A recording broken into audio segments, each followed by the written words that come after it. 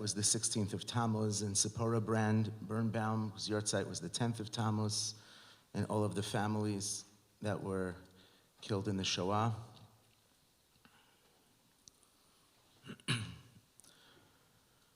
want to thank those that are joining us from the OU broadcast and those that worked hard on our team there to put this together, Rena, Hirsch, and Alex, and others.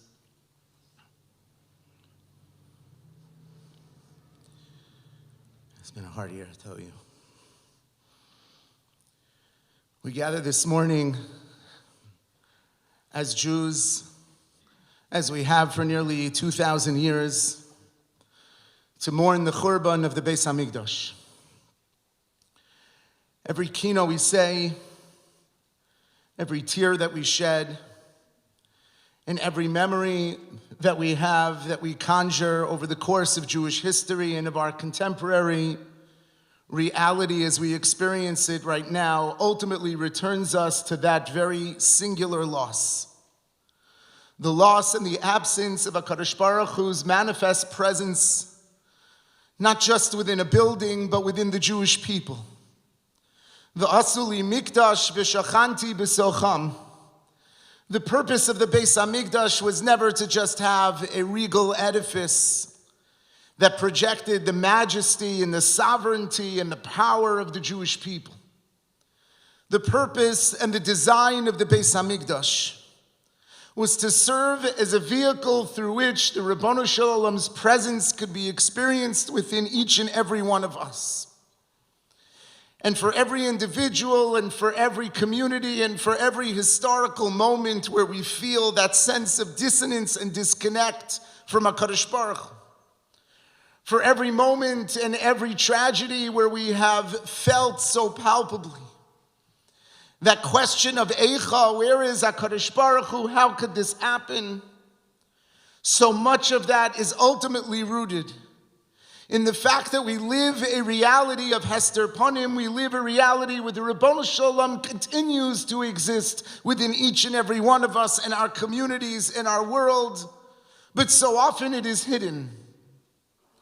So often it is hidden, and in the world of the Beis HaMikdash, this was always revealed, this was always felt, there was always a place you could go to reconnect to HaKadosh Baruch Hu. Nobody lived in the Beis HaMikdash. There's a discussion in the Gemara in Yuma if it's even appropriate to have mezuzahs in areas of the Beis HaMikdash where the Kohen Gadol would live for the 7 days in preparation for Yom HaKippurim.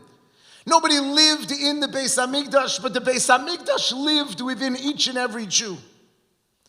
And the hope and the aspiration for its ultimate rebuilding continues to live within the heart of each and every Jew, and that is why, no matter where we are in the continuum of Jewish history, whether we are at a moment where we are feeling a sense of relief or even a victory, or whether we are in a moment where we are feeling loss and we are feeling tragedy, the Jewish people have the ability to reconnect to this Avelus Yishana, to this loss of antiquity, which is really a loss of contemporary life. That there's something missing. And of course, the loss of that Mikdash was not just the loss of the presence of HaKadosh Baruch Hu in the Jewish people. It was the beginning of a very different reality, a reality of Golus, a reality of exile. What does it mean to live in Golus? What does it mean for us this Tisha B'Av as we sit here on the floor, as we have gone through the last number of years, as we find ourselves at this particular moment? What does it mean to live in Golus? Explains the Maharal in his introduction to Netzach Yisrael. A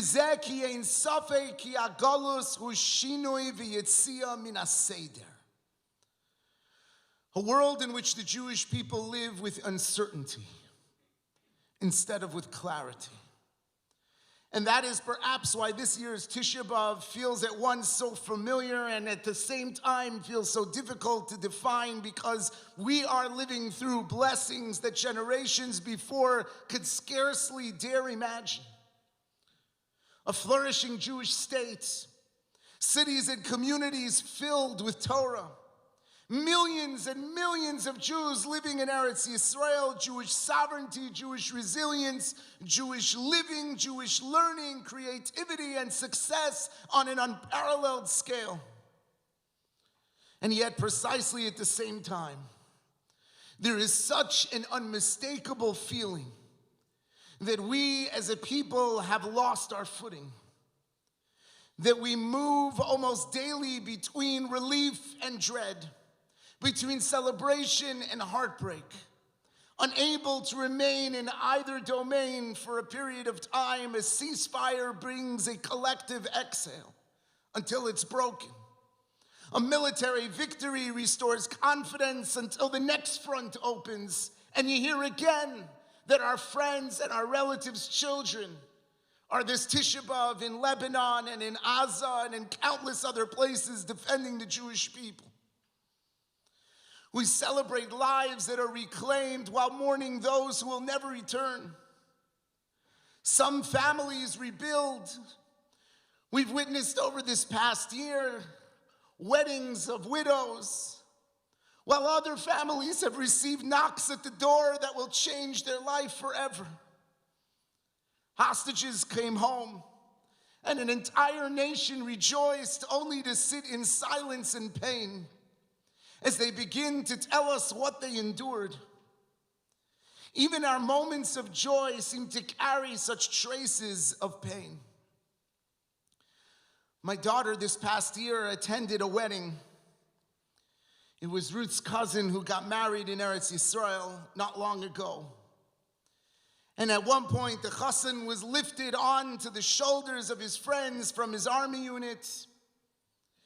Ruth's cousins, our cousins, the Wirtschafters, who had made Aliyah a number of years ago. And they made this chasana, and our daughter was there, and she's watching this boy's army unit lift him up on their shoulders, and they're dancing with extraordinary energy and happiness and unbridled joy, the kind of dancing that reminds you of the resilience and conquest and strength of the Jewish people. And then as she watched more carefully, she realized how on the dance floor, how many of these young men are missing limbs, are missing pieces of themselves, are called upon to generate and summon the joy and the simcha for their friends, even living with the price that is paid that is so extraordinary. There's such a sense of confluence, of confusion. And the uncertainty is not confined to Eretz Yisrael alone. Jewish communities across the world find themselves asking questions that felt unimaginable only a short time ago. Just a number of hours ago, the mayor of one of the largest Jewish population cities in the United States of America, in the world, went on video in public in front of hundreds of millions of people to talk about the fact that he would arrest the Rosh HaMemshala if he arrived in New York City. I don't want to even say the mayor's name in a shul. To accuse with blood libels the Jewish people of genocide and just baseless claims. And then late last night, because this is a millennial anti-Semite, they can't even get this right, he wished everyone a meaningful Tisha B'Av. We wish you a meaningful Tisha B'Av.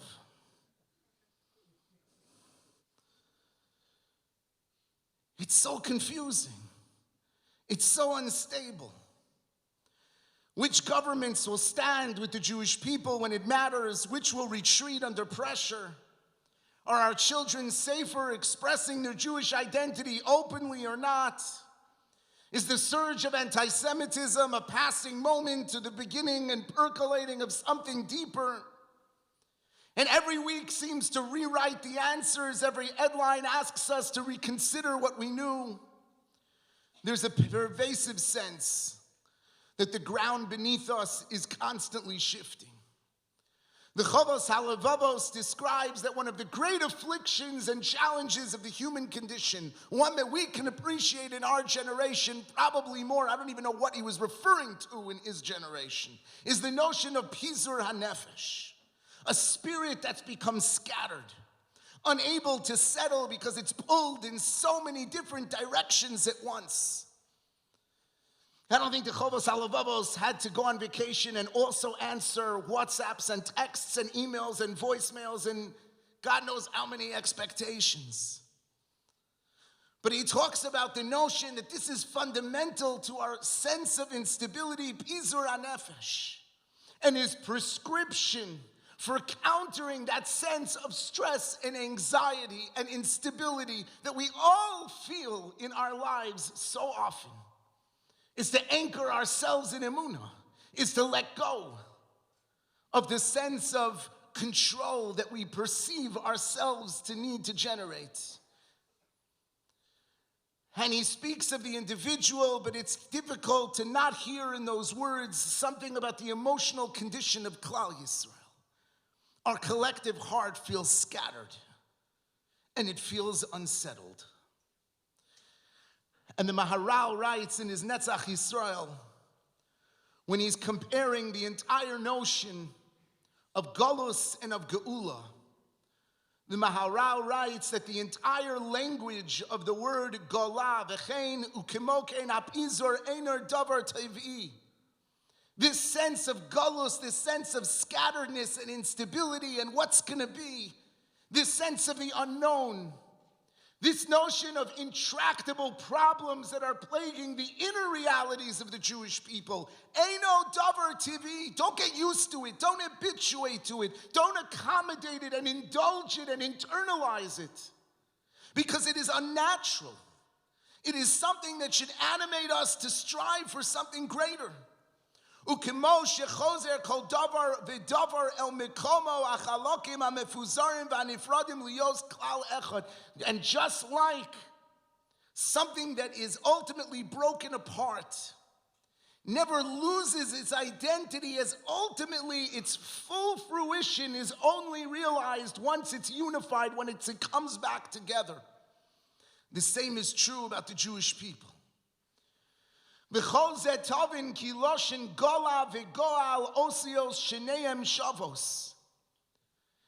that the word gola and the word goal, the word exile and the word redemption, are basically the same word with one difference. And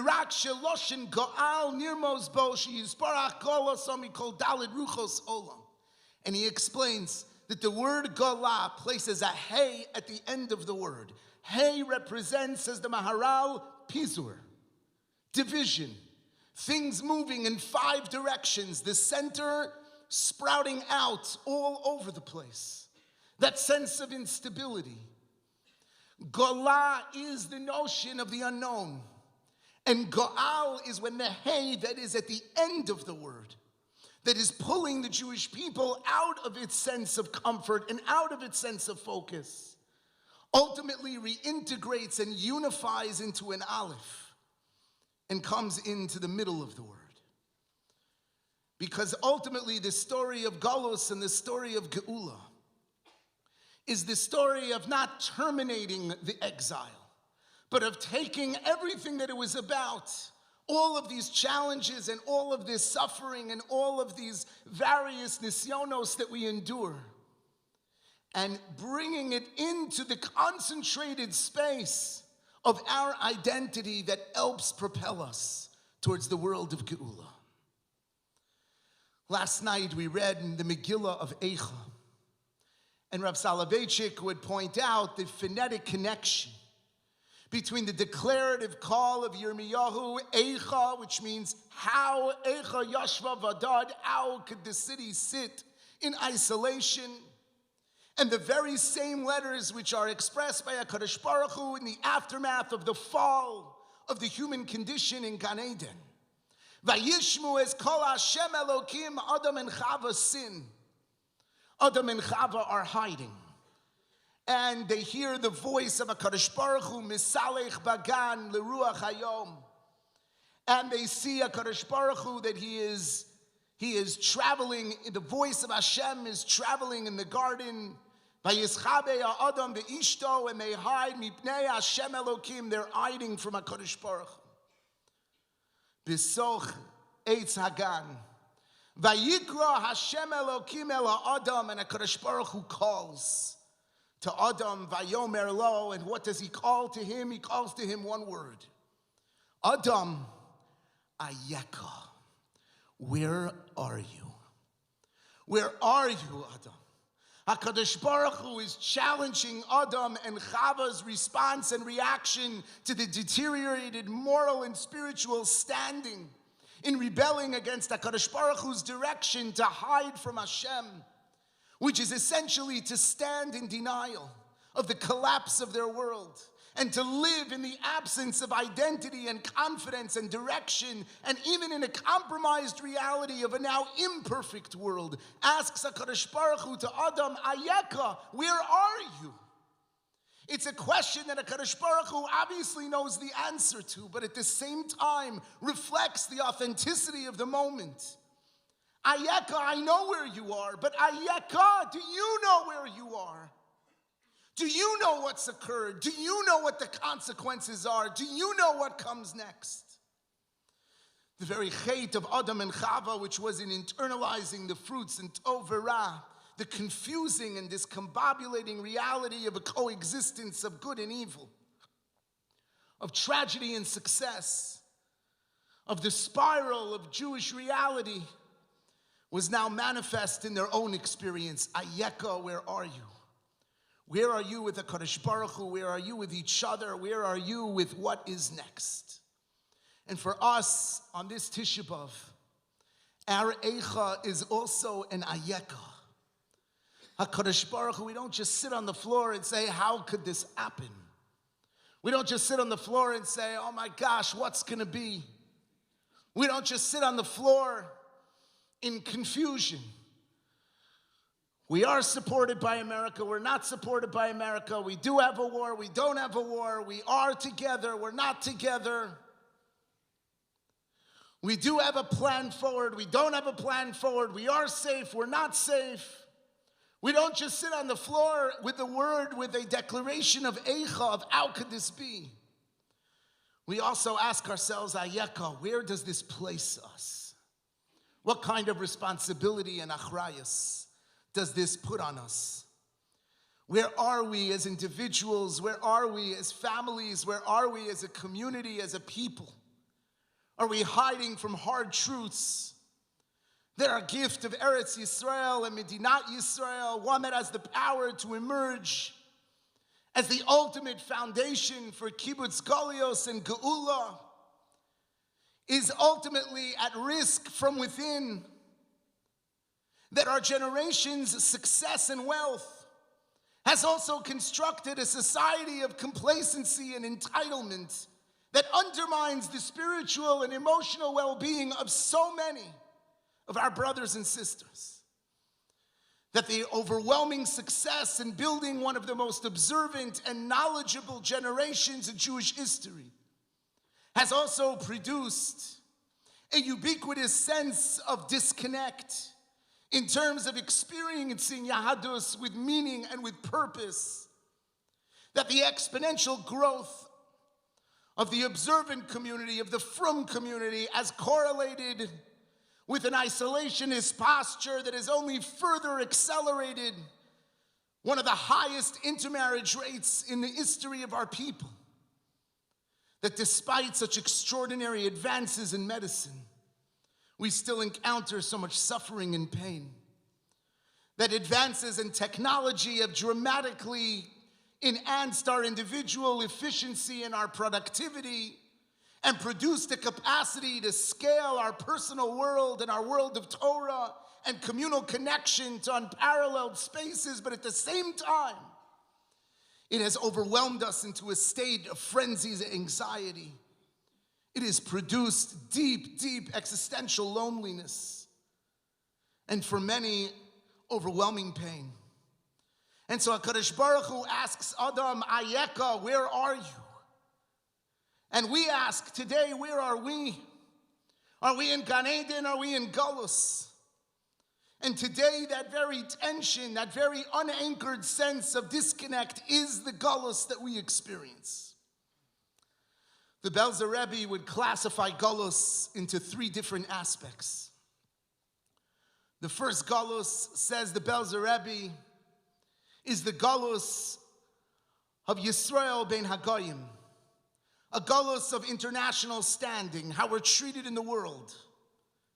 What the Maharal describes at the beginning of Netzach Yisrael as one of the aspects of galus that are not biteva. The Jewish people are not supposed to be the targets of international critique. The Jewish people in a redeemed reality stand as a beacon of values and ideals to the world. The Jewish people teach the world how to live and how to fight. The Jewish people teach the world how to make cohesion in society and achdus in society. The Jewish people teach the world what it means to live with faith and with determination and with joy and with happiness and with meaning and with purpose. The galus Yisrael ben ha'amim, that not a day goes by that we do not read of public rebuke, of imagined and fantastical accusations. This compromise is not just a victimhood of the Jewish people that we're being attacked. It's a compromise of what our purpose is. It's holding us back from being able to do what HaKadosh Baruch Hu put us in this world and chose us to do. To be able to make a difference, to be able to make an impact. The galus Yisrael ben ha'amim. The second type of galus, which he writes is Kasha Yoser mi galus Yisrael Eitzel Hagoyim, is Yisrael Eitzel Yisrael. Is the galus and the exile of the Jewish people relative to ourselves. The pasuk that we read in Parshas Dvarim, Eicha esa levadi torchachem u'masechem virivchem. The Eicha of Shabbos Chazon is the Eicha of virivchem. Virivchem explains the Mefarshim kipshuto, the notion that we cannot get along with each other. The galus and how we relate to each other. And we don't need to open a Maseches Gittin this year to read of ancient stories of the Jewish people allowing their sectarianism, or a more fancy and eloquent word, their hashkafis, from being the source of the incredible sense of tension and warring within the Jewish people. We've seen it on our streets, and we've seen it on video, and we've seen it, and it's so painful to watch. And like at the time of the Beis Hamikdash, it's not a question of resolving a rational issue. Everyone has put everything on the table. Everyone is relating to it as everything is at stake. For some, what's at stake is the morality of shared responsibility. Why should some go to war and others stay at home? For others, everything is at stake. The spiritual vibrancy, vitality, and standing of the Jewish people, which is believed to be the foundation of what will ultimately result in the victories that Klal Yisrael needs.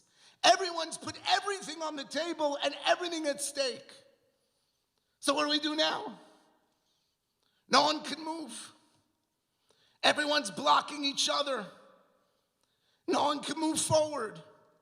Galus Yisrael, Eitzel Yisrael.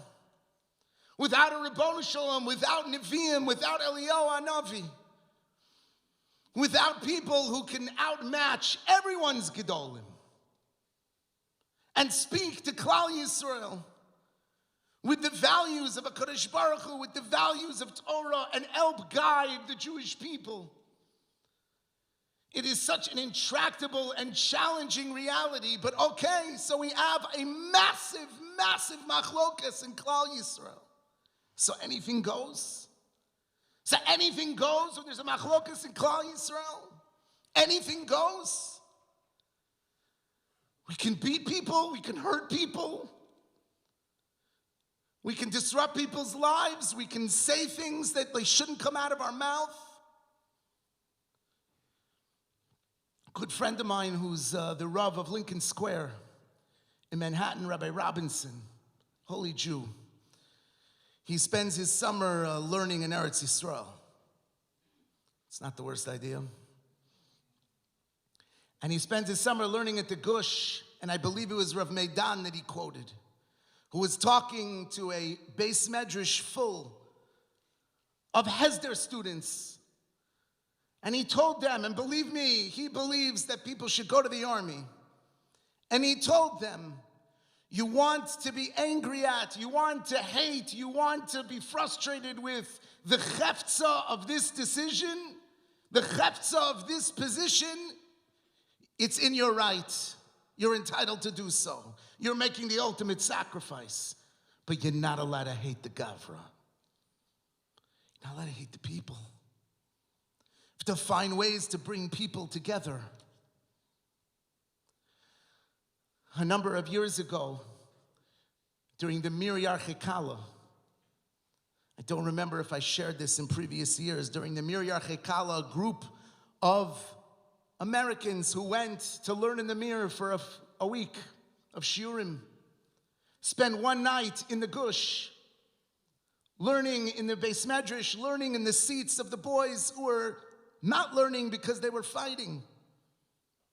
And in order to arrange this, I called up one of the main Ramim of the Gush, Rabbi Moshe Taragin, and I said, what do you think about bringing this chevra? And his answer was, of course, it's not even a question, of course, bring them, Givaldik, wonderful. And while we were planning this, we had a WhatsApp group. I'm not going to say that people go to the Mir Yachekala have WhatsApp, but on some other whatever, it was through me. And all of a sudden, in the middle of the planning, Rabbi Taragin posts, I have to back out, not of the program, I'm putting somebody else in to move it forward. My son was just injured. His son was injured very, very severely, fighting for the Jewish people. And he had one message for the group before he had to go deal with his family. He said, my one message for the group is that they should say Tehillim for my son in Gush, and they should say Tehillim for my son in the Mir. There are flashes of light. There are opportunities. There are people who could bring together the Gavras of Klal Yisrael. It's not anything goes. We've lived that story before. You know what happens when anything goes? You know what happens when you burn the place down because you're so sure that you're right? Churban Abayis happens. That's the story of the Gemara in Gittin. The ability to help each other. The ability to be there for each other. Elie Wiesel, in his book Night, talks about arriving at a concentration camp.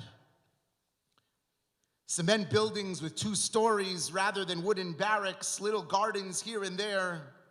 We were led towards one of those blocks and seated on the ground by the entrance. From time to time, somebody was allowed to go in, and these were the compulsory showers going from one camp to another several times a day. We had to go through them. And we stood afterwards shivering in the darkness. And around midnight, we were told to run, and the guards come about and they yell, faster, faster, the faster you run, the faster you'll get back. And after a few minutes of racing madly, we came to a new block, and the man in charge was waiting. He was a young Pole who was smiling at us. And he began to talk to us, and despite our weariness, we listened attentively. Comrades, you are now in the concentration camp Auschwitz.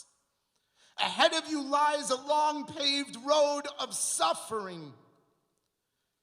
Don't lose hope. You've already eluded the worst danger, which is the selection. You're alive. and therefore muster your strength and keep your faith. And if you do so, we will all see the day of liberation. Have faith in life, 1,000 times faith. By driving out despair, you will move away from death. Hell does not last forever. And now here is a prayer, or rather a piece of advice. And this was the Jews' one piece of advice to get through Auschwitz. Let there be camaraderie among you. We are all brothers, and we all share the same fate. The same smoke hovers over all our heads. Help each other. This is the only way to survive. We don't want the Jewish people to achieve achdus because they have to figure out how to be together in a shelter. We want the Jewish people to find sparks of respect and love in each other on the street, in the Beis Medrash, dare I say, in the government, in our conversations with each other, in our interactions with each other. That is ultimately the galus ben Yisrael v'Yisrael. And then the third galus that the Belzer Rebbe mentions is the galus Adam la'atzmo. Galus ha'adam b'soch atzmo sheperusha bilbul hadas v'ha'eder shilton ha'seichel al machshavos ha'adam u'masav. Kasher ha'adam nimtza kaviyachol b'matzav shel galus b'toch atzmo eino mizbonim. A person has just such a sense of disconnect, of losing oneself, of the inability to have a sense of grounding. And this has been our reality. This has been the reality of the Jewish people as we've tried to contend with such a roller coaster of ups and downs. This past year, a very holy Jew, Rachel Goldberg Polin, published a book with her reflections on fighting for, losing, processing, and ultimately contending with the murder of her son Hirsch.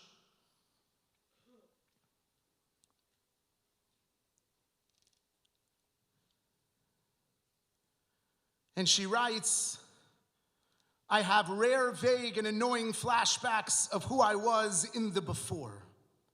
Like from a dream that you forget completely until the afternoon, and suddenly there is a flash of memory, but then on nothing. Often I don't recognize myself.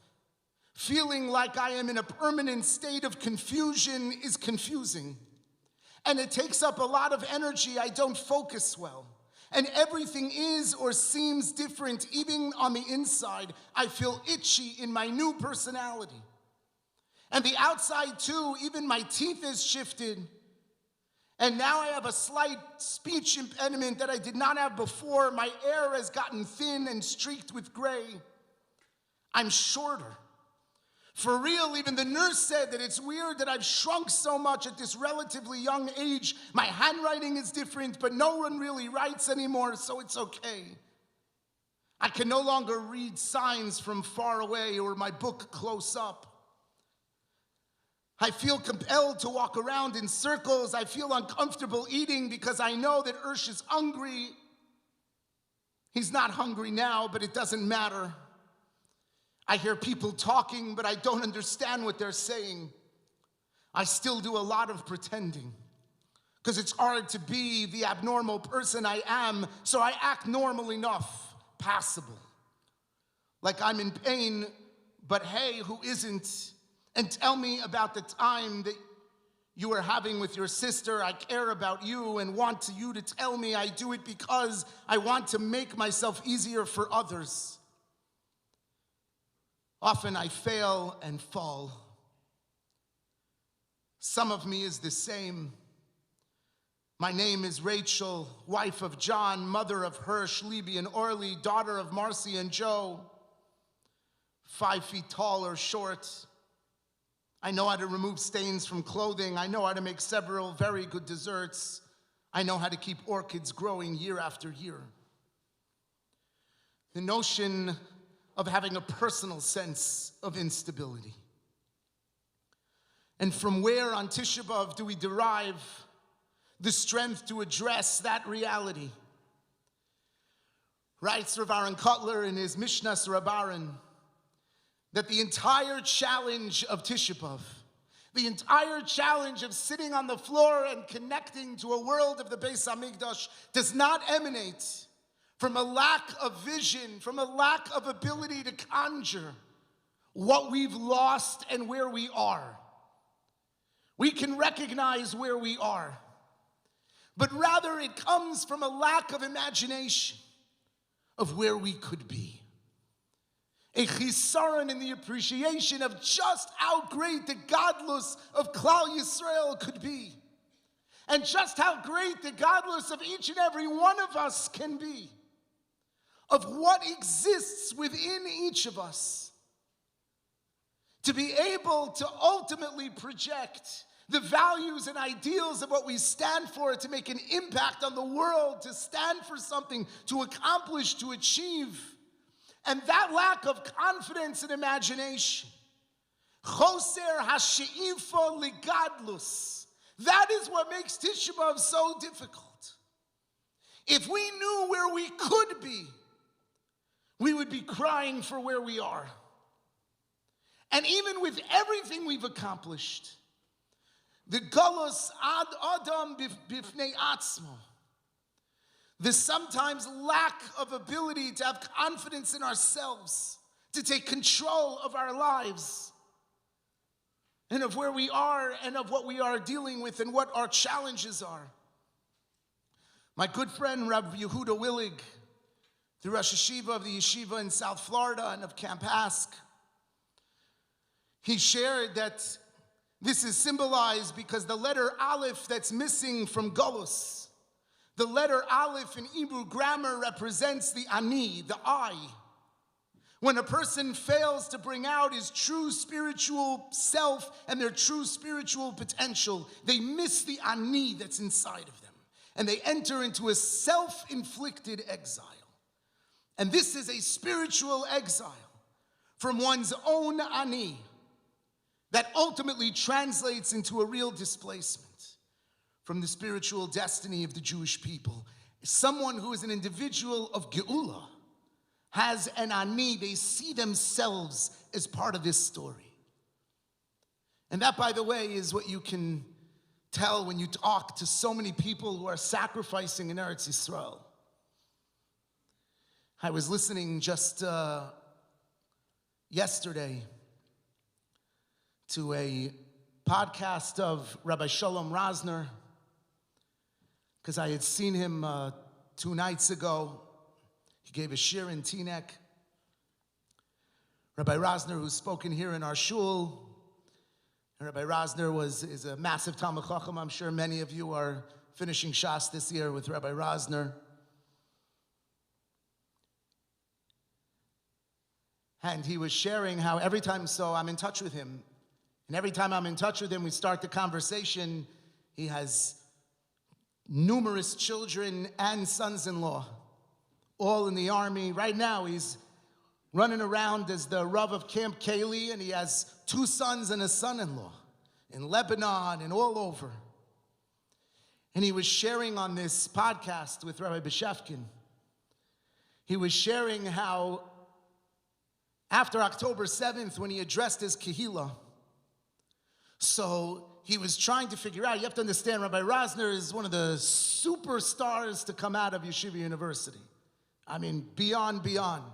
He used to give the Chazara shir when I was in Rabbi Rosenzweig's shir. And we all used to use his notes to study from the Bechina. And this was when you had to take a spiral notebook and photocopy it in the library. This is before just, beam your notes into my brain and then I'll AI summarize as if AI could understand Rabbi Rosenzweig. So Rabbi Rosner, massive Talmid Chacham, massive Talmid Chacham, a real Talmud also, kafuf to his Rabbeim. He spoke about the fact that as he's getting ready to address his Kehillah, He's trying to figure out, like, where has his foundation from here in America, from his learning, from his Rabbi, and from his yeshiva, in what way has it prepared him for what to say to a community in Eretz Yisrael that's sending all their children off to war, and his shul lost children in the war. And he's trying to figure out, like, what to share with them, what to say to them. And all of a sudden, he starts to watch his children get ready to go off for war. And he watches them pack their stuff, and he watches them get their gear, and one is a commander and one is a soldier. And he's talking to them, and he realizes that to them, this is not an aberration. To them, this is the actualization and the manifestation of everything that they have grown up to do. To them, this is the achrayus that they carry for the Jewish people. To them, there is a recognition that there is an ani that they have to contribute to the larger Gaal. To them, it's absolutely clear as day that the Jewish people are not just about the individual challenges of learning and living a world of frumkeit that we all strive for here in America. To them, it's clear that Klal Yisrael is about Am Yisrael. And there's a nation, and I'm part of that nation. And I have a role to play that is unique and indispensable and essential and sacrificial to the trajectory of Klal Yisrael to ultimately help us reach this world of Geula.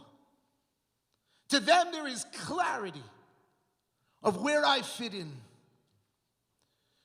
And part of the confusion and part of the galus of Tisha B'Av is that for so many of us, we lack clarity of where we fit in. The galus of Adam be'atzmo. Do we feel that our lives really are driven by a higher and larger purpose? And that purpose doesn't have to only be fighting for and saving Eretz Yisrael, but it has to be something. It has to be something bigger than ourselves. A few months ago, for a program that's being featured on the OU Tisha B'Av site, I had the opportunity to interview a number of leaders from Jewish communities around the world who are impacted by some of the horrific anti-Semitic attacks that occurred over this past year. Two in particular. One happened in Australia, and it happened on Hanukkah, of all days. And I had the opportunity to spend over an hour with Rebbitzin Sarah Abrams from Sydney, who spoke about how she and her husband moved out to Sydney or near Sydney. Australia is shluchim of the Lubavitcher Rebbe to help spread Yiddishkeit and grow the community. They had both lost a parent to illness, unfortunately, and so they saw it as their ani, as their way of spreading light to create a Bikur Cholim enterprise to help Jews that were struggling with health and with loved ones that were struggling with health. And as a result, they moved to areas in Sydney where there was a hospital hub, and they opened a Chabad house in Randwick. And they would do all the things that shluchim do. Ruth and I just spent Shabbos in Ithaca, New York. I know, I went on vacation in the state of New York. But I'm telling you, if you saw Ithaca, you'd have a hard time imagining it's the same state as Manhattan and Brooklyn. We spent Shabbos with the Chabad in Cornell, with a Rav, a big Talmid Chacham, two Talmidei Chachamim. He's been there for 40 years. He teaches in the law school at Cornell. Amazing people, amazing people. So they opened this Chabad house, and they are very close with another family of shluchim, Rabbi Eli and Chayela Schlenger. Friends that are literally like family. And she was explaining that as Hanukkah was coming up in Australia, you have to understand that Hanukkah in Australia is very, very different because it happens in the summer. So the days are very long. I know that we're facing a big churban with the potential of daylight savings. There might be a kina next year for daylight savings. So their Hanukkah, it's when they light candles, it's still light outside, like it gets light very late. And it's warm on Hanukkah. It's a totally different experience. And it's beautiful, which is why they were doing an event on the beach in Bondi in Australia on Hanukkah. And she writes how she has, Baruch Hashem, a number of children. Her oldest, a 14-year-old, was planning to volunteer to put tefillin on people, giving out donuts. Her next son has a kippah business. He was giving kippot to people with different sports logos. And she called Rabbi to ask him if they could do this at the event. And he's like, of course. And Rabbi tells them, I'm going to be spending the event putting on tefillin on as many people as possible. He had a sense of urgency about him. And essentially, they began this experience. So it's a carnival. It's basically a carnival that's taking place. And one of the things that was taking place at the carnival was someone was making balloon animals, a balloon twister. This happens to be one of the talents that I developed in my youth, even though my family makes fun of my balloons. And they insist that all of the animals I make are variations of a dog. That the giraffe is a dog with a long neck, and the dog is a dog with a big body that I don't really know what I'm doing. So I do this instead for a living. Sort of. So they had a balloon twister. The balloon twister is making balloons, and as you know, if you're not an expert, they pop. Sometimes they pop. So you can imagine it's a Jewish event. They hired a beginner balloon twister. And they're popping and things are going on. It's a very whimsical scene. And there's music, and there's energy, and people are eating ice cream, and there are bubbles blowing, and there's unbelievable. And all of a sudden, as they're watching, they start to hear a type of popping. And her husband looks up, and the two of them, she grew up in England and in Australia. It's not a big gun culture. It's not something they're used to hearing. And all of a sudden, they realize that something's wrong. And they see people running, and they see people screaming. And her husband says to her, the Rebbitzin's husband says to her, we have to run, we have to run. And as they start to run, she looks at her husband and she says, we can't go, we don't have all our kids. And I can't run without our kids. So a nace from Shamayim, they were able to find a couple of their kids, most of their kids. And they're running around and they hear people screaming and wailing. And while people are running and while people are yelling, there is also music playing. And the menorah is out and it's lit up. And this confusing pizur, this confusing galus of reality, this clash of Hanukkah, of Simcha on one hand, and of tragedy and attack and vulnerability on the other hand, is all combining into one. And they begin to run and they hide behind a car. And they finally were able to find another one of their kids, and now they had 3 out of 4. They still can't find their other son, and they're running and they're able to find them. And she says to me, and in the course of running, I passed someone whose life was no longer in their body. And I looked and I didn't know who they were, but she found out later who it was, and she writes that as a mother, as a woman, as someone whose whole life is about caring, is about chesed, is about shluchus, is about being there for people, the moral injury that comes from seeing such a sight. She told me, I don't think I'll ever be able to get over that. And they start running, and there's a small area, and there's some garbage cans at the end, and they run to hide there, and finally they see their oldest son, and they have all their kids.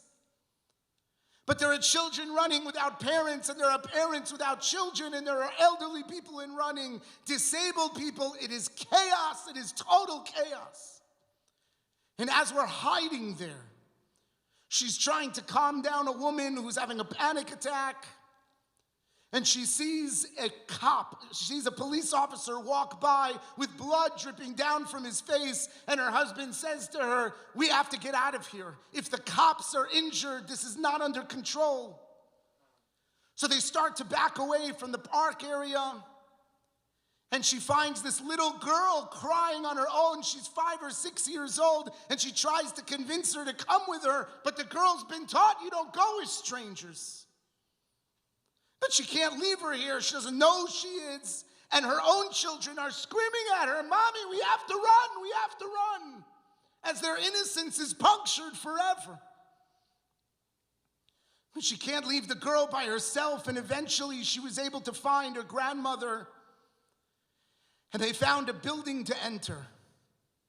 And in the building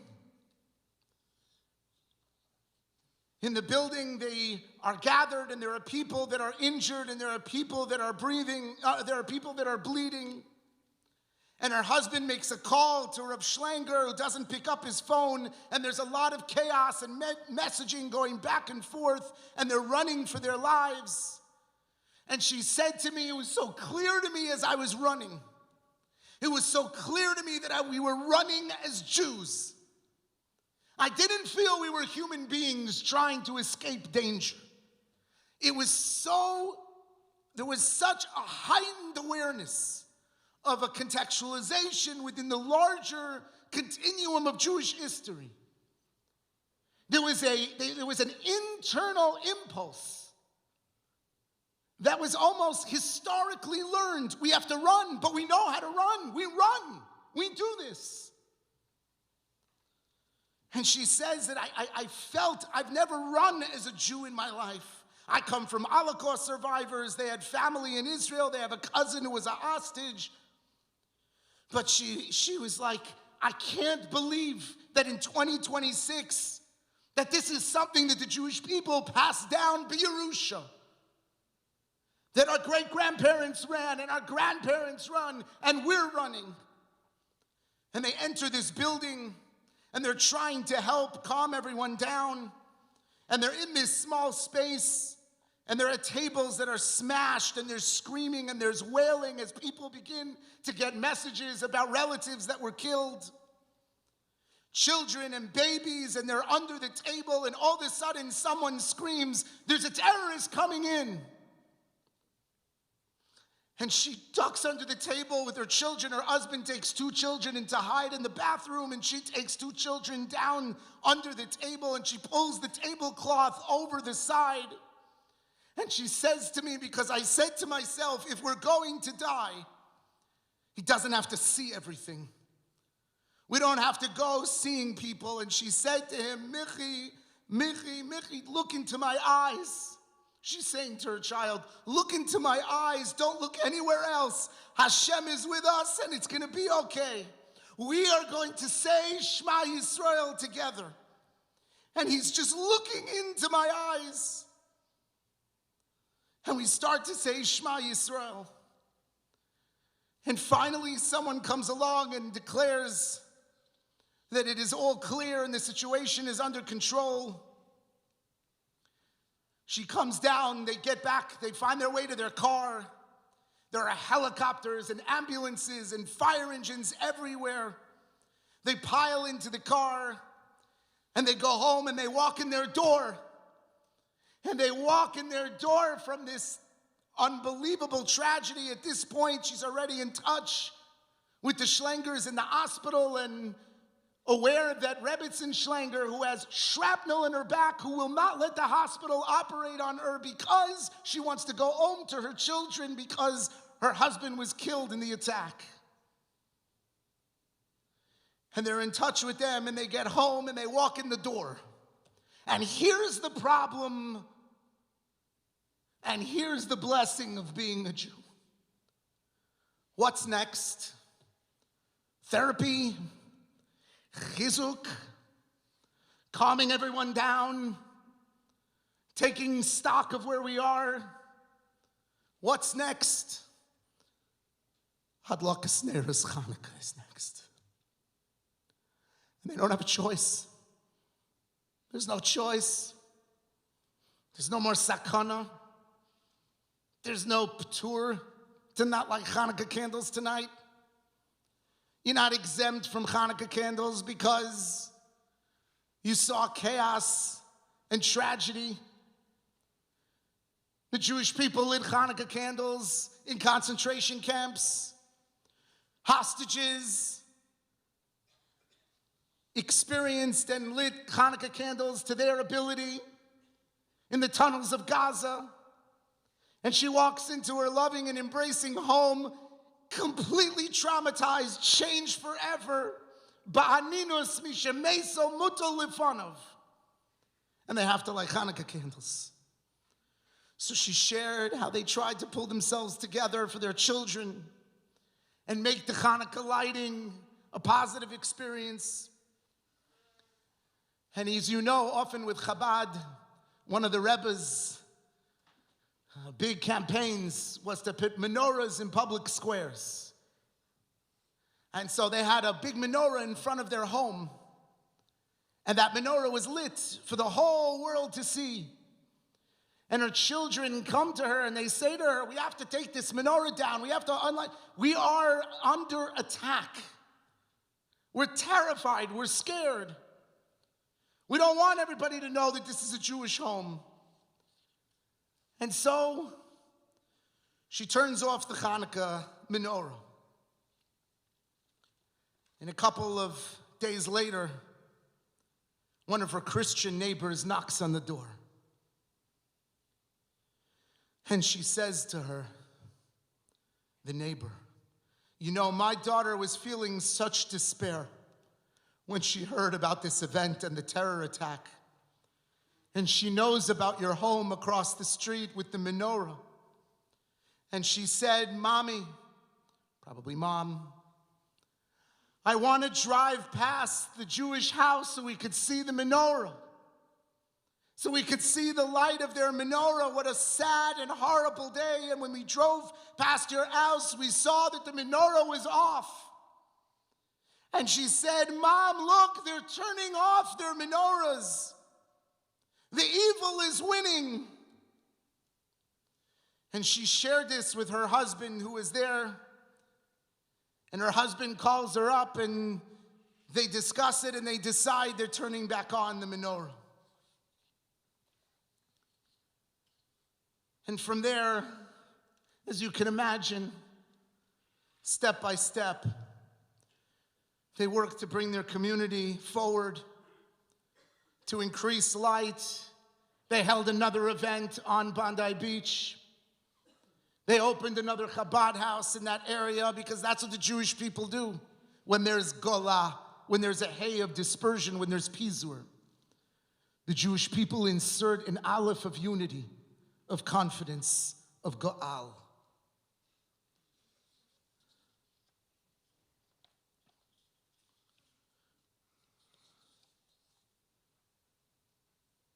The first kino that we're going to recite is Kino Vav. It begins with the word Shavas. And Rav Soloveitchik would always explain that Shabbos has great relevancy and resonance to the experience of Churban. The Torah says, Vayishpos bayom hashvi'i, that Hashem rested on the seventh day. And Rashi asks, really, on the seventh day? HaKadosh Baruch Hu knows that you can't make Shabbos all the way up to into the seventh day. It should be that he rested on the end of the sixth day. And he explains, Rashi, that Kadosh Baruch Hu knows when Shabbos is more than any of us know when Shabbos is. He doesn't make early Shabbos, he doesn't make plag, maybe he makes plag, I don't know.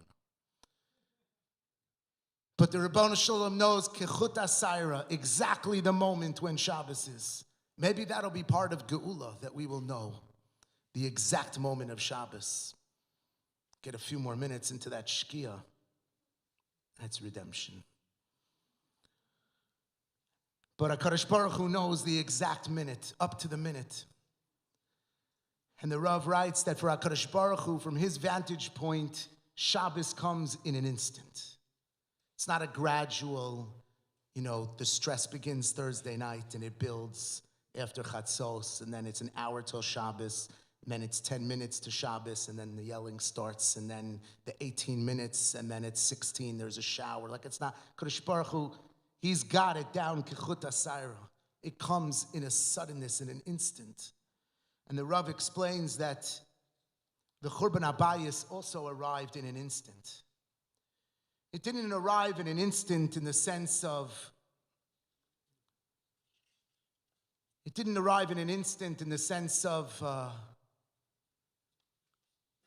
of happening without any premonition that it was coming.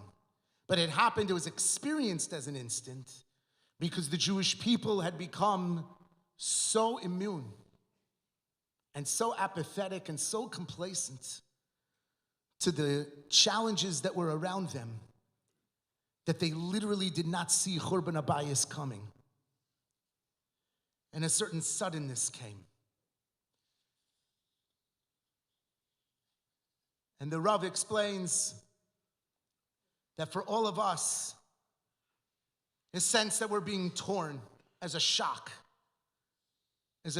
from one end to the other. In Rachel Golden-Poland's book, which vacillates back and forth between before and after, in the chapter, The End of the Before, the final week of the before was like the others before it, the before. October 3rd was Hirsch's 23rd birthday. That might be a clean and easy place to unzip the jacket of our lives and expose ourselves. He never asked for presents. He didn't want things, he wanted experiences, but it was Sukkos, which meant we would have to fight the crowds of tourists visiting to eat in the sukkah at the new restaurants. So he said, we'll wait until next week. And Hirsch said, no problem. Of course, there would be innumerable problems. Next week, Honor would be dead, and Hirsch would be analyst, stolen and held captive and bleeding to death in an apartment in Gaza. But on October 3rd, we didn't know. Others knew, but not us and not Hirsch. The next day on the 4th, Hirsch texted that he had accidentally knocked a light bulb off the kitchen counter and it broke. He asked where he could buy a replacement, and he told us to be careful because although he had swept, there might still be glass. He didn't want us to get hurt. And then he left and headed up north to a music festival. Not the Nova Festival that would take place 3 days later in the South. On October 5th, he was enjoying the festival. On October 6th, at 3:17 in the afternoon, he writes that there were permit issues and the dancing had issues. All of this normal reality in the before. As the after started to approach, this is not foreshadowing, I'm telling you my truth. When you're getting ready for ominous events already approaching, let's go on a brief detour from the late afternoon of October 6th before moving over to the forever October 7th. At the original Holocaust Museum in Jerusalem, there was a quote on the wall, "A Jew killed for no other reason but being a Jew is called holy." There are a lot of holy Jews. I think of all the nameless and faceless and unremembered millions of Jews.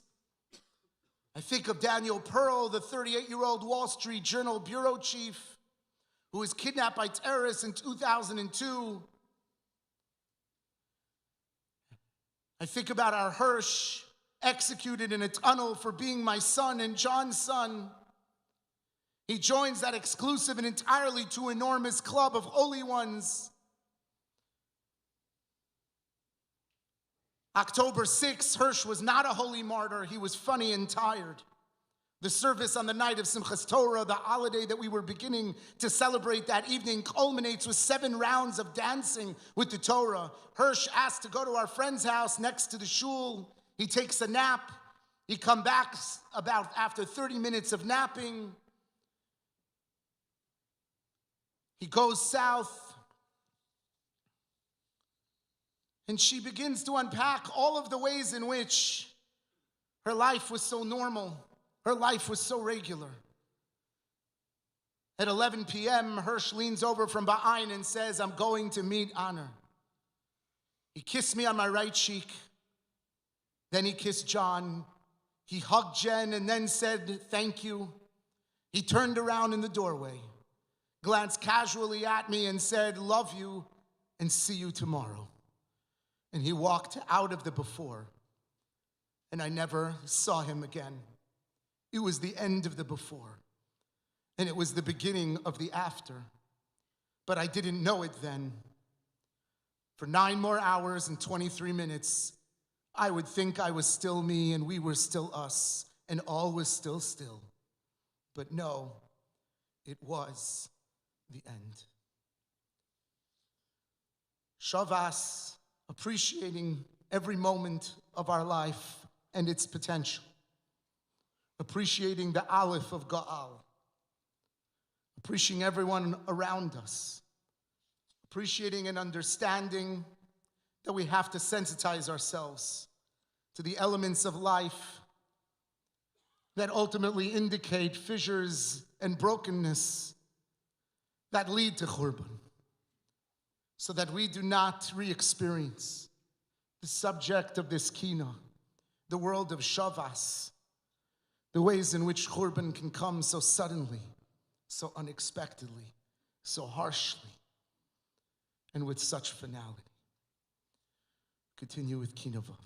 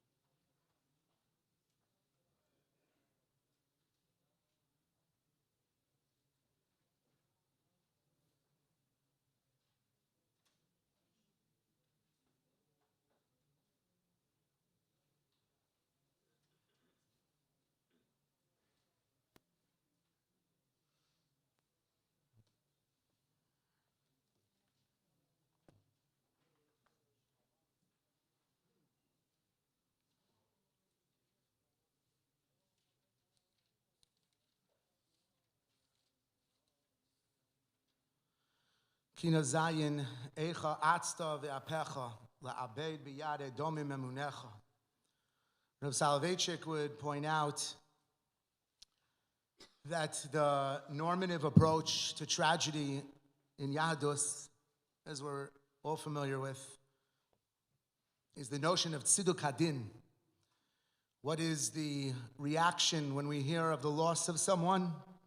The reaction is, well, it used to be Baruch Dayan Emes, but that's a very, very long and cumbersome phrase. So now we just write the acronym BDE.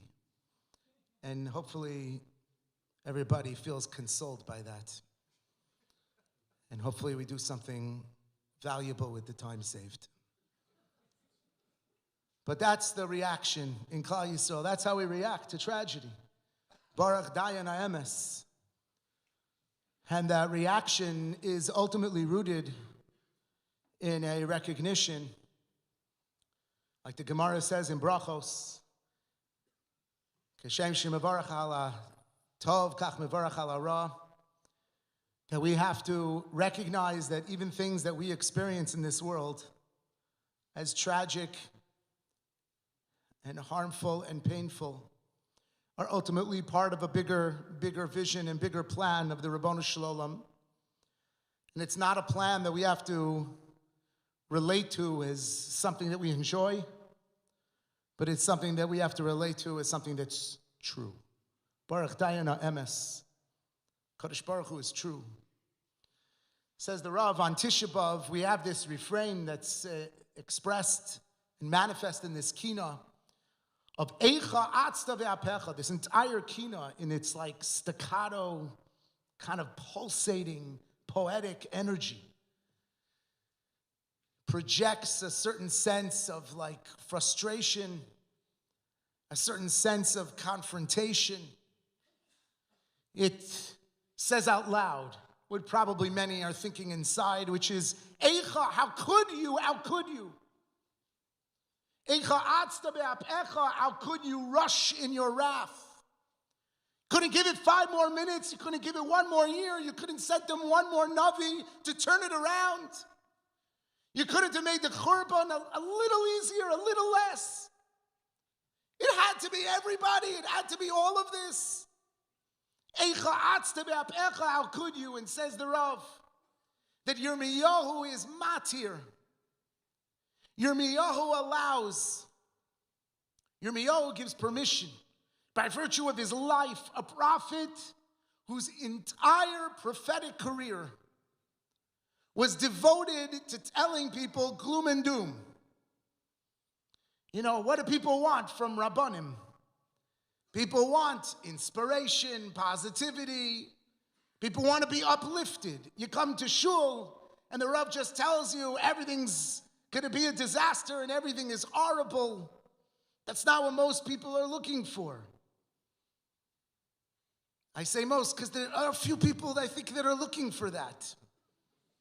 But most people I think are not looking for that. Most people want to be lifted up. Every time you went to a shir from Yirmiyahu, you know what he was teaching? Sefer Yirmiyahu. Every time you went to hear this prophet talk, you'd walk, you'd come back. Your wife would say, how is the prophecy from Yirmiyahu?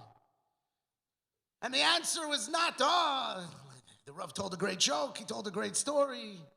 He really gave us chizuk. He told us that everything's a disaster, it's a catastrophe. And Yirmiyahu, despite investing every fiber of his being trying to turn this around, despite devoting every moment of his life, Ani HaGever was the one who witnessed the ultimate destruction itself. And says the Rav that Yirmiyahu's life is what is matir, the expression on Tisha B'Av of Eicha. This release of a lower layered aspect of faith, where we have a simmering sense of not Baruch Dayan Emes, but how could this happen? Eicha. And in fact, the Rav writes that the entire Kriyas HaTorah today, which is a striking inclusion of liturgy on Tisha B'Av, since we're not allowed to learn. Why are we learning psukim in the Torah? Writes the Rav, the entire purpose of the Torah is for the Haftorah. This is not a day to schmooze with the security guard during the Haftorah. This is a day to schmooze with the security guard during the Torah reading. No, it's not. The whole point of today's Kriya is the Haftorah, is to hear the words of Yirmiyahu. And the question is, what is the point of this?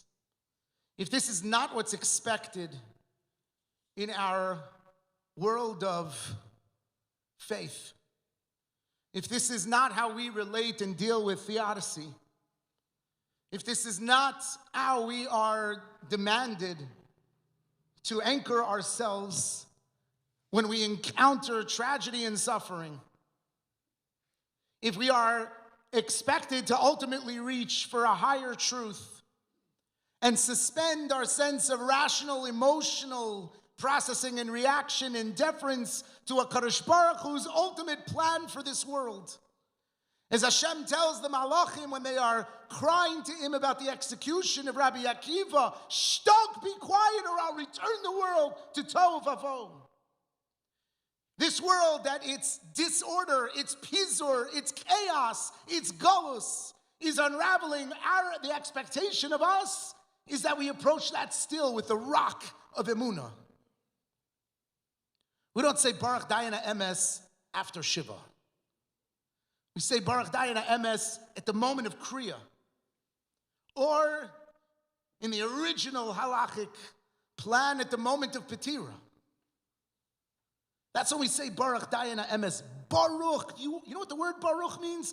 You are the source of all blessing. That's the translation of the word Baruch. That's what one is saying as one relates to this catastrophe in their life. God, this is happening, and you are the source of all blessing. If that's what's expected of us, what is this? What is this play? What is this dramatization of an alternative universe where we could just scream Eicha? What is the purpose of it? And the answer is, and it goes into, and it relates to the refrain of this kino. Zechar Hashem mehaya lanu.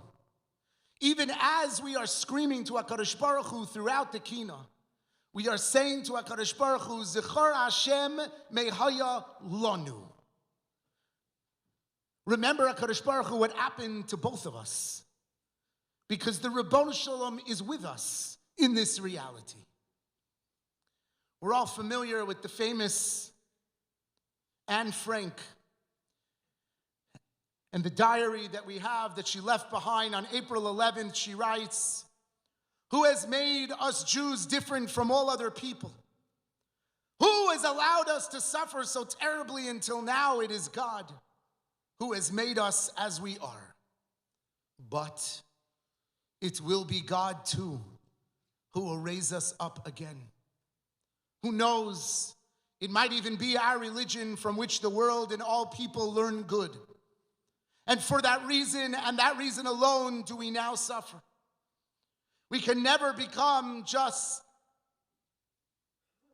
Netherlanders or just English or representatives of any other country for that matter. We will always remain Jews. Whatever happens to us happens to HaKadosh Baruch Hu. Asher berarta livchunecha, who met the challenge of your trials. The literal meaning of the phrase, says the Rav, is that the covenant that you clarified to those whom you tested. That when HaKadosh Baruch Hu clarified from that time forward, from the time of the bris ben Abisarim, which is alluded to in this kina, that HaKadosh Baruch Hu says to Avram Avinu, there's a bris. In a covenant, there are two halves, and each half is incomplete without the other. Avraham, you and your children and your legacy is incomplete without HaKadosh Baruch Hu, and HaKadosh Baruch Hu, your reason for creating this world, your malchus is incomplete without the Jewish people. From that point forward, there is an interdependency between HaKadosh Baruch Hu and Am Yisrael. Vayihi bin Soa Aron, we said today when we opened the Aron. Vayomer Moshe, Kuma Hashem, rise up, HaKadosh Baruch Hu, v'yafutzu oivecha, v'yanusu misanecha miponecha. And says Rashi, misanecha elu sonei Yisrael. It doesn't just mean those who ate the Rabbanu Shalom, it means those who ate the Jewish people. Shekol ha-sonei es Yisrael, sonei es mi she'amar v'haya ha'olam. Anyone who hates the Jewish people ultimately has hatred for HaKadosh Baruch Hu himself. We have to understand that we are in this galus with the Rabbanu Shalom. So when we release that latent anger and frustration within, it is at once a rejection of the randomness and victimhood with which everyone else would relate to their tragedy. It is a recognition that we are in this together. Banim atem la'Hashem Elokeichem, we are your children. And so this hurts. And it's hard to feel hurt. Eicha, how could it hurt so much? But the Eicha that we turn to, the subject of that Eicha, remains HaKadosh Baruch Hu, because we're with him throughout this ordeal, throughout this reality. Rav Moshe Wolfson, in one of his Sfarim, quotes a famous statement in the Gemara by Rabbi Yochanan. He quotes this in the name of the Sefer Emes Ve'emunah. Rabbi Yochanan writes, Ilu hayisi b'shas ha'churban, if I was around at the time of the churban, hayisi koveas atzon ba'asiri b'av, I would have made Tisha B'av on the 10th of Av, tomorrow. Kevan sherubo shel eichal ba'asiri nisraf. Since most of the Beis HaMikdash was destroyed on the 10th of Av. So I would have made Tisha B'av on the 10th of Av. And the Gemara explains, why do we make it on the 9th of Av? Because that's when the Churban began. That was the initiation of the fire of the Beis HaMikdash. Asks this Sefer Emes Ve'emunah. Rabbi Yochanan himself is the author of a very interesting statement in Hilchos Nezikin. And that is that we know that one of the ways in which an individual can damage the property of another individual is through the medium of fire, Eish, beginning of Baba Kama. And famous Nimukei Yosef, trying to understand the following. If someone sets a fire at the edge of a field, and at the other edge of that field, there's a house, and the house is consumed, that person is responsible for the burning of the house. Why? After all, you should be responsible for the initial ignition of the edge of the field. Once the fire's set, it's spreading on its own. There's nothing you could do. It'll consume the house eventually. If you lit the house, you're responsible for the house. But if you lit here and it burned there, what are you responsible for? And he explains that a person is obligated in Eish because of the principle of Eisha Mishum Chitza, which means we view the setting of this fire as if it was the initiating energy, the release of an arrow that ultimately hit its target. And since when the fire consumes the house, its initial energy was deployed by this individual, they are responsible for the burning of the house. So asks the Emes Ve'emunah, if Rabbi Yochanan knows this to be true, so then who cares that the Beis HaMikdash was burned on the 10th of Av? HaKadosh Baruch Hu set the fire on the 9th of Av.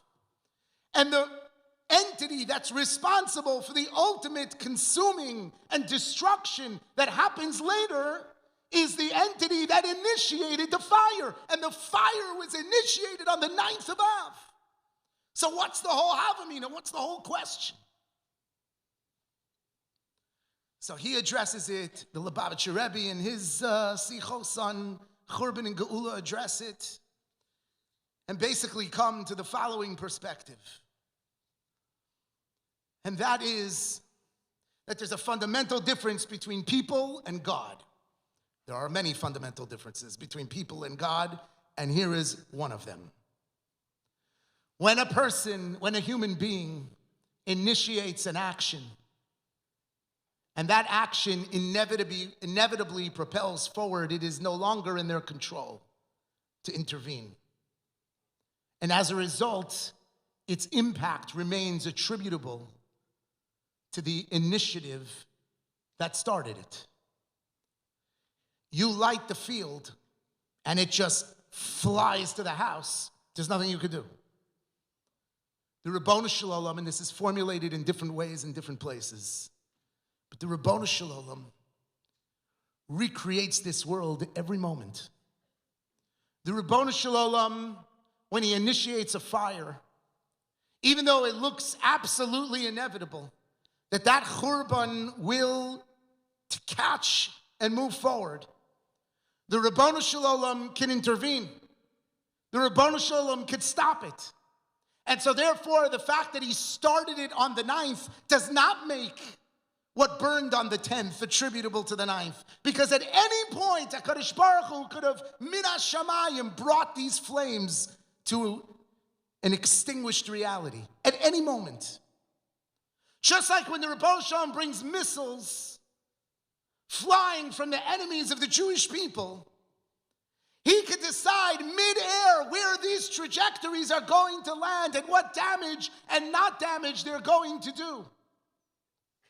Just like the Ribono Shel Olam, when we're all sitting vulnerable to the realities of our enemies, HaKadosh Baruch Hu could decide at every moment, is this going to be a moment of Teva, where I allow, Teva means, the Rambam writes, the beginning of Ilchos Yisodei HaTorah, the essence of Teva is that HaKadosh Baruch Hu created cycles of physical reality in the universe. Teva means those cycles are ongoing. An intervention, a nes, is when those cycles are disrupted. And that's how you know the Ribono Shel Olam created them to begin with. And so when the Ribono Shel Olam decides, yes, everything speaks to tons of missiles falling on Israel and an unbelievable Churban. And yet we see Nisim v'Niflos. Yes, that's what it means that the Ribono Shel Olam is responsible for this world. And so therefore there's a tremendous sense of fear and loss in the notion that what happens to us and what happens to Klal Yisrael happens with intentionality and plan. But there's also a tremendous kernel of hope that it's not like a human being's plan. HaKadosh Baruch Hu could intervene at any moment. And that's what it means that we could say, Eicha atzta be'apecha. HaKadosh Baruch Hu, how could you let this be? Because it's an expression of emunah that we really believe you could stop it. We really believe he could stop it. In Rachel Poland's book, she talks about saying Moda'ani every morning. I remember opening my eyes every single day after knocking myself out with the sleeping pills. I would first say the prayer many Jews recite upon waking. It is one line. I am grateful God gave me back my soul for another day. God has great faith in me. One of the beautiful translations of the word Rabba Emuna Secha. I always liked the idea that God believes in us. Right after that prayer, every single day, I would say out loud my mantra. Hope is mandatory. Go. And then I would fling back the blanket and thrust myself into another day of torture. Run. He needs you. Faster.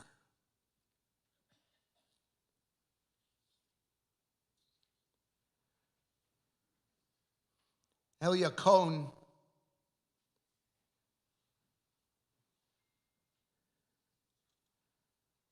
on the night of Simchas Torah found himself at the Nova Festival together with Ziv Abud. And when the rockets began They were with two other friends, and the four of them ran toward a roadside bomb shelter. It was built to protect about 10 people, but that morning about 29 people crowded inside. And they assumed that they would wait for the sirens to sign that it's the end, and they would go home. And instead, more than 40 Hamas terrorists surrounded the shelter and began throwing grenades inside. The first explosion killed everyone standing near the entrance. Then another grenade landed, and another, and amid the smoke and confusion, a 22-year-old named Anna Shapira began picking up the grenades before they exploded and throwing them back outside. 7 times he managed to save the people around him, and the 8th one exploded before he could throw it, killing him and many of those he was protecting. During the attack, Elia was shot in the leg, and realizing he had nowhere left to escape, he pulled Mason, people who had already died, Al Kiddush Hashem, he pulled them over himself and over Ziv, hoping that the terrorists would think that they were dead as well. And he closed his eyes and he prayed. And when he opened his eyes, there was a terrorist standing over him and smiling him, and he ordered him to come with him. And he answered that he couldn't move because he was buried beneath all of these bodies. And the terrorist pointed his rifle at him and said, "If you don't come, I'll shoot." And he came with him, and he assumed that Ziv had been killed. The truck crossed into Gaza, carrying the hostages, where crowds of civilians surrounded it, throwing rocks and screaming and trying to drag the hostages away from the terrorists so that they could just beat them to death by themselves. And at one point, someone grabbed his wounded leg. And believing he was about to be torn apart by the crowd, he turned to the terrorist guarding him and said to him, "Just shoot me." And he explained that he didn't want a mob to decide how he would die. And the terrorist laughed and he said, "I'm not going to kill you." And his leg is ultimately treated by a kid using nothing more than tweezers and no anesthesia and no antibiotics, and stuffing towels in his mouth so his screams would not be heard. And after weeks of being moved from house to house and interrogated and beaten and starved, he was taken into the tunnel system 50 meters underground. And there he met other hostages, including Hirsch, who he recognized from the shelter. And soon afterwards, the terrorists chained his legs together. And those chains stayed on his legs for 505 days. And life in the tunnel was incomprehensible. Licking moisture from the walls to try to find water. So weak they had to be spoon-fed by their captors. And yet every morning, Elia stood up and he went through the motions of putting on tefillin. Before October 7th, he was committed to not missing putting on tefillin. And in Gaza, there were no tefillin, so he wrapped imaginary straps around his arm and on his head, and he recited whatever tefillos he knew from memory, and he cried. And when they figured out when Shabbos arrived, with what little water they were given, they made some sort of kiddush and tried to sing for Friday night together. And after 505 days, in the autobiography that he published this year, he describes that his name was finally called, and he was brought up, and he described that the first thing he noticed was just the air and the sounds of ordinary life. And afterwards, he learned that Hirsch and the others that had been with them, that they had believed had been released, had in fact been murdered. He only discovered later when he came back that Ziv had survived. And he writes in his autobiography, "Achareisha achalnu ma shenosnu, kamuvan le'echol, b'derech klal chatichas pita im mashu," that they would give us a little piece of pita. And that's what filled our gufanit, that's what filled our bodies. Misayem pi'ilot, omeid u'mispalel le'elokim. And then we would finish our activities and we would stand and daven to God. Hizmanti is chaverai liyitztaref litfilah. And I would invite my friends in the tunnel to join me for davening. Ulam be'atlacha em pachut echabratos lazeh em chilonim aval ibitu kitchila. Ibitu bitchila. In the beginning, they would invite them. They weren't religious, so they didn't understand. They didn't have a connection to it. But slowly, mitpalel tfilas shacharit bepina. I would daven shacharis in the corner. The one tefillah zacharti ba'al peh shemitpalelim midei boker la'achar mikan shir hama'alot. Oto ani zocher umeod mechubar lemilim shelo. Shir Lamalot, I knew this parak of Te'ilim and I connected to it. And it's the same parak that we say 3 times a day in this shul. Esa einai elehari me'ayin yavo ezri. V'tom ashir ani medaber im Elokim. And after singing Esa einai, I would speak to God. And Marlo, and I would say to him, and this is his eicha, in the middle of a tunnel underground in Gaza. Abba Bashamayim, my Father in heaven, Ani ohev otcha, I love you. Toda rabba al ma sheyesh li. Thank you for what I have. Toda rabba al ma she'ein li. Thank you for what I don't have. Toda rabba al ma sheyihyeh li. Thank you for what I will have. V'toda rabba gam al ma shelo yeh li. And thank you for what I won't have. Lo hakol ani yachol lehavin achshav. I don't understand everything right now. V'ani lo yadea matzufan li ha'atid. And I don't know what's hidden for me in the future. Tashir es horai chazakim. Help my parents be strong. Be'ezrat Hashem. Sheziv tiyeh b'chayim.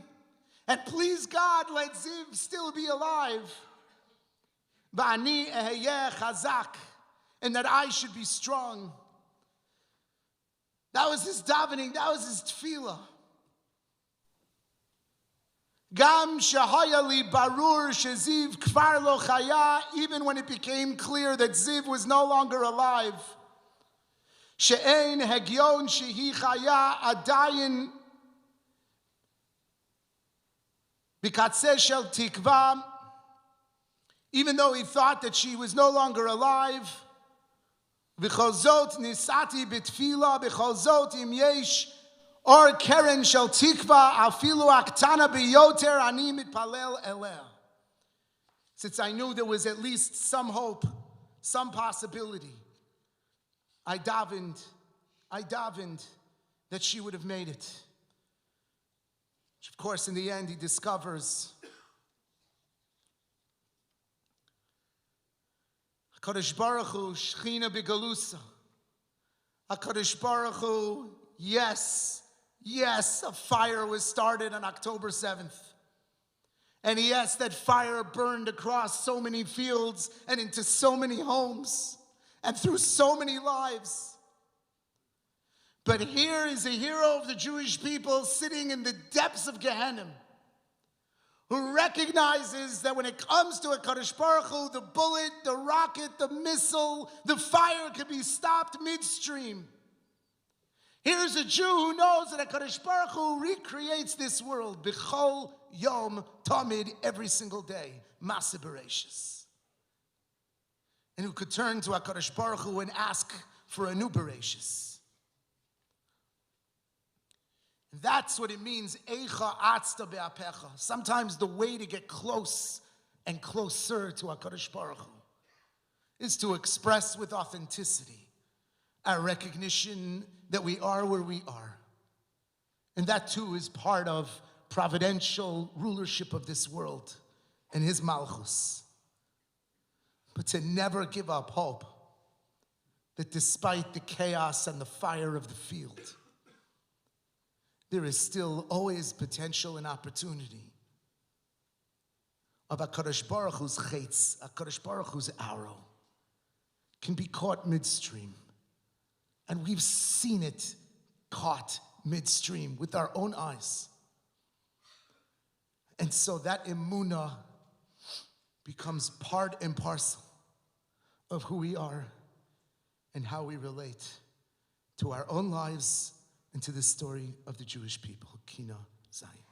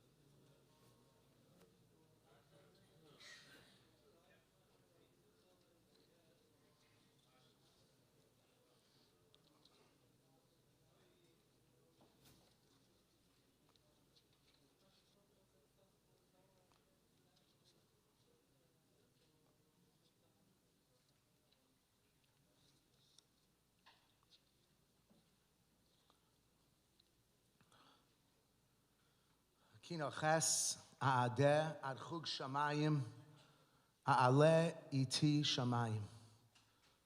The underlying theme of this kino, the Rav explains, is that the Churban is not only a historical event that affects Klal Yisrael, but it is a cosmic event that ripples throughout the world, throughout the universe, throughout existence. All of nature is affected, and the entirety of the world is somehow changed because of Churban. Nature itself, and therefore the Paitan talks how the entire cosmos mourns with HaKadosh Baruch Hu for the Churban. Explains how the destruction of the Beis HaMikdash was relevant beyond just the destruction of the temple. And we know this to be true because living in a reality of Golus, we know that there is an outsized sense of preoccupation and obsession with the condition of the Jewish people.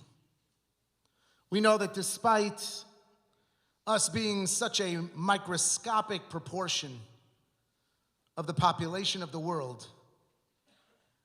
Our events, our actions are scrutinized, are criticized. Our reality is brought to the world in such unparalleled fashion.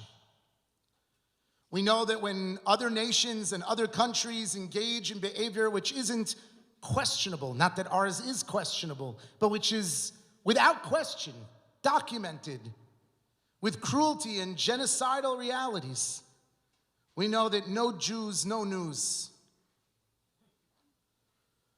We know that the world is constantly focused upon us. And that creates a massive achrayus, a massive responsibility. And that is part of the reality of what it means to be the Jewish people. The expectations of us, the accountability that we have, and ultimately the way in which we are treated. There is a dimension of Churban that exists not only in the destruction within Klal Yisrael, but the way in which Klal Yisrael is portrayed within the larger world. Rav Soloveitchik explains that there is a second theme that emerges from this kina, and that is from the phrase, Agora bi kol b'nei bayis. I will provoke the angels to align themselves with me, or the literal meaning of the word b'nei bayis is members of the home.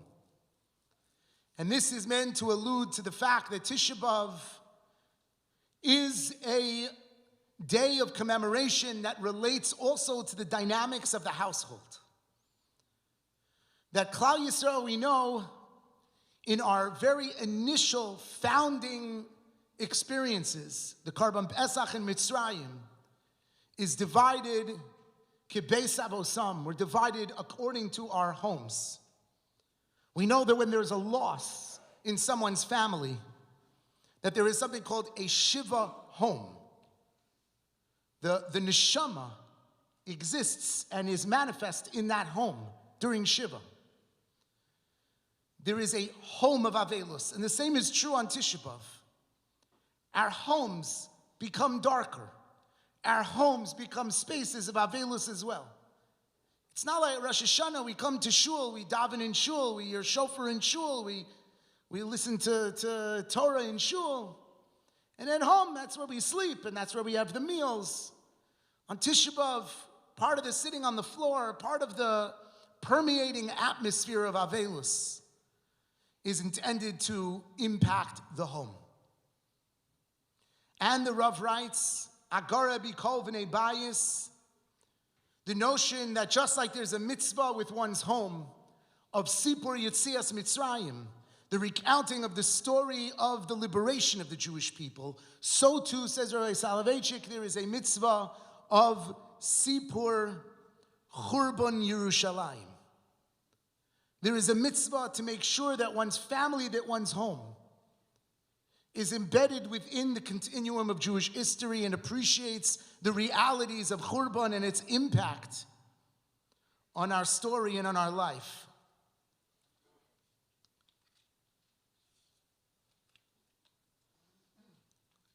It is part of our achrayus to not forget. It is part of our achrayus as families, as individuals, to perpetuate the memories of those that are lost over the course of our reality of Churban. We have a very precious soldier that is part of our shul family named Halal Sa'adon, who gave his life in defense of the Jewish people on October 7th. It's part of a larger program called Yachad Lanetzach, the importance of remembering the soldiers. That program was born out of a conversation between Rabbi Hauer Zatzal and Racheli Frankel. Racheli Frankel was sharing with Rabbi Hauer that it's so hard for her because her son's memory is a living one in the hearts and minds of so many people because he was so famous as one of the 3 boys that was kidnapped for those 18 days.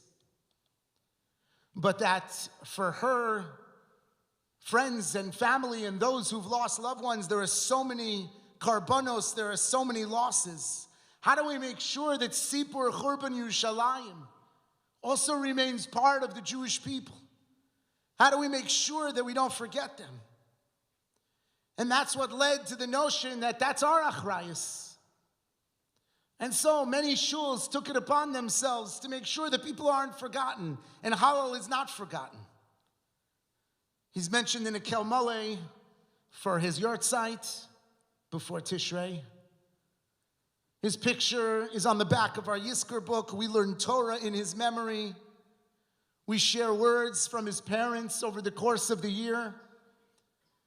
This past year, I had the opportunity, they built a horse farm in his memory because Allah was very into horses, and it's a therapeutic horse farm to help struggling kids come out of their challenges by learning to take care of something else. And when I was in Eretz Yisrael last year, so they asked me if I would come see what they were building.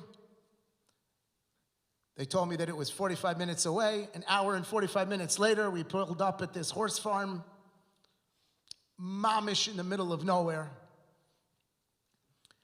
And I watched, it was amazing. You watch the kids and you watch the counselors and you watch their whole sense of life come alive. And she was explaining to me the different challenges some of these kids have. This past year around Lag BaOmer time, they dedicated it. And just last night, before I went to sleep, just last night after reviewing the keynotes, the last thing I did before closing my eyes, the last thing I did was I sent a note to Devorah Sardon. It's Tisha B'Av, and I'm thinking about you, and I'm thinking about Hallel. And I'm thinking about his sacrifice and your family's sacrifice. And I'm thinking about your own corner of Churban Abayis.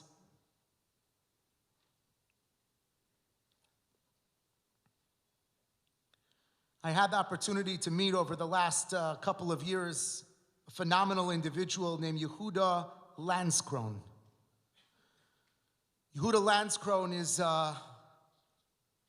one of a family of 10 whose brother Naftali, about 23 years ago when he was 13 years old, was killed in a suicide bombing near Kfar Saba. It was 10 days before Pesach. It was during the Second Intifada, and there were suicide bombings everywhere, and a bomber killed 2 teenagers, including Naftali, at a gas station, ironically named Mifgash HaShalom. And Yehuda explained to me in my office, he was already in business at that time, but after the tragedy, he wanted to do something to help the Jewish people in his brother's memory. And he started an organization, and they've done lots of different projects. One of their projects, one of their amazing projects, is they will take Sifrei Torah from shuls in America that are puzzle, that shuls have no intention of fixing. Sometimes the shul has a Sefer Torah that's puzzle. The shul has enough Sifrei Torah, it's an expense to fix the Sefer Torah. There are such Sifrei Torah all over the country. And they will have the Sefer Torah fixed and then donate the Sefer Torah to a community in the south that's rebuilding and that needs it, or to an army base. Yehuda also started in his organization, they published a beautiful set of chumashim that I encourage everyone to get. Every single page of Chamisha Chumshei Torah has on one side the text of the Torah and Rashi, and on the other side a biography of a soldier that was lost and a Dvar Torah related to those psukim, either from the soldier's Rabbi or some other major personality in Eretz Yisrael. From Bereshis through Devarim. It's in Hebrew. I think it's also being published in English. It's very, very inspiring. And of course, I was so moved to discover as I was going through some of the parshios that Hallel Sa'adon's page is in Parshas Truma, which is my bar mitzvah parsha. One of the cousins of this Naphtali was a rabbi in Boca Raton synagogue, an assistant rabbi, who decided also to make a major commitment to Eretz Yisrael. And that cousin's name is Yoshua Fass, the founder and director of Nefesh B'Nefesh. This is the world of Klal Yisrael. To understand that the cataclysmic impact of Churban permeates every aspect of the world, and that it is our job to be sure that the memories and the lives and the legacies of those who give everything remain part of our world.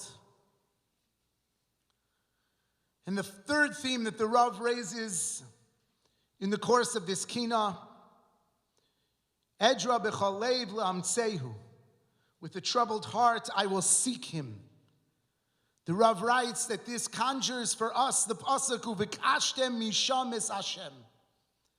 Part of the experience of Churban, it is so counterintuitive, it is so illogical, it is so irrational. But part of the experience of Churban is that it leads many, not all, but many, to tshuva. On October 7th, Sapir Cohen's life was ripped apart. She was taken hostage by Hamas, spent 55 agonizing days in the heart of Gaza's tunnels, unimaginable physical and emotional torment.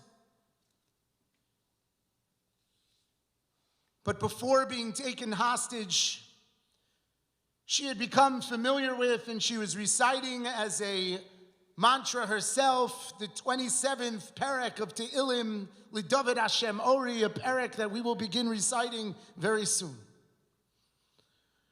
And the perek of Tehillim resonated with her in a way that she couldn't really explain. L'David Hashem Ori v'yishi mimi ira, from who shall I fear? Mimi evchad, from who should I be afraid? And each day she recited these words, finding peace and strength in their timeless promise. It was as though the perek of Tehillim was preparing her for something that she couldn't yet comprehend. And then October 7th arrived, and she and her boyfriend Sasha spent the weekend at kibbutz near Oz, a peaceful community, and at dawn the alarms began blaring.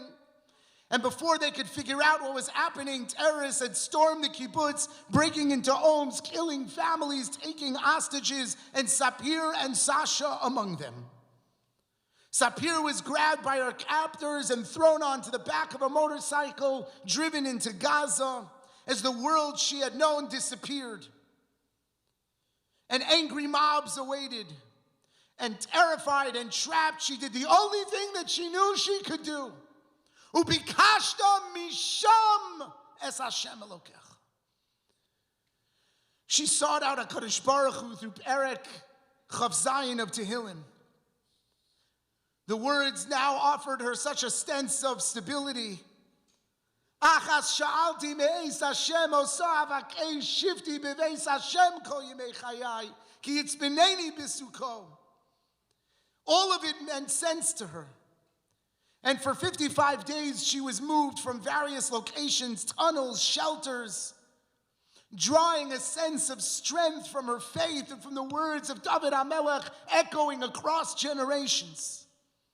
And when she realized she had no control over her physical surroundings, she could control how she responded to them, and she became a source of Ori v'yishi for everyone else there. Another hostage, a young girl, was terrified as they were being moved into the tunnels. And the girl is crying, I don't want to go in there, I don't want to go in there. They took children, small children. And panic was rising in her voice. And Sapir leaned down and smiled, and she said, of course you want to go in there. This is the #1 attraction in Gaza. The absurdity of the comment was enough to break through the girl's panic.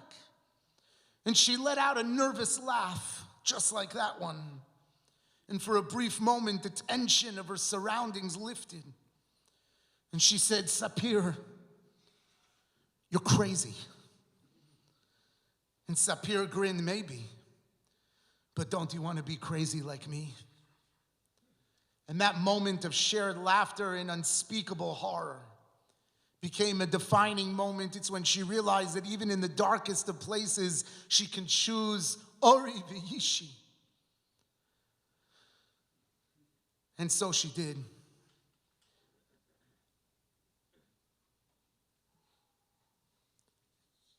And today, having gotten out, she reflects on that time.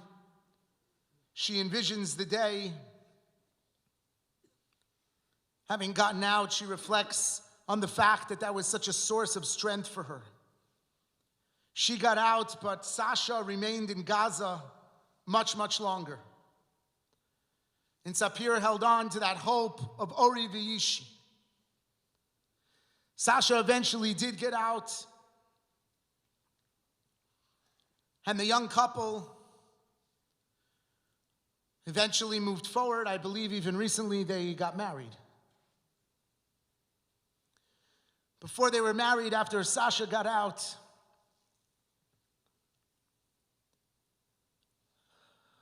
one of my good friends, a very holy Jew, Rabbi Shai Shechter, a Gaon in Torah, incredibly impactful in so many different spaces, who consecrated so much of his time that he could have spent teaching halacha, teaching lamdus, but instead working and giving chizuk to families of hostages, not because anyone asked him to, but just because he volunteered to. So he had developed a very close relationship with this couple. And he shared with me that he arranged for Sasha to go to the Kotel for the first time in his life. And he arranged for him to do it not in the plaza with cameras and with crowds, but in a small, almost like, there's a small, very nice, like hidden shul in the men's section. It's a very private space. It's a space like inside. You get to it through that door on the side. And he arranged that he should just have a few moments to himself. And there, for the first time in his life, Rabbi Shechter watched as Sapir stood before the stones of the Kotel and he began to daven and he cried. And after he was done, partly to try to learn something, partly because rabbis can't resist asking questions that could potentially get inspirational answers, he asked him, Sasha, what did you daven for? And he responded incomprehensibly.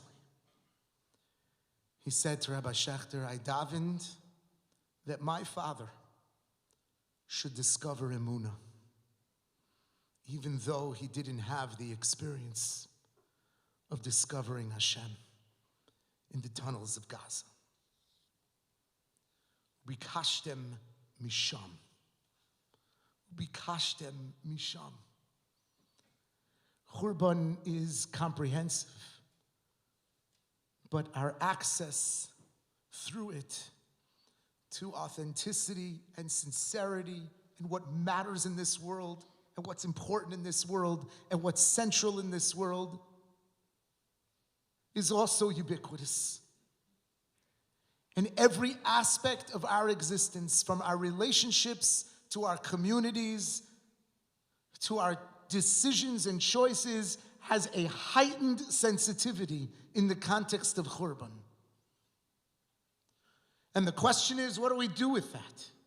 Do we see it as a source of Ori v'Yishi? Do we see it as a source of faith? Are we able to be ubikashtem misham? Or do we become so defined by its pain, so paralyzed by its reality, that we're unable to move forward?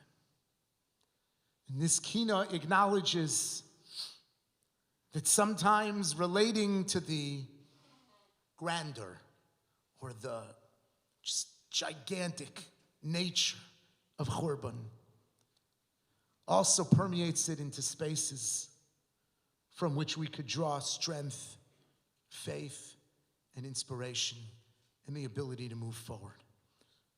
We have to remember all of those who we lost. We have to remember what the Churban consumed. And for them and because of them, we have to live for what the Churban can create. The Go'al, the Ani, in that world of Pizor, in that world of Galus. Ubikashtem Misham, the Ori V'yishi, the light and the salvation, the growth, the aspiration towards HaKadosh Baruch Hu, that so often can come from the vulnerability of destruction. Kinoches.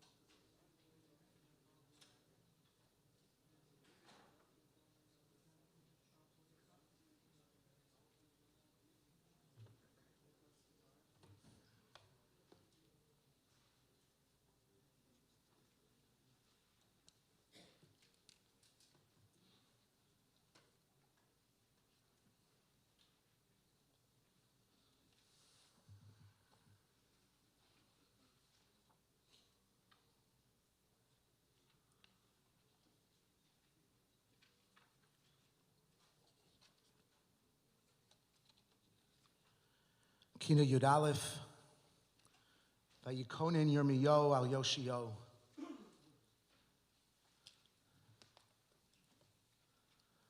And Rav Soloveitchik would explain that this is one of the most authentic kinos. It's a kina that is emanating from Yirmiyo Navi on the loss of Yoshio HaMelech. Yoshio came into a world that had very weak leadership. His grandfather Menashe had removed all Sifrei Torah from the Jewish world. Achaz continues this reign of spiritual terror until he is assassinated by palace guards. Yoshio takes over and he's 8 years old. And for 18 years, doesn't see a Sefer Torah. We basically have a Tinok Shenishba running the Jewish people. Chilkiyahu finds a Sefer Torah, and the story goes, cleaning out the Beis Hamikdash, the Kohen, he finds a Sefer Torah, and it's open, of all places, to the Tochacha. And it's open to the Pasuk, Arur Asher Lo Yakim Es Divrei HaTorah Hazos.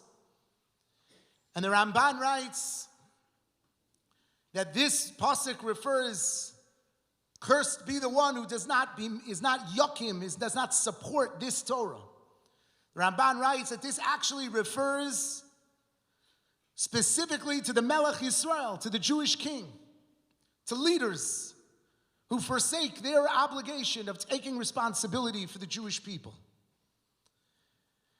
And struck by the seeming serendipity, but in reality, obviously a intentional and planned, providential moment that this is what the pasuk is that they find in the Torah, Yoshio initiates a tshuva movement throughout Klal Yisrael. And we are told that this tshuva movement resulted in Kemat, the entire Jewish people, introspecting, taking stock of what the issues were, ubekashtem misham, and being able to change their reality and progress, and Klal Yisrael was in a much better place. He built them up.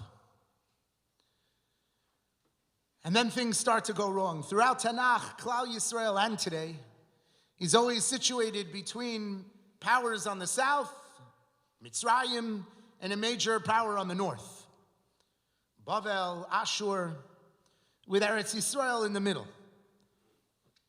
The leader of Mitzrayim was Paro Necho, and he wanted to do battle with those in the north, and he sends a message to Yoshio that all we need is to pass through your country. We just need to drive through. That's it. Yoshio is a very idealistic leader. He's thinking to himself, I've cleaned this up, this Jewish people. And we know that the Torah says that when we're doing the right thing, cherev lo savor ba'artzichem, that the sword will not even pass through our land. Afilu, says Rashi, cherev shel shalom. It's not just that we won't be attacked, it's that we won't be used to station planes for someone else to attack someone else. That's the ultimate dream. Not that we sit in security and we're okay, but, all the parking spots are taken up by things that need to be done for other places, which is really done for us also. Kar Satov, of course. But cherev lo savor ba'artzechem, there shouldn't be any need for any military presence in the land of Israel when we're in a redemptive posture of existence. So he tells Paro Necho no. And Yirmiyahu comes to Yoshio and he says to Yoshio, leaders, we always want to believe the best in our people. We always want to believe the best. So Yirmiyahu comes to Yoshio and says there's been a lot of progress and things are amazing. And in fact, Yoshio would send people to people's homes to inspect, to make sure there's no more avodah zarah. To make sure that, imagine, new service for tag. Come to your home and they check, do you have the filter? They put the sticker on your house. Good to go. What was the problem? Oh, the iPad in the closet. That was the problem. So Yirmiyahu tells Yoshio, the doors are closing and you don't see it, but behind those doors there's two halves of avodah zarah. They come together and people are still worshiping avodah zarah. Klal Yisrael is not where you think they are. And Yoshio ignored. He was in such a state of pride of his accomplishments, of the accomplishments of the Jewish people. And eventually Paro attacks. There's a tremendous confrontation. Yoshio himself at Megiddo is executed, 300 arrows. pierce his body and he's about to die. His last words, Tzadiku Hashem, ki merisi fiu, I rebelled against Hashem, against the Nevuah of Yirmiyahu. And this is a kina because it's a kina that relates throughout history to the Jewish people, not just because this was the beginning of the end, but because it portrays what often is at the heart of what creates the conditions under which Churban is possible, and that is overconfidence. Overconfidence. And this, without question, is one of the challenges of our generation. A generation that has a lot of confidence. And we have good reason to have confidence. Like Yoshiyahu, we've brought Torah to so many homes and to so many communities, so many institutions. Look at our schools, look at our shuls, look at our community. Look at how many shuls building, growing. Look at Eretz Yisrael, look at Medinat Yisrael, an army, a powerful army. Look at some of the alliances on some days. Look at the Jewish people, look at us in government, look at us in our influence. In Klal Yisrael, look at the material success that has come about. Just drive through the different neighborhoods, the different communities, it's just unreal. We're not that many months away, we're less than a year away for gathering close to 100,000 people at MetLife Stadium to finish Shas. And many, many, many other stadiums. Let the sports fans have traffic. That Sunday, June 6th, and cower in their homes not being able to go anywhere. Because we're at MetLife. We have so much. And sometimes that overconfidence hides simmering challenges. I remember, I think it was last year that I asked Rabbi Yankelovich around Purim time about the tzedakah giving in the community, and I think it was around Purim, maybe it was Pesach, I don't remember. But I remember what he told me. He told me that we've never had more generosity and we've never had more need. For every classroom that's full of students, we have mitzuyanim that are soaring and doing amazing, and we have children that are struggling and trying to balance these expectations with what the Ribono Shalom gave them as their constellation of capacities and abilities that don't always align with what the system expects. For every home that projects a sense of confidence and shalom bayis, there are so many that are struggling. For every family pushing children on the swings in the park, there are others in the doctor offices and fertility clinics trying to just be given one more chance to be able to build their nitzchias. For every chasana that we complain that we have to drive to Lakewood for, which, by the way, is very close.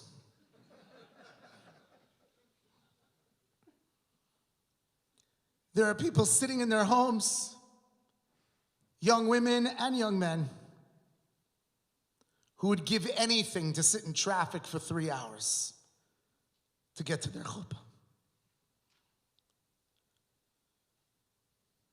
For everyone who can stand in a shul and listen to a shir and say a Shemona Esrei, there's someone else who's sitting in that room feeling so distant and so alienated and so disconnected.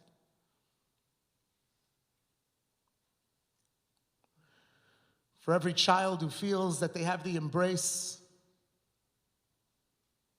of a parent sitting next to them in shul is a child whose own family configuration is such that they find themselves alone. Vayikonin Yirmiyahu al Yoshiyahu, the lesson of Yoshiyahu HaMelech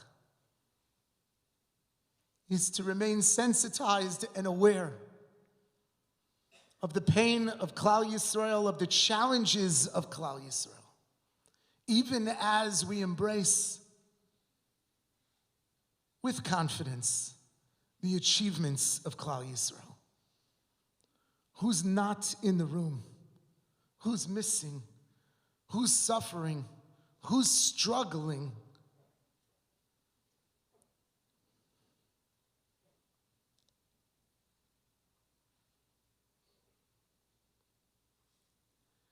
The other theme of this kina is the focus on the loss of leaders and how personal that is.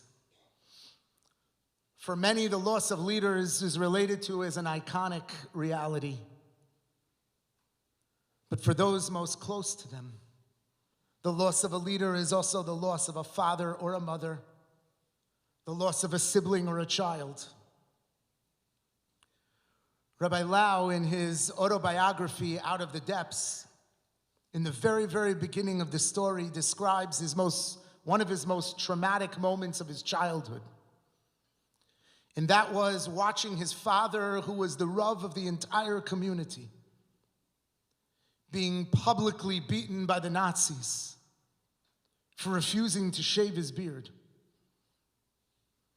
His father, the Rav, who he related to as invincible, who he related to as a towering figure of impact and generosity and Torah, a source of propulsion for the community and the Jewish people at large, a never-ending, infinite Mayan HaMizgaber of thoughtful insight into what the world is about, being beaten down by this dirt of the earth.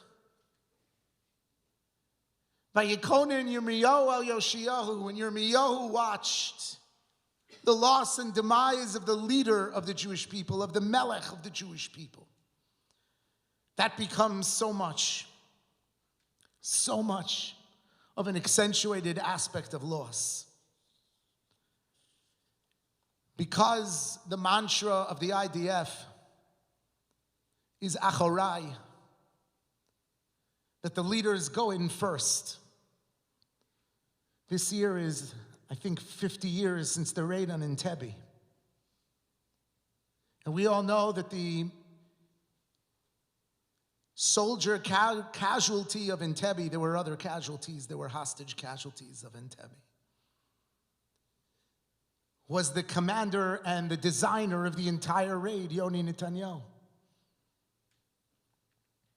And the reason for that is because when they burst out of that Mercedes that they landed in the middle of the night, the one who was running towards the old terminal in Entebbe, Uganda first, ahead of everyone else, shouting orders, choreographing the assault, was the commander himself, was the leader himself.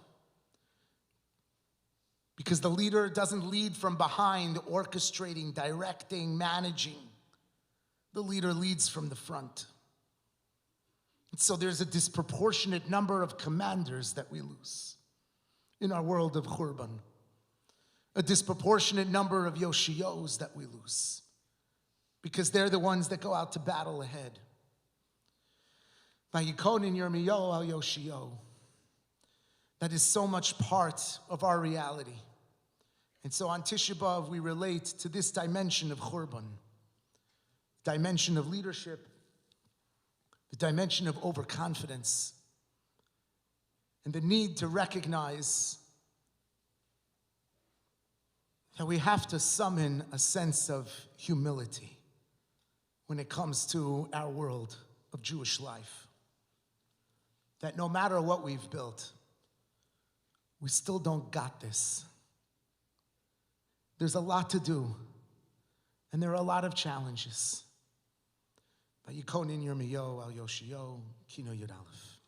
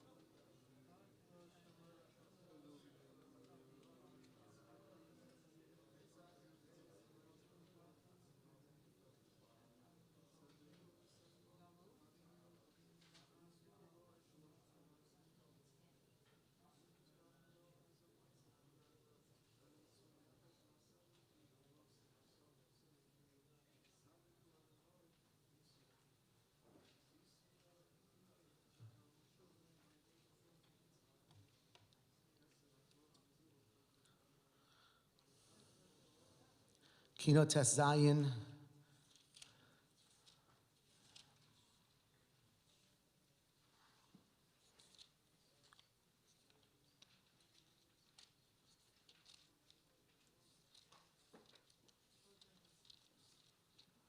Zechares asher asat sar bifnim.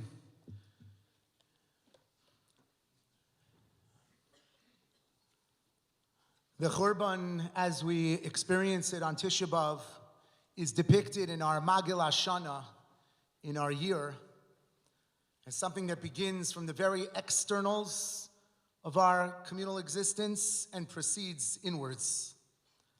Tzom Gedalia, which will initiate this cycle in just a few short weeks again, the assassination of leadership, Asara B'Teves, the siege surrounding Yerushalayim, Shivasar B'Tammuz, the walls are breached, and Tisha B'Av, when the Mikdash is set ablaze.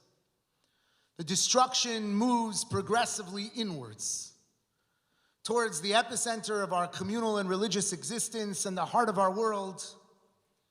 And this Kina is about the final penetration into the sanctuary and sanctity of Klal Yisrael. Tsar Bifnim. When Titus HaRasha walks into the Kodesh HaKadoshim, the Kodesh HaKadoshim, which in a few short weeks we will celebrate as a space of such elevated and accentuated Kedusha. The Kodesh HaKadoshim, which is a space that Klal Yisrael rallies around as an untouchable, a space whose concentration of sanctity is so pronounced that it cannot even tolerate the presence of someone who is not there for a very specific and intentional expression of avoda. The Kodesh HaKadoshim of the Jewish people. And yet Titus HaRasha is able to walk straight into that Kodesh HaKadoshim, to pierce everything that's in it, to destroy its essence, And that moment of Churban is probably the most poignant and the sharpest as the blade cuts into the heart of the Jewish people, walking into this sacred world of the Mikdash Hashem. This past year, the Jewish people in England, in Manchester, England, experienced a tsar bifnim. And that tsar came bifnim on Yom Kippur, on the day when we gather to relive and re-experience that accentuated Kedusha. And I had the opportunity to speak with Rabbi Daniel Walker from Manchester, the Rav of the Shul in Heaton Park. He has been the Rav there for 18 years. And he described to me how he arrived at Shul. It was Yom Kippur morning. And already it was early, and already he sensed that something wasn't right. Because already the person who would ultimately be the attacker had been hanging around the Shul. So he arrived and he saw there was some consternation at the entrance to the Shul. He didn't think anything major of it. And he noticed that as he walked back past the Shul that he saw the individual and he saw that he had a look of hate in his face. Then he went away, and it was about 20 minutes later when everyone davening in the Shul heard a very loud bang, and he had driven his car into the side of the Shul gates, injuring terribly one of the security guards. And we didn't know it at the time, but then he leaped out of his vehicle and he attacked a member of the Shul named Melvin, a very good, a very special man who was on his way into the Shul to daven. And this Melvin died al Kiddush Hashem as he was trying to get into Shul. And as the attack unfolded, stopped him for a few seconds and was also very badly injured. And while this was happening, another brave man managed to run into the Shul, one of the leaders of the community, the chair of their trustees, and he managed to run into the Shul and lock the door. And so in the Shul, that's when they first became aware of what was going on, as they locked the doors to the Shul.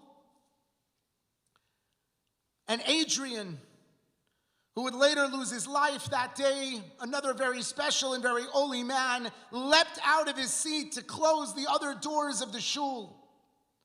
Because now they knew that the attacker was going around the Shul to try to get entry through another door. And Rabbi Walker attributes the salvation of the community in the Shul to Adrian. And when he came and he heard the noise,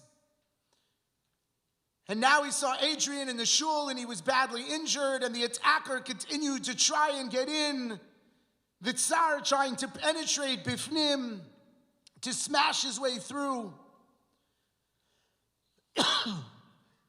Rabbi Walker explained there was a lot of hashgacha, that this happened early in the morning before more of the children were there, before more of the people were there.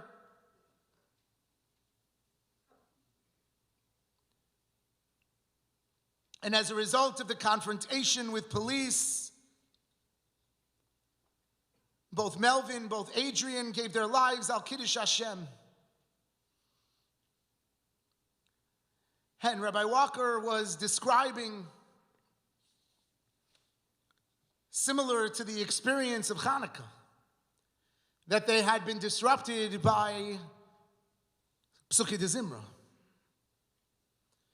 And since they had been disrupted by Psukei de Zimra, and they weren't able to really pick up anything, they had to move from the Shul out onto the street. And later he would find the machzor of Adrian open to the perek that he was davening in Psukei de Zimra, the perek of Ranenu Tzadikim B'Hashem. And they were in the street, and people started to bring them everything they needed, and started to bring them Sidurim, and then they had to move to a police station, a local shul. They're trying to figure out what to do. But ultimately, they had no choice but to figure out how to frame and how to continue the davening of Yom Kippur.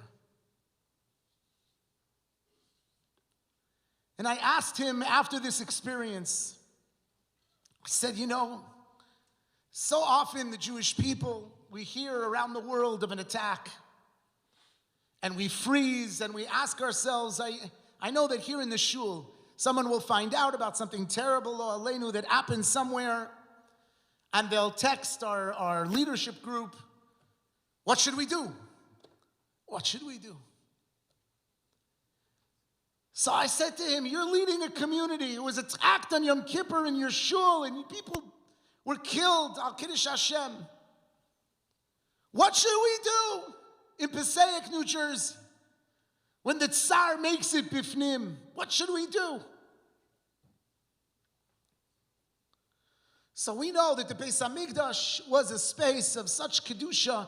It wasn't a space that existed with normal physical properties of reality. So how is it possible that Titus entered the Kodesh HaKadoshim? We know someone enters the Kodesh HaKadoshim without license to do so. There are consequences to that. They lose their life. So what happened? How was he able to just walk in? And we know the answer to that question. The answer to that question is because by the time Titus entered the Kodesh HaKadoshim, he no longer had Kedusha. And that's because the sanctity of the Mikdash had become incompatible with the behavior and attitudes and realities of the Jewish people. The sinas chinam that had taken hold of Am Yisrael, the sinas chinam that we engaged in, had resulted in creating an environment and a context that repelled any ability of the shachanti b'socham. And so therefore that Kedusha evacuated and allowed the Mikdash to be vulnerable to the penetrating forces of Titus. And we know, writes Rav Kook, this is why, in order to create the context for rebuilding, before bringing bricks and mortar and whatever else is going to come in, Mistama Jerusalem stone, actually from Jerusalem, before bringing all of that in, we need a space for Shekhinah. And to create a space for Shekhinah, we have to create a space together with each other. I said to Rabbi Walker, what do we do when a Jew is in pain somewhere else in the world? What do we do? How do we help? So he said to me, how do you think you help? I said, everyone says we should send messages of support. Tell you, we're davening for you, we're here for you. An outpouring of love. And he said to me that he's the Rav of a shul, he also ran these campaigns when tragedies happened. He also always doubted if they made an impact or they made a difference or they just made the people doing them feel better.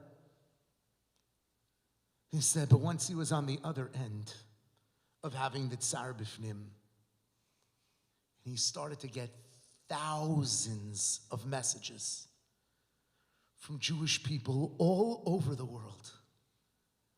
He said, you can't imagine the hug of Klal Yisrael, what that feels like. You should never know what the hug of Klal Yisrael feels like on the inside, bifnim. But as a hugger, you should know that you feel it and you experience it and it impacts you. And I can't get back to all the people that messaged me, but each and every one made a difference. And each and every one mattered. Famous B'nai Yissaschar raising the question, as so many do, it's discussed now in so many Svarim. In the Kodesh HaKadoshim, when they walked in, the Gemara says that the Kruvim were hugging each other. And the question is, the Gemara tells us that when Klal Yisrael behaved, Ein Osin Ritzono Shel Makom, when we're doing the wrong thing, the Kruvim miraculously were facing away from each other. So how could they be hugging if they're facing away from each other? That's why. Shomer Negia hug. How do you can't hug facing away from each other? What is that? So there are many answers to this question. Famous B'nai Yisachar, Kadosh Baruch Hu, giving us one more hug before going into Galus, even in a world of Ein Ritzono Shel Makom, even when we're not doing what we should be doing, we could still get some hugs from the Ribono Shel Olam. But one of the answers is that the Kruvim represents Klal Yisrael. And Klal Yisrael, when the Tsar is bifnim, Klal Yisrael learns to hug. And the problem and the challenge is how Klal Yisrael can learn to hug when the Tsar is b'chutz. But once the Tsar is bifnim, the hug matters. The hug makes a difference.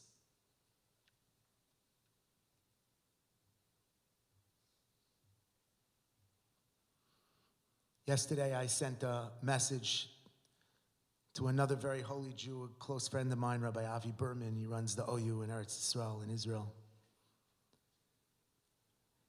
It's weird. Tisha B'Av is called a Moed.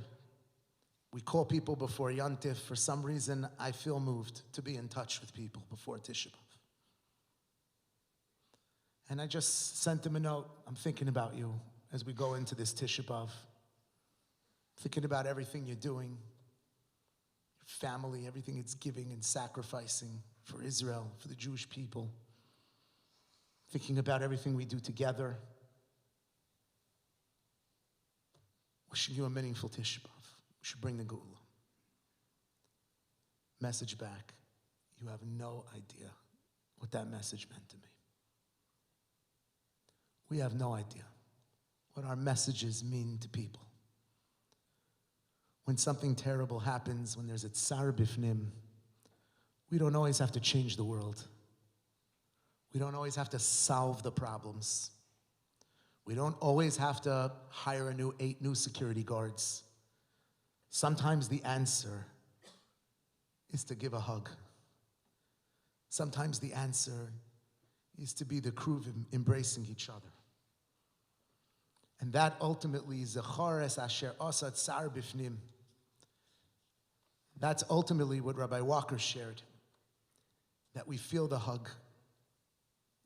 So many people struggling with their own churban feel alone. And that's what HaKadosh Baruch Hu wanted to show in that Kodesh HaKadoshim. That the key to surviving Golus is to not let anyone feel alone. And loneliness is the most destructive, one of the most destructive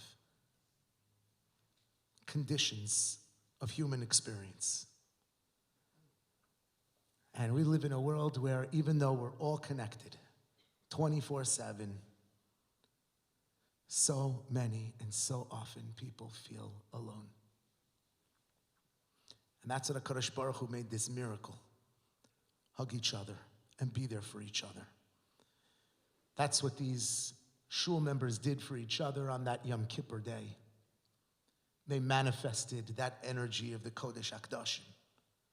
They reclaimed that point of Kedusha. And that's what we have to do in our world of Galus. We have to reach out and we have to be there for each other so that no one, even in the world of Churban, feels alone.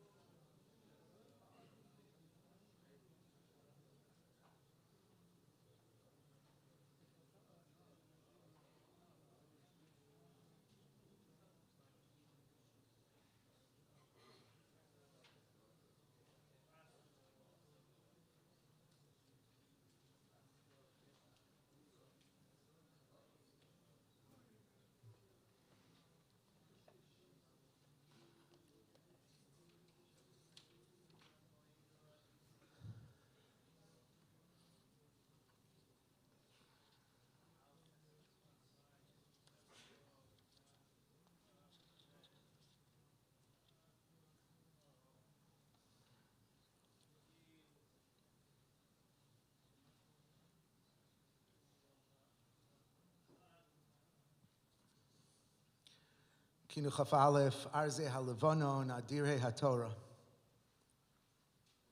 We know that the Beis HaMikdash was destroyed in the year 70. Titus returns to Rome to join Vespasian in a grand celebration of their victory, the famous Arch of Titus, depicting the Klei HaMikdash. Vespasian dies and Titus takes over. A series of different emperors come to rule the Jewish people, resulting in different realities. In the midst of all of this, Rabbi Yochanan ben Zakkai has moved the center to Yavne, Tein Yavne v'chachameha, to be sure that they could continue to perpetuate the leadership of the Jewish people and the learning of Torah. In the year 117, Hadrian takes over, and at first things were good. He met with the rabbis, he reestablished the Sanhedrin, Rabbi Akiva. He even had promises to rebuild Yerushalayim. And then other nations intervened with Hadrian, explaining how dangerous it is to lose your grip on these people. Fell under tremendous Greek influence and began to institute decrees banning all sorts of Jewish activity, and the oppression was incredibly severe. Shabbos, Bris Milah, Taras HaMishpacha, Shema Yisrael, Talmud Torah.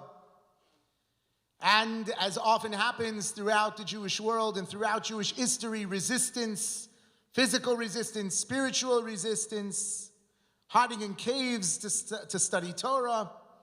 Bar Kokhba leads troops to Yerushalayim to try to take back, and for a short period of time they are successful. On Tisha B'Av 133, Beitar falls and is massacred. The massacre spreads throughout Eretz Yisrael. Rabbi Akiva is arrested on the 5th of Tishrei. And the Kina goes on to describe the loss and the demise of the Asara Harugei Malchus, of the towering leaders of the Jewish people, many of whom were executed in some of the most horrific ways possible and imaginable. And part of the message of this Kina is for us to recognize that Churban is not only about a building, but that Churban is manifest in so many different ways. The Churban of the building is the Churban of the moment. No longer would there be access to a manifesting presence of a Kadosh Baruch Hu in a Beis HaMikdash. The loss of the leaders of the Jewish people is not just a loss of a moment. It's a loss of potential. It's a loss of future. It's a loss of what could be. It's a loss that ripples and impacts the Jewish people well beyond what becomes inaccessible at the moment. It's a loss that revisits and reinvigorates constantly. As we look around and we say to ourselves, what would be if we only still had? What would that generation have been able to accomplish with the Rabbi Akiva, with the Rav Chanina ben Tradion? And the same is true throughout Jewish history. The immeasurable loss of the leaders of the Jewish people. And loss comes in many different ways, and leaders come in many different ways. And I would like to discuss this morning, in the context of this Kino, when we reflect on what it means to be a generation that is bereft of the kinds of leaders that we need, especially now. Especially now. Because there is no question that the crisis of the moment is also a crisis of leadership.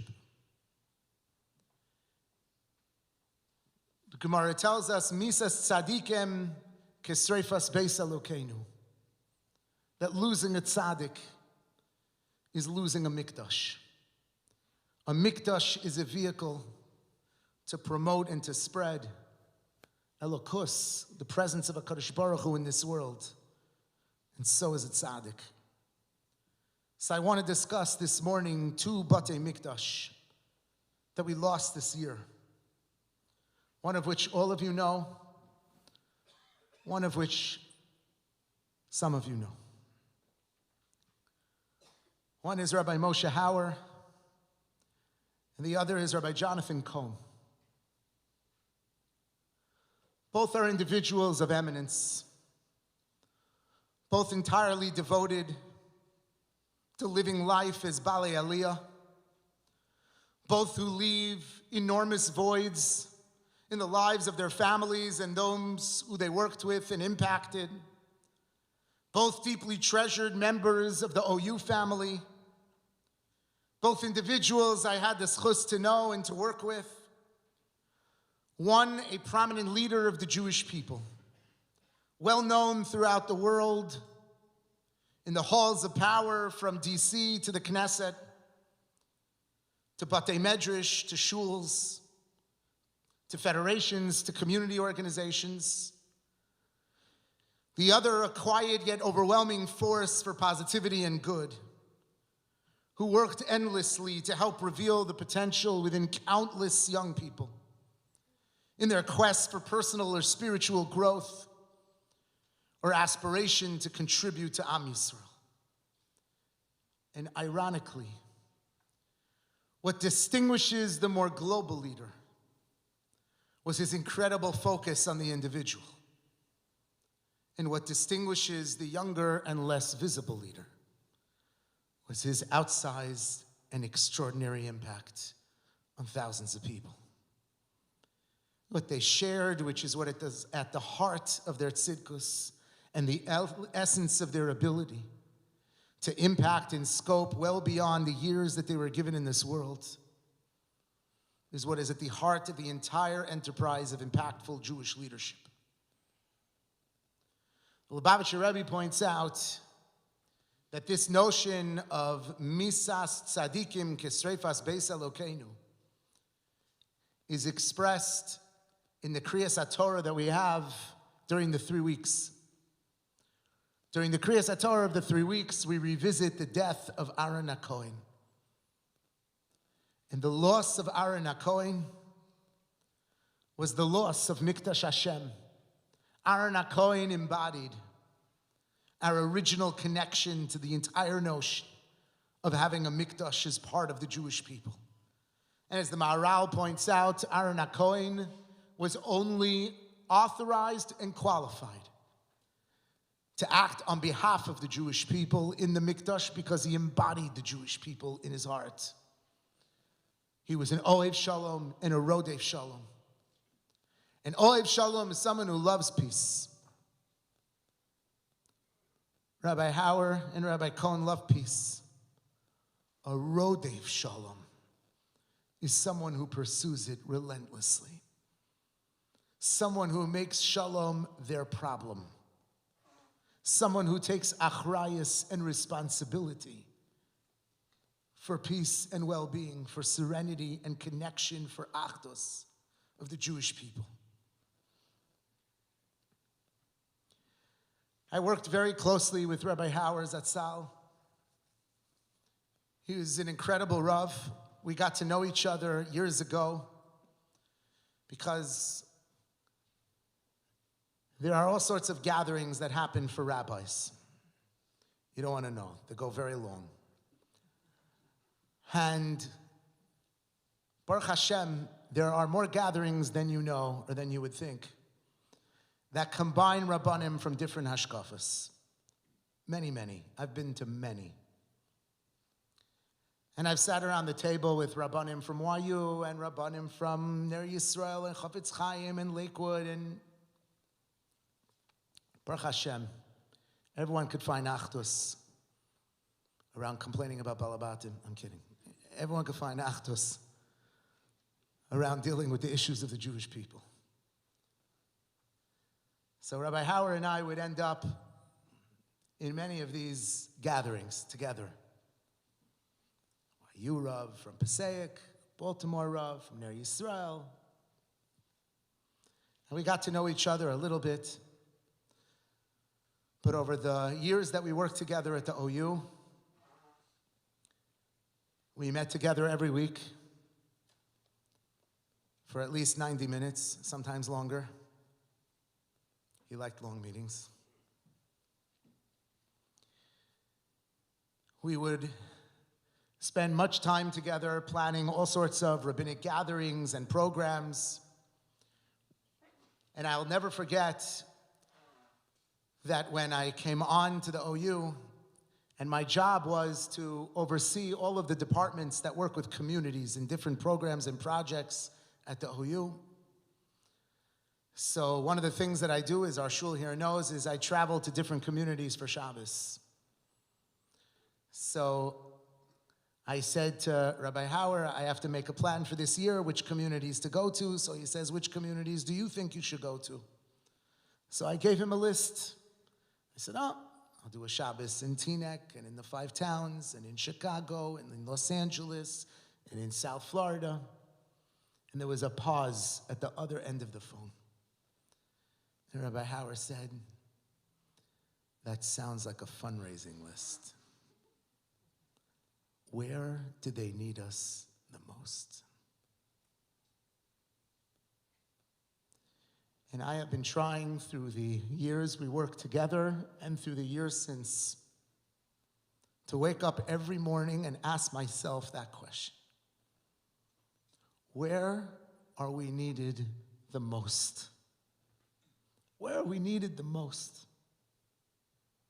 That's how he lived his life. I will never forget the degree to which the war impacted him. He was emotional in all the meetings. We had gathered together to discuss 180 days of the hostages was coming up, and we had a Zoom to talk about with myself and Rabbi Hauer and I think Rabbi Motzen. What should we do to mark 180 days? At the time, it was like incomprehensible that they were there for so long. Who would have imagined that it would have gone 3 times that long?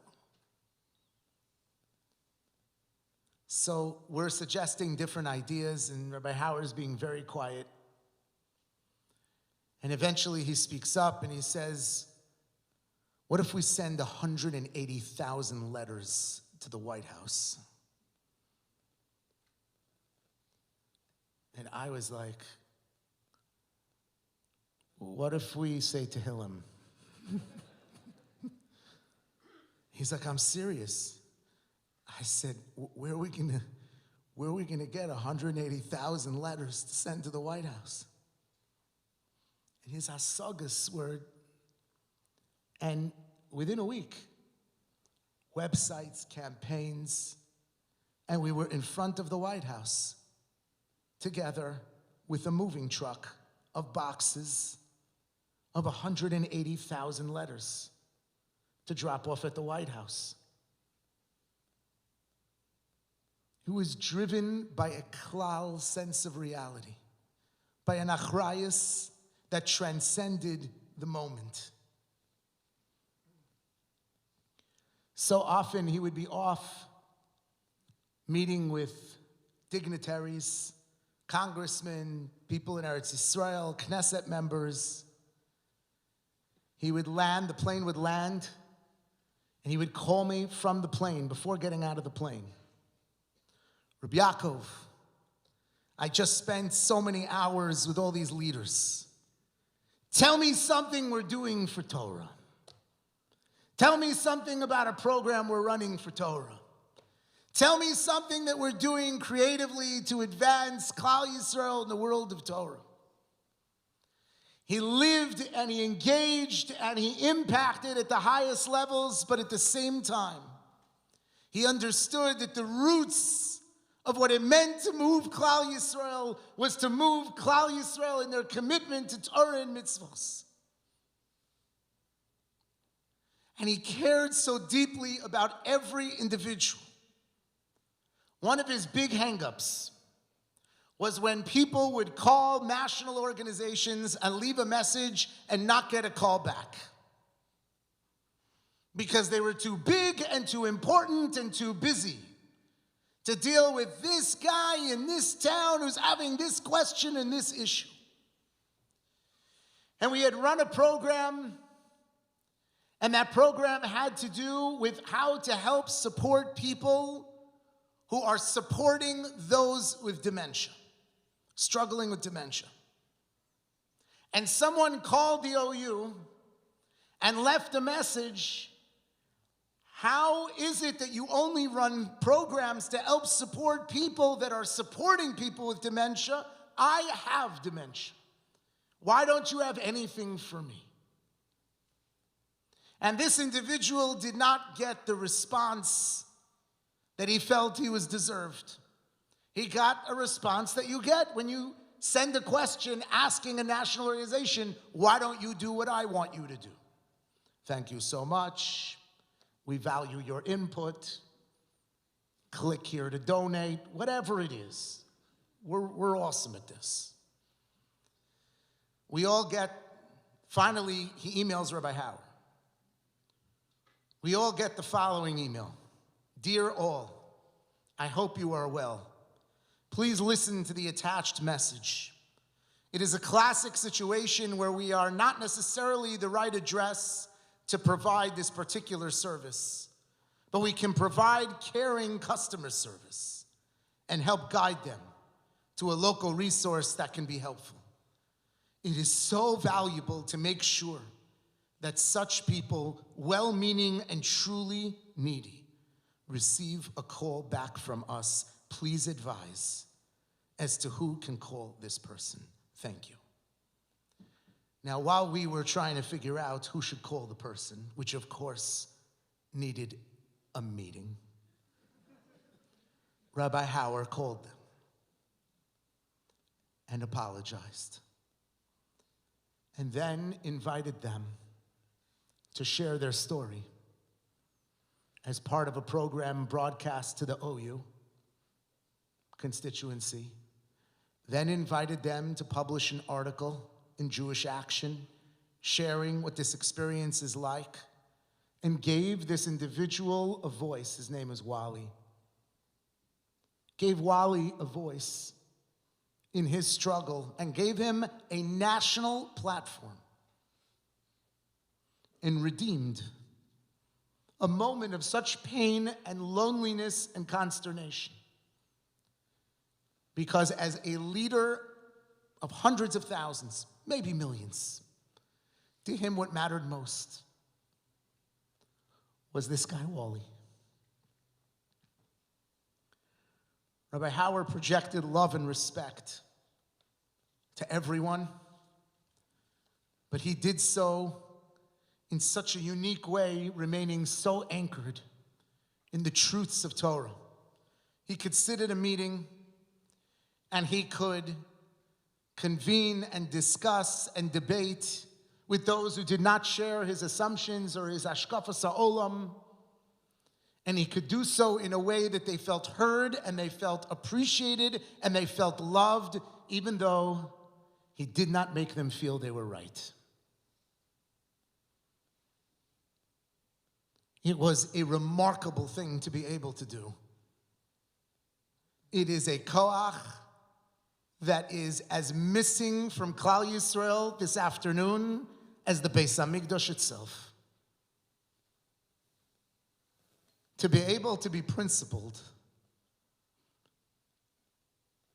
with conviction and with truth and with love and with compassion and with tolerance and with validation of people, of the Gavra, even if you don't always agree with the Chefza. The head of the Reform movement, Rabbi Rick Jacobs, published an article after Rabbi Howard was nifter, calling him his chavrusa, recalling a massive debate that the two of them had at the beginning of the war. A debate that resulted in Rabbi Jacobs caring so much about Rabbi Howard's opinion that he came to sit down with him, and I know this because I was in the office when it happened. I saw them sitting in his office because our offices inexplicably have no walls.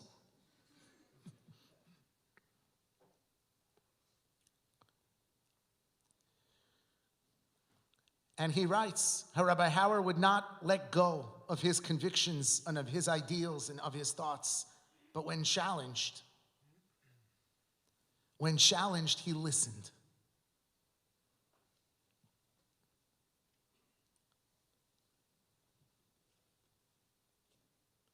I look back often at our WhatsApp chat, scrolling and scrolling, looking for chizuk, looking for perspective, looking for something. Our final texts with each other were in the middle of dealing with a very challenging communal issue in a particular community. A little bit before that was a little bit of exchange of Rosh Hashanah greetings.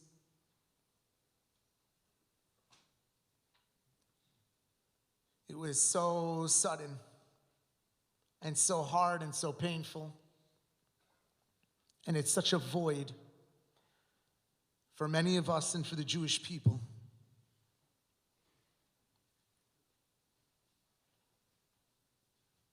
It's incredible how someone who's missing can feel so present.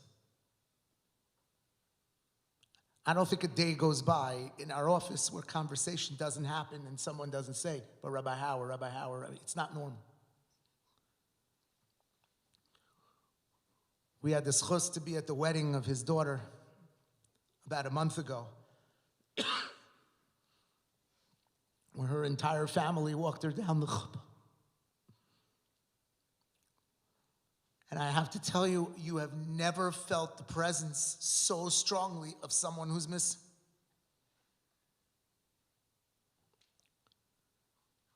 Rabbi Hauer used to write Divrei Torah every week and publish them in the newspapers. His very last of our Torah was right before Yontif. Mi yichya u'mi yamus, mi bekitzo u'mi lo bekitzo. Who will live and who will die at a predestined time, and who before that time. These are the words of the Nisan Tokef prayer, recited both this past week on Rosh Hashanah and Be'ezras Hashem next week on Yom Kippur. Reminds us of our vulnerability and the possibility that one may leave this world with unfinished business.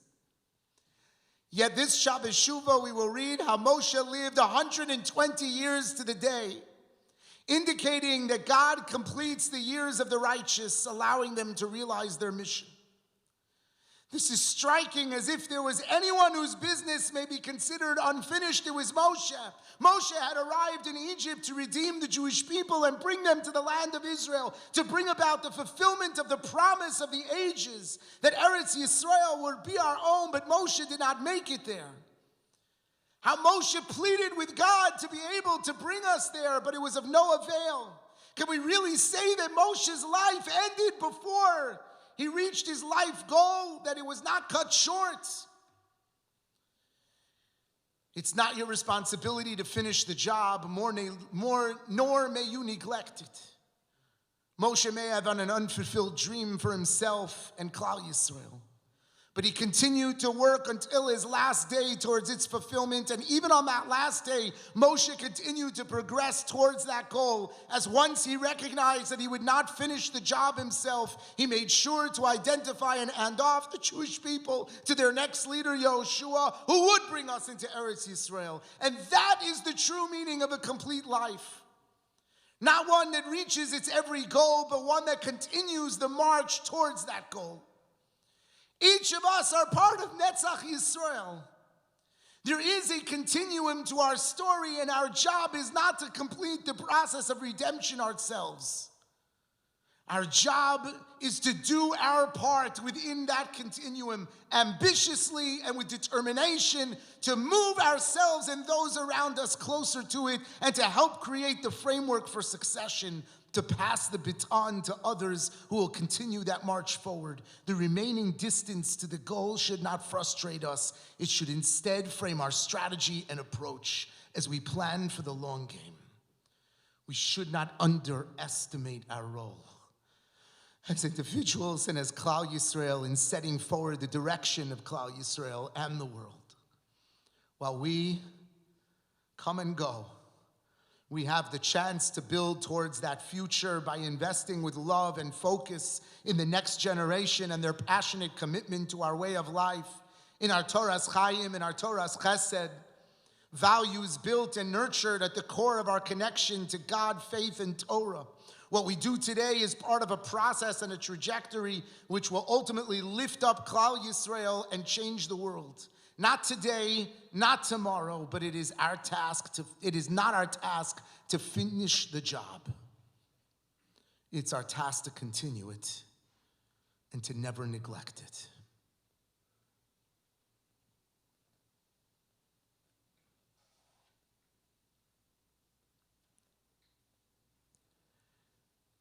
Every year when I worked for YU, I would go to Eretz Yisrael and speak in many yeshivas and seminaries. And there were two individuals who would drive me around from yeshiva to yeshiva. These poor guys heard the same speech close to 30 times and the same jokes close to 30 times.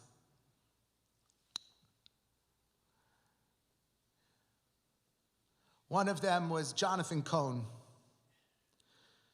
Jonathan Cohn would walk into a yeshiva's beis medrash with a pensive and quiet disposition, but full of extraordinary substance that created a magnetism that drew people towards him.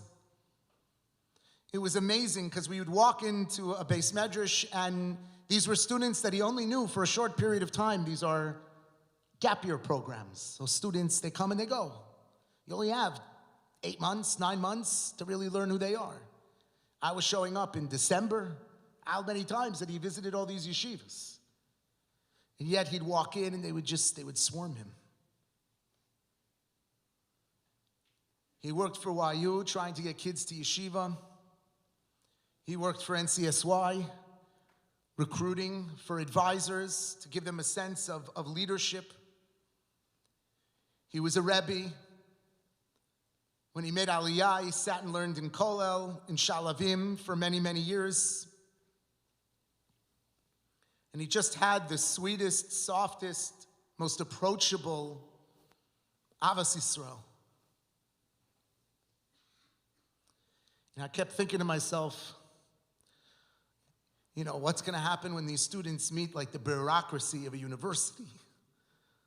Like this is their world. What a beautiful and an amazing ambassador for yeshiva and for NCSY.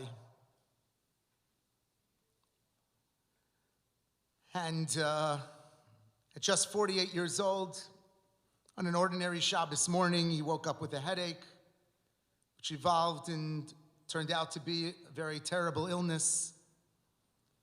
And even as he went through this illness, his mantra, Ivdu es Hashem b'simcha, trying to get people to have joy, trying to get people to smile, he would go back to these yeshivas that he used to be the one to stand in the back while he brought the speakers to be the charismatic reach of Torah and of yeshiva. And he became the speaker.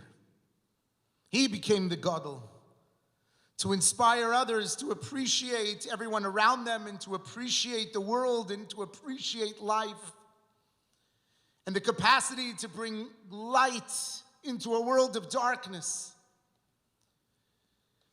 It was just tremendous. I remember being in touch with him in one of my trips when he was ill and asking if I could come see him, and him telling me that his family had to be put in charge of people coming to see him because he just had no ability to say no to anybody.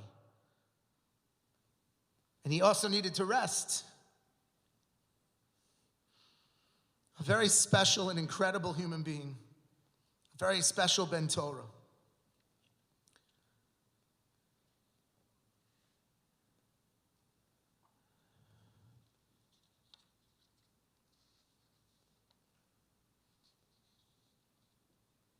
He would travel to comfort mourners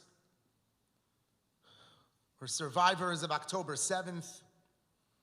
He would strive to encounter anyone who was struggling, Sefer Torah written, and just countless opportunities to spread an animating sense of having an impact on the world.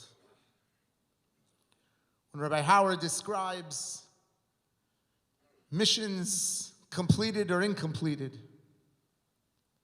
when he describes what it means to saturate every day with the opportunity to bring light into the world, not just be focused on long-term strategies and only use the metrics of lifespans of achievement as a measure of what's been done and what's been impacted. But when you live in the moment and figure out, what could I do in this moment to bring light and to bring goodness into the world? This is what he was about. And I raise these two prominent leaders together because, as we've mentioned many times, the quintessential leader in Yadus is the Kohen. And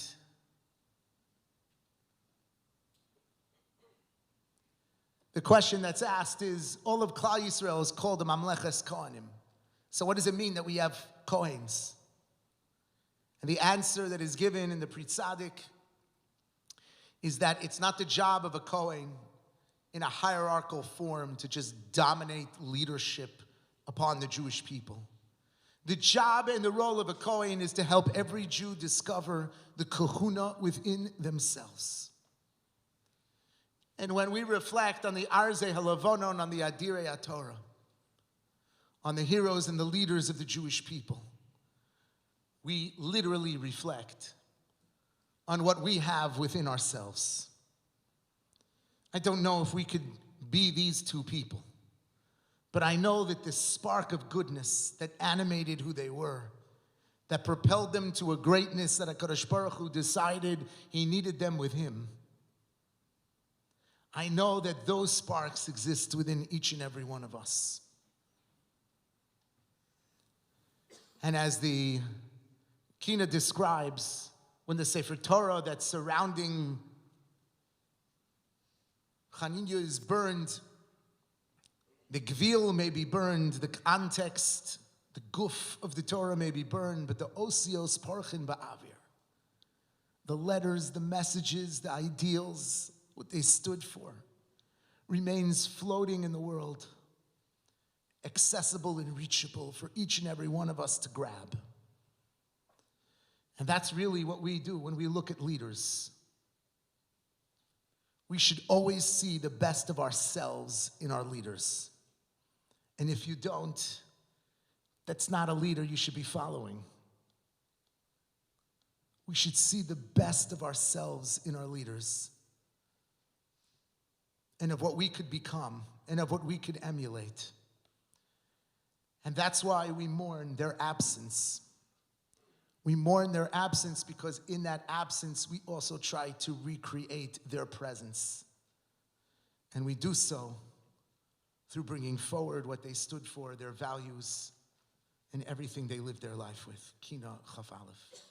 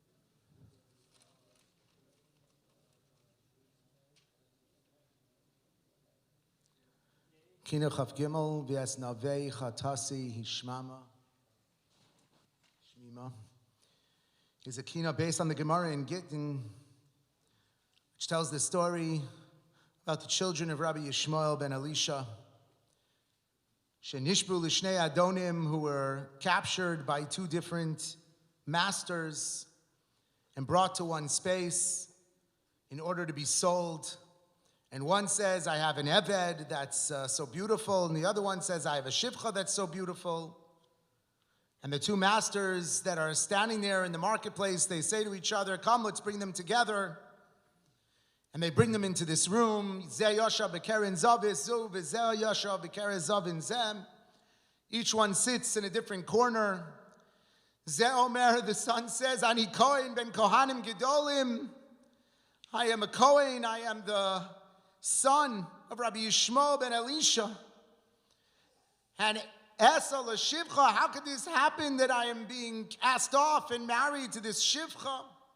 The Zoso Meres, and the daughter says, Ani kohenes bas kaonim gedolim. She's saying to herself, Enase la'eved, I should be married to an eved. Uvachu kol halayla, and they cried the entire night to HaKadosh Baruch Hu. Kevan she'ala amud hashachar, when the morning came up, ikiru zeh, they recognized each other.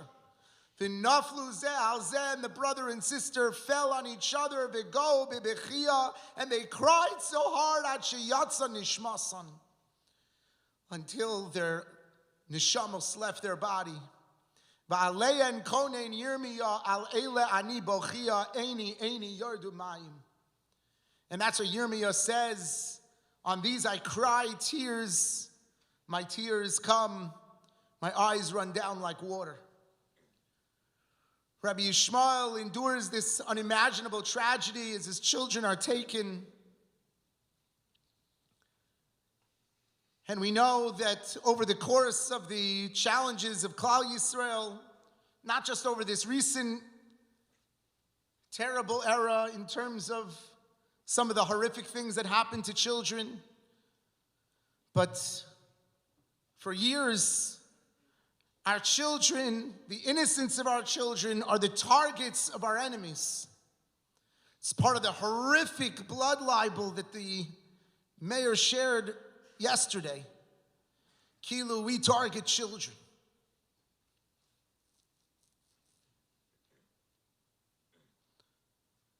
Amichai Ariel likes to tell visitors when they come to his home in Kiryat Arba that he came overlooking these vineyards, and he would point across the valley and he would explain that Jewish history for him was never abstract, that it reverberated through the very landscape of his life.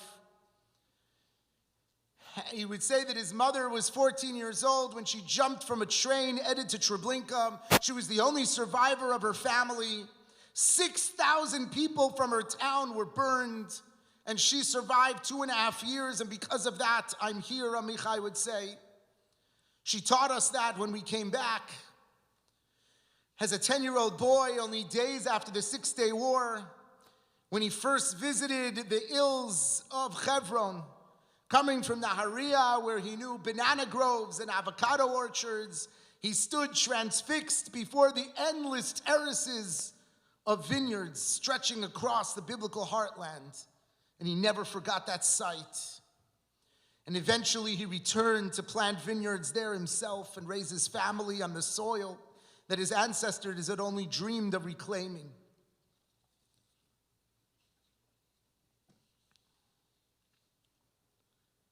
His wife, Rina, both of their families had come from elsewhere, but they had a daughter, Hallel, that was the first native-born Israeli in the family.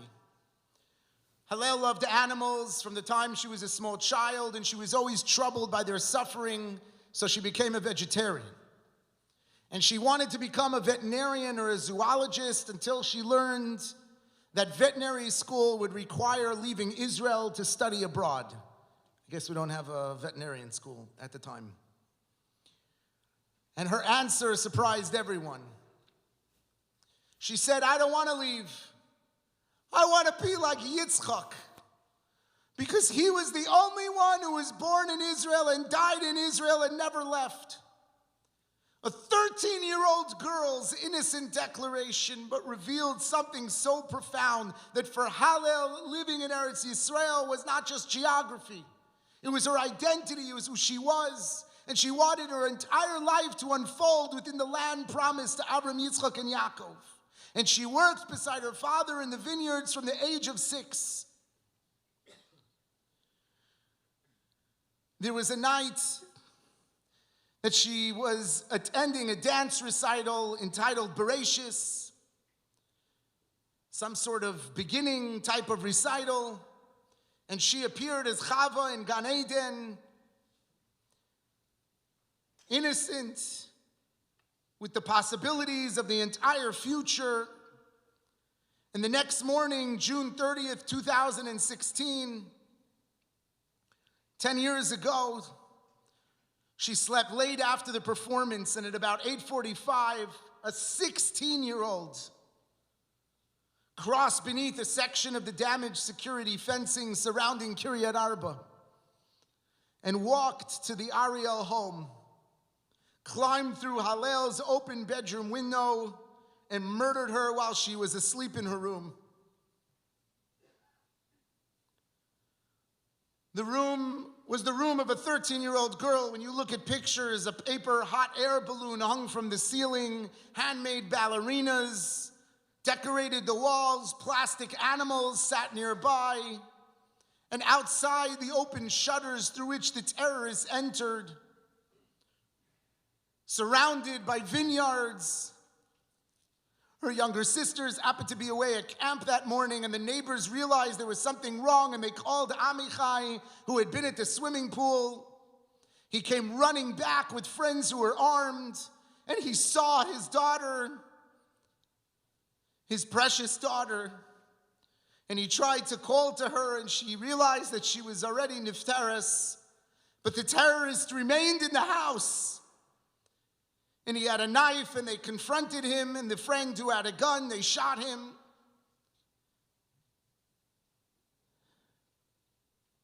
And their emotional world collapsed. Hallel's mother, Rina, sought to channel their grief and their pain in the direction of bringing something of meaning to others. Since she lost her daughter at this most formative moment of her life, she published a bat mitzvah curriculum.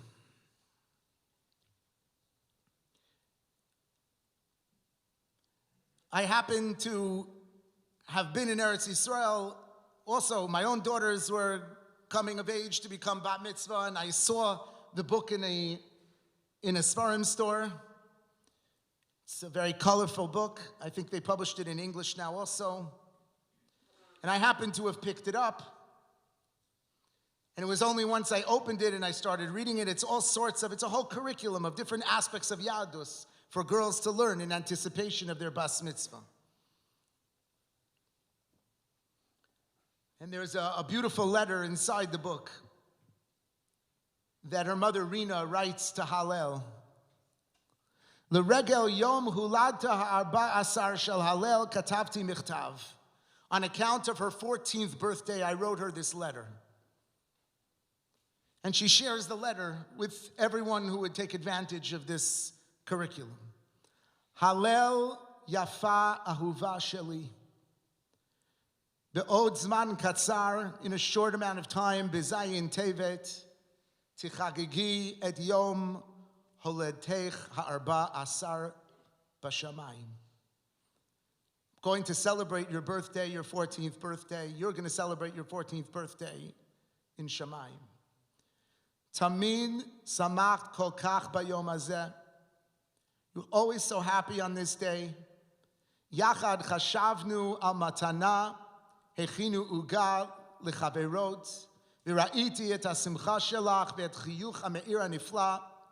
Together we would think about your present. We would prepare cake for your friends, and I would see the joy and the smile radiating from your face. Achshav kvar lo uchal lichgog lach. Now I can't celebrate with you. Elokim be'atzmo achrai lemisiba. Kadosh Baruch Hu himself has to put together this party. Itiyeh simcha sham achi karov elav. You will be besimcha there, so close to him. Kitzat safuf tachas kisei hakavod arbe anashim v'yeladim nimtzaim itach. Many people, many children with you, sitting right under the kisei hakavod. Tismechu yachad yalda sheli. You should rejoice together, my precious child. Ani emod, I stand rachok, rachok, very far away. Virak amin v'eshtok. Aval ani adayin rotza lismoach otach. Litzari beli uga, beli parach, vafilu beli chibuk. Want to rejoice with you, but in my pain, without cake, without flowers, without a hug.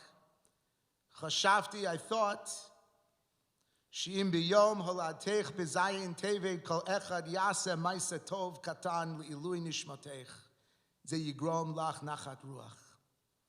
Maybe if we could make sure here in this world on Zayin Teves, everyone does something good that will give you nachas ruach in shamayim ulai. V'kishet az hachiyuch hamaksim shelach ya'ir et ha'olamot l'mala. And when you're happy, your beautiful smile will illuminate the worlds above. Mazal tov, ahuva. Mazel tov, my beloved. Kino Chav Gimel.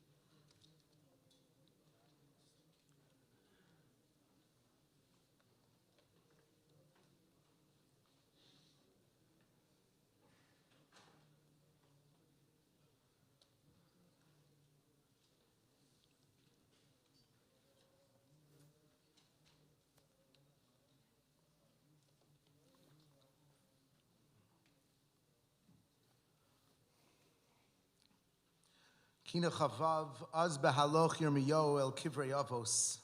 Written by Rabbi Eliezer HaKalir, based on a Medrash in Eicha Rabbah, where HaKadosh Baruch Hu tells Yirmiyahu to travel to Maras Machpelah and to ask for Rachamim from the Avos and the Imos. Amar HaKadosh Baruch Hu Yirmiyahu Lechu Kira LaAvram Yitzchak LeYaakov LeMoshe Mikivreihem Shem Yodim Livkos. And so he goes to Maras Machpelah and Imdu Shigi Zman Shatem Ispakshim Lifnei HaKadosh Baruch Hu. He tells all the Avos and the Imos, you should go ahead and you should ask Hashem for Rachamim for the Jewish people. And one after another, each one is unsuccessful.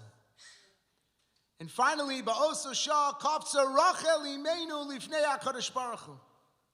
Rachel Imeinu stands up and she says to the Ribono Shel Olam, Goloi lefanecha, it's revealed before you, Yaakov avdecha ahavti, that Yaakov Avinu really loved me more than my sister and worked for me, for my father, for 7 years. And when he tricked him and gave him my sister, I saved her dignity. And in saving her dignity, I was moser nefesh of my contribution, because Rachel Imeinu could have been the ima of all these extra shvatim. She was willing to give up her nefesh for someone else's dignity. And ultimately, HaKadosh Baruch Hu decides that Rachel is the one who penetrates. Rachel is the one who gets through. Ko amar Hashem, ko birama nishma, nechi tamrumim, Rachel mevake al baneha. Mini kolech mi bechi ve'enayech midima, ki yesh schar lefulaseich, v'yesh tikva la'acharisech, there is hope at the end, v'shavu banim l'gvulam, they're going to return. And this kina draws our attention to the notion that Rachel Imeinu, as we know, is not buried in Maras Machpelah. Rachel Imeinu is buried on the road. She's buried on the road because, as the Medrash writes, Klal Yisrael, as they are leaving Eretz Yisrael to go into Galus, from whom do they draw the maternal, nurturing strength to be able to persevere and survive and thrive in the world of Galus? They draw it from Rachel Imeinu. And one of the dimensions of Yadus that this Kina brings forward is that for us, the Kvura of Tzadikim in Klal Yisrael, the notion that the land itself, it's pointed out that Yerushalayim has a Kedusha in the fact that it's a mountain, and Hebron's Kedusha is in its depths. It's what it holds beneath the surface. But the Kedusha of Eretz Yisrael, as it emanates from not just those who have the schus to walk its roads and live its reality on the surface, but those who've given everything and sacrificed everything and endow the land itself with their presence, bikvura. How sacred this is for us. The Jewish people stopped at nothing, not just to get back the hostages that were alive, but if you recall, when the 20 hostages were finally released, there was such an elation, except they were holding on to one. And the one was not alive. But no one let their breath out. No one stopped saying Tehillim. No one said to themselves, this is over. There was a sense that until every single one is home, B'Kfuras Yisrael, that we're not all in our space to be able to connect to the world of Geula. One of the last ones to come back was one of the ones who was there the longest, and that is Hadar Golden. Hadar Golden was killed fighting in Gaza on August 1st, 2014. And the IDF found it impossible to identify where he was, where they were holding him. Hamas has a whole system for hiding bodies. And they conceal it from each other so that if they're tortured, if they're pressured, if they're pushed, if they're whatever, in their mind, nobody can reveal anything. And with this, they continue to advance the pain and the horrible experience of the families that have lost people. So the IDF worked very hard to get Hadar brought to Likvura, and he was one of the last ones to come back. During this period of time, one of the svarim that was published that we have learned together in the shul a few times is called Eich Livnot Chayim, How to Build Life. And it is the text of Mesilas Yesharim, a sefer that we're learning in our Musar Chabura on Thursday nights, except in the summer when we don't need Musar. And these are Hadar Golden's notes on Mesilas Yesharim. And you see how such a young person can appreciate, the very beginning of Mesilas Yesharim that talks about Chovas Adam Be'olamo, having a mission in this world, having a purpose in this world, where he talks about the fact, Hadogesh kan hu al Chovas Adam Be'olamo, to relate to your world, Kolomar Be'olam shel Adam atzmo, below Be'eze Olam shemechutza lo, hu Olam HaTeva. How to distinguish your existential existence relative to the natural world that's surrounding you. And how to relate to yourself and how to relate to your calling. And these are the heroes of the Jewish people, and this is what we have. And this is what this Kina describes. How not only do we appeal, not only do we draw strength from those who are here with us in this world to appeal to the Ribono Shel Olam, but from the legacy and from those that have sacrificed anything and everything, and from their spaces and our commitment to ensure that those spaces exist, to bring them to Kfuras Yisrael. There's an entire sefer I have on reflections called Shura, which was the base, one of the bases, where they were dealing with identifying people from the October 7th attacks. There's another one as well, which I actually visited in October, right after the attacks. These places are, on one hand, places of unbelievable, horrific things. On the other hand, you see malachim mamish, people who without question have permanently impacted their psychological well-being in order to bring and identify people and bring people in closure to families and bring Klal Yisrael to Kfuras Yisrael. Why do we put so much in that? Why do we put so much towards that? It's a guf, it's a body.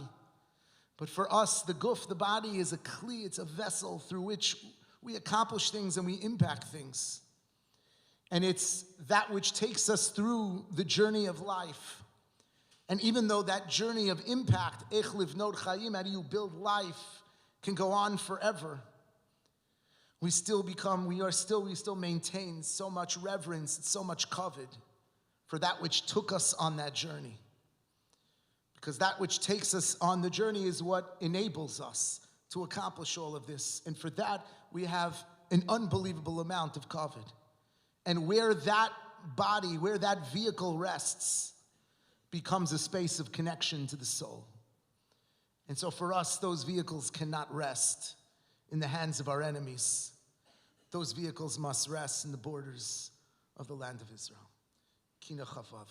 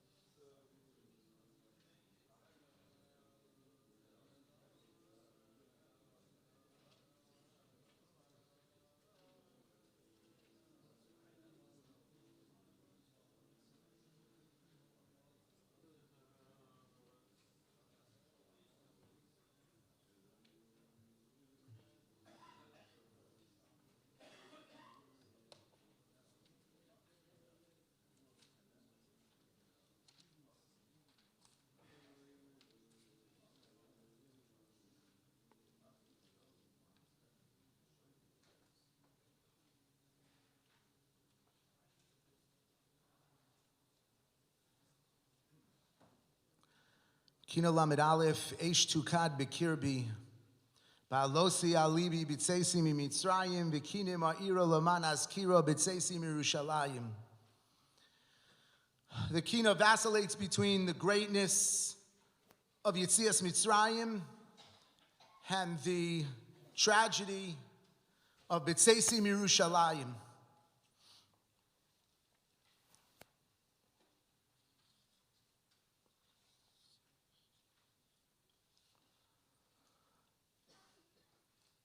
Rav Palgi in the Sefer Nefesh Chaim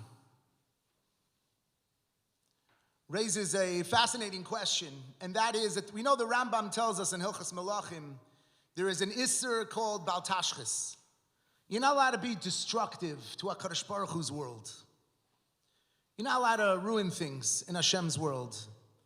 And beyond the general Isser of Bal Tashchis, there is a particular Isser to destroy something of sanctity, to destroy something of Kedusha, like the Beis HaMikdash. The Rambam writes this in Beis HaBechira, based on the pasuk, Lo sasu kein la Hashem Elokeichem. You're supposed to destroy Avodah Zarah, and you're not allowed to bring forth that type of destruction on the Beis HaMikdash. In fact, there's a famous tshuva from Rav Moshe Feinstein, where they asked Rav Moshe Feinstein, somebody wrote him a tshuva, that somebody wanted to take a little piece of stone off the Kotel HaMaravi as a souvenir. So first Rav Moshe writes that this is prohibited because of this pasuk and this Rambam. And then you have to see the tshuva. Then Rav Moshe writes, but even beyond that, you're just a very terrible person. Like, the kotel doesn't belong to you. Everybody would want a piece of the kotel. We won't have a kotel if we break up the kotel and we just, right? I've shared before that when I was in Germany on a trip with students once, so we saw what used to be the Berlin Wall. It's like in Germany, in Berlin, there's like everywhere you go where the Berlin Wall was, there's like a thing on the floor. So you could see where it used to be the wall. So at the airport, I bought, as a souvenir, a little piece of the Berlin Wall. And I brought it home, and I said to my wife, look, we have a piece of the Berlin Wall. So she says, it's not the Berlin Wall. She's like, that's a tourist trap. Like, you bought a piece of concrete from the airport parking lot. Like, what do you think you have a piece of the Berlin Wall? And I'm like, it has spray paint on it. I saw the piece in Reagan's library. It's the Berlin Wall. So this guy wanted a piece of the Kosel HaMaravi. So Rav Moshe writes, you're not allowed to just pick off pieces of the Kosel HaMaravi. So in this Sefer Nefesh Chaim, he asks a fascinating question. He writes, Techakar chakiras chacham de'echa kadosh baruch hu saraf habeis hamikdash umimoram shalach eish. How could a Kadosh Baruch Hu destroy the Beis Hamikdash and send forth this fire? There's an Isser Doraisa in his Torah to destroy the Beis Hamikdash. And we know HaKadosh Baruch Hu obviously believes in and keeps the Torah, Kaviyachol. Talk about HaKadosh Baruch Hu having tefillin. We imagine that if these are the values that he's giving us, and they're eternal, and they're fundamental, and they're core to existence, he's staklo ba'oraiso vara alma. It says Hashem looked in the Torah and created the world. So HaKadosh Baruch Hu, what are you? You're not keeping the Torah? You don't believe in this? You're giving this to us? This is good enough for us, but not for you. You keep Chol of Stam. Like, what is going on? How could HaKadosh Baruch Hu destroy the Beis HaMikdash? He himself said no one's supposed to destroy the Beis HaMikdash. That's the question. So there are a number of answers to this question. And the Lubavitcher Rebbe quotes a number of different approaches in his Sefer, or in his Sicha. And he writes the following, listen to this. He writes, you know why HaKadosh Baruch Hu is halachically allowed to destroy the Beis HaMikdash? The Mashasar of Beis HaMikdash, Hainu al Menas Livnoso, Ulitakno. Ubazeh leka isura zos. This isur to destroy the Beis Hamikdash, by the way, applies to every mikdash me'at. There's an isur to destroy a shul. We had a shul here. I don't know if any of you remember it. But I would tell the shul often that we have to get rid of it, because when Mashiach comes, it says that all the shuls are going to Eretz Yisrael. And this shul, this building is not going to make the flight. It's going to fall right off the eagle. It's never happening. So what did we do? We moved to Yeshiva Ketana, and we knocked down the shul. How are you allowed to knock down the shul? How are you not allowed to knock down the shul? You're allowed to knock down the shul when you are soser al minas livnos. The kosel itself, there are tshuvas that deal with, sometimes it's still a wall, like there are engineers that have to make sure the wall is safe. Pieces of the kotel have fallen down on people. And so there's a team of engineers, and each one is responsible for different stones, and they have to make sure the integrity is okay. And sometimes they have to do some reinforcing engineering work to make sure the wall is safe. So they sent a shayla to the poskim. What do? Do we not do this work and just move all of Klal Yisrael back from the kotel and not let anyone in the plaza over there? It would solve other problems, right? Is that what we would do? Or can we fix the kotel, even if that involves a little bit of something chipping off?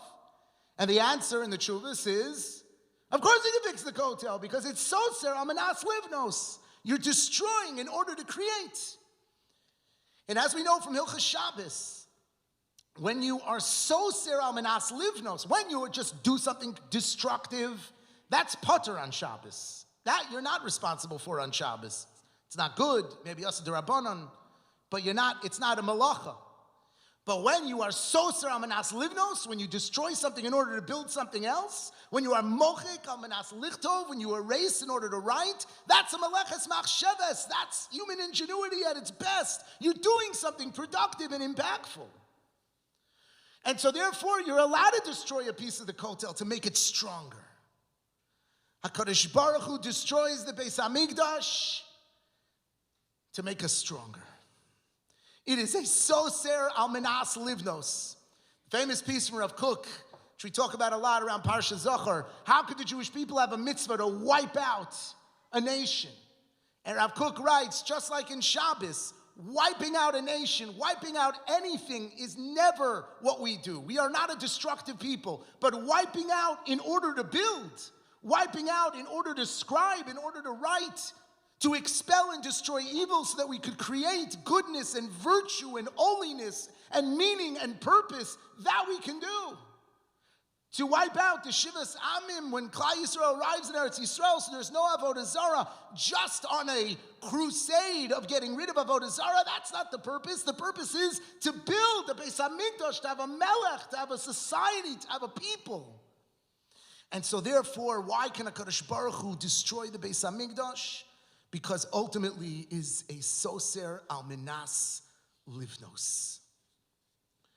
There is a story that is told about the Sadhguru Rebbe from this Baruch Baumgarten, that the Sadhguru Rebbe was sweeping the street in front of his home in Tel Aviv. And Baruch decided not to mention this unusual sight to anyone, but the next day he goes to the Rebbe and he says to the Rebbe, he saw the same thing. And he says to the Rebbe, don't you have a gabbai that could clean the street? What is the Rebbe? What are you doing cleaning the street? So he says, the next time I see the Rebbe outside his home sweeping the street, I'm going to ask him why he's doing it. So Baruch felt that it was not befitting for the Rebbe to be seen doing this, sweeping the streets.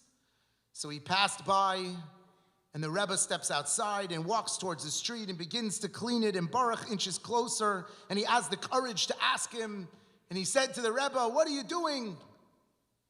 What are you doing? Let me sweep the street for you. And the Rebbe invited him into his home, and he told him the following. In 1938, the Germans came into Vienna and ordered all the dignitaries of the city to gather in the town square. And people were assembled nearby, Jews and non-Jews, and often the case, the non-Jews were all too eager to watch the entertainment, and 10 of the town's most prominent personalities, rabbis and lay leaders, myself among them, were herded into the middle of town square. A gruff soldier barked out an order for us to pick up the pails and the rags and the brooms, even toothbrushes that they had assembled to clean the streets of the city.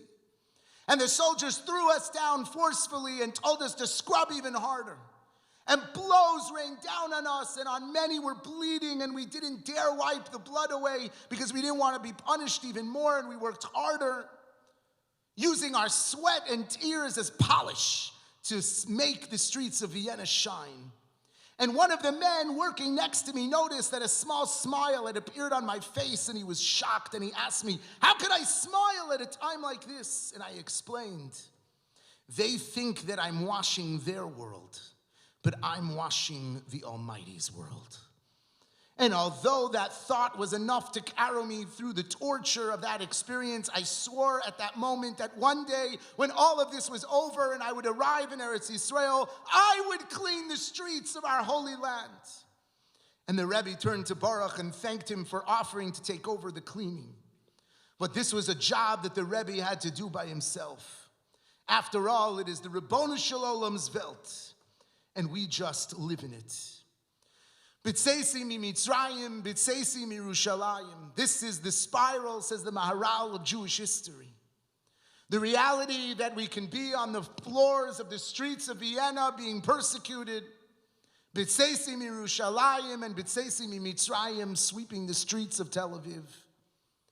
The reality that HaKadosh Baruch Hu may bring us to a space of Churban, but it is, and that Galus is. And the Maharal talks about this in Netzach Yisrael so extensively in order for us, the Sfas Emes discusses this, to pick up the sparks through all of these Galus experiences and redeem them and bring them with us. That's what Kibbutz Golios is about. It's not just a geographic shift. It's an entire evolution of the Jewish people's standing in the world. To bring what we got from Germany, what we got from building communities in France and Spain and America and all over the world and all the Arab lands and all over the world, and to bring them all to Eretz Yisrael, to bring all of the Golah, the Hey, to the Goal, to the Aleph, to unify, to bring it all together. And that's when we begin to realize that yes, HaKadosh Baruch Hu lo sasun kein la Hashem Elokeichem, yes, you're not supposed to destroy a Beis HaMikdash. But this galus that Hashem put us through, these challenges, these tragedies, these are part of something bigger. And while we mourn them, we also gather from them, and we also pull them to ultimately the world of Yetzias Mitzrayim, the world of Geula, or as depicted at the end of the Kina, B'shuvi l'Yerushalayim. Eishtukad b'kir b'balosi alib b'tzeisi m'Mitzrayim v'kinem avera l'man azkira b'tzeisi m'Yerushalayim az yashir Moshe shir lo yinah b'tzeisi m'Mitzrayim v'yikodnei nirmiya v'nani niya b'tzeisi m'Yerushalayim b'heisi hiskonan v'shachan ha'anan b'tzeisi m'Mitzrayim v'chamas el shachna alai kanana b'tzeisi Mirushalayim Gale Yomramu Vechachamaka B'tzeisi Mitzrayim Zaydonim Shatafu V'yaro Shitzafu Shalayim Degan Shamayim Umitzor Mayim B'tzeisi Mitzrayim Lano Moririm Umayim Amorim B'tzeim Hashkein V'harev Sevivo Sarchor B'tzeim Mitzrayim Korei Elei Vel Al Naros Bavel B'tzeim Shalayim Umarei Kvod Adonai Ki Eishol Cheles Lefonai Himi Mitzrayim v'cherev l'tusha l'tevach tusha b'tzeisi m'Yerushalayim ha'izevach u'mincha b'shemen ha'mishcham simi Mitzrayim Segula selekucha katzon lativcha. Hay chagim v'shabbosos u'movsim v'yosos b'tzeisim. Hay tanis v'eibel urdof ahevel b'tzeisim. Yimay tov halim li'arba digalim. Simi Mitzrayim ahale Yishmaelim u'machanos. Mitzayim Yerushalayim Yovel u'shmita v'yeh shoketa. Mitzayim Mitzrayim machar litzmitos v'charos lechrisos. Mitzayim Yerushalayim. Hay kaporas v'aron v'yavnei zikaron b'tzeisim Mitzrayim v'yavnei akela uchlei abela b'tzeisim Leviyim v'arhonim b'shivim zekeinim b'tzeisim Nogzim u'monim u'mochrim v'konim b'tzeisim Yerushalayim. Hay Moshe Yereinu v'Aaron Yancheinu b'tzeisim Mitzrayim Chanetzar v'Adrianus Keisar b'tzeisim Yerushalayim Naharoch Melchama v'Adonai Shama b'tzeisim Mitzrayim Hay Rachak mimenu v'hinei einenu b'tzeisim Yerushalayim Sisrei parochas v'sidrei marechas b'tzeisim Mitzrayim Maniteches alai socheches b'tzeisim Yerushalayim Olos uzvachim v'ishei nichochim b'tzeisim Mitzrayim B'cherev midukarim b'nei Tzion hayikarim b'tzeisim Yerushalayim Baharei mikbos lechavod nikbos b'tzeisim Mitzrayim shrikos usruos lekolon uzvos b'tzeisim Yerushalayim Haitzitz azah v'ham shel barah b'tzeisim Mitzrayim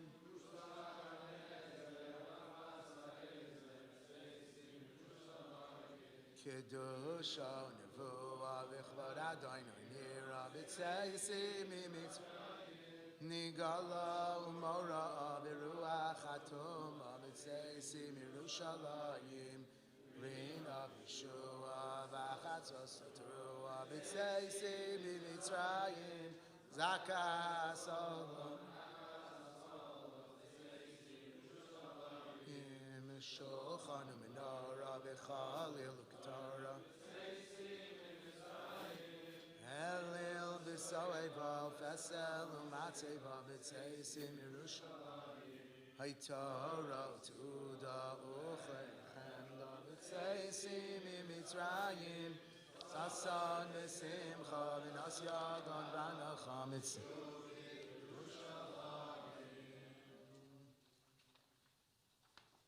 Kina Lamed Vav, Tzion Halot Shali.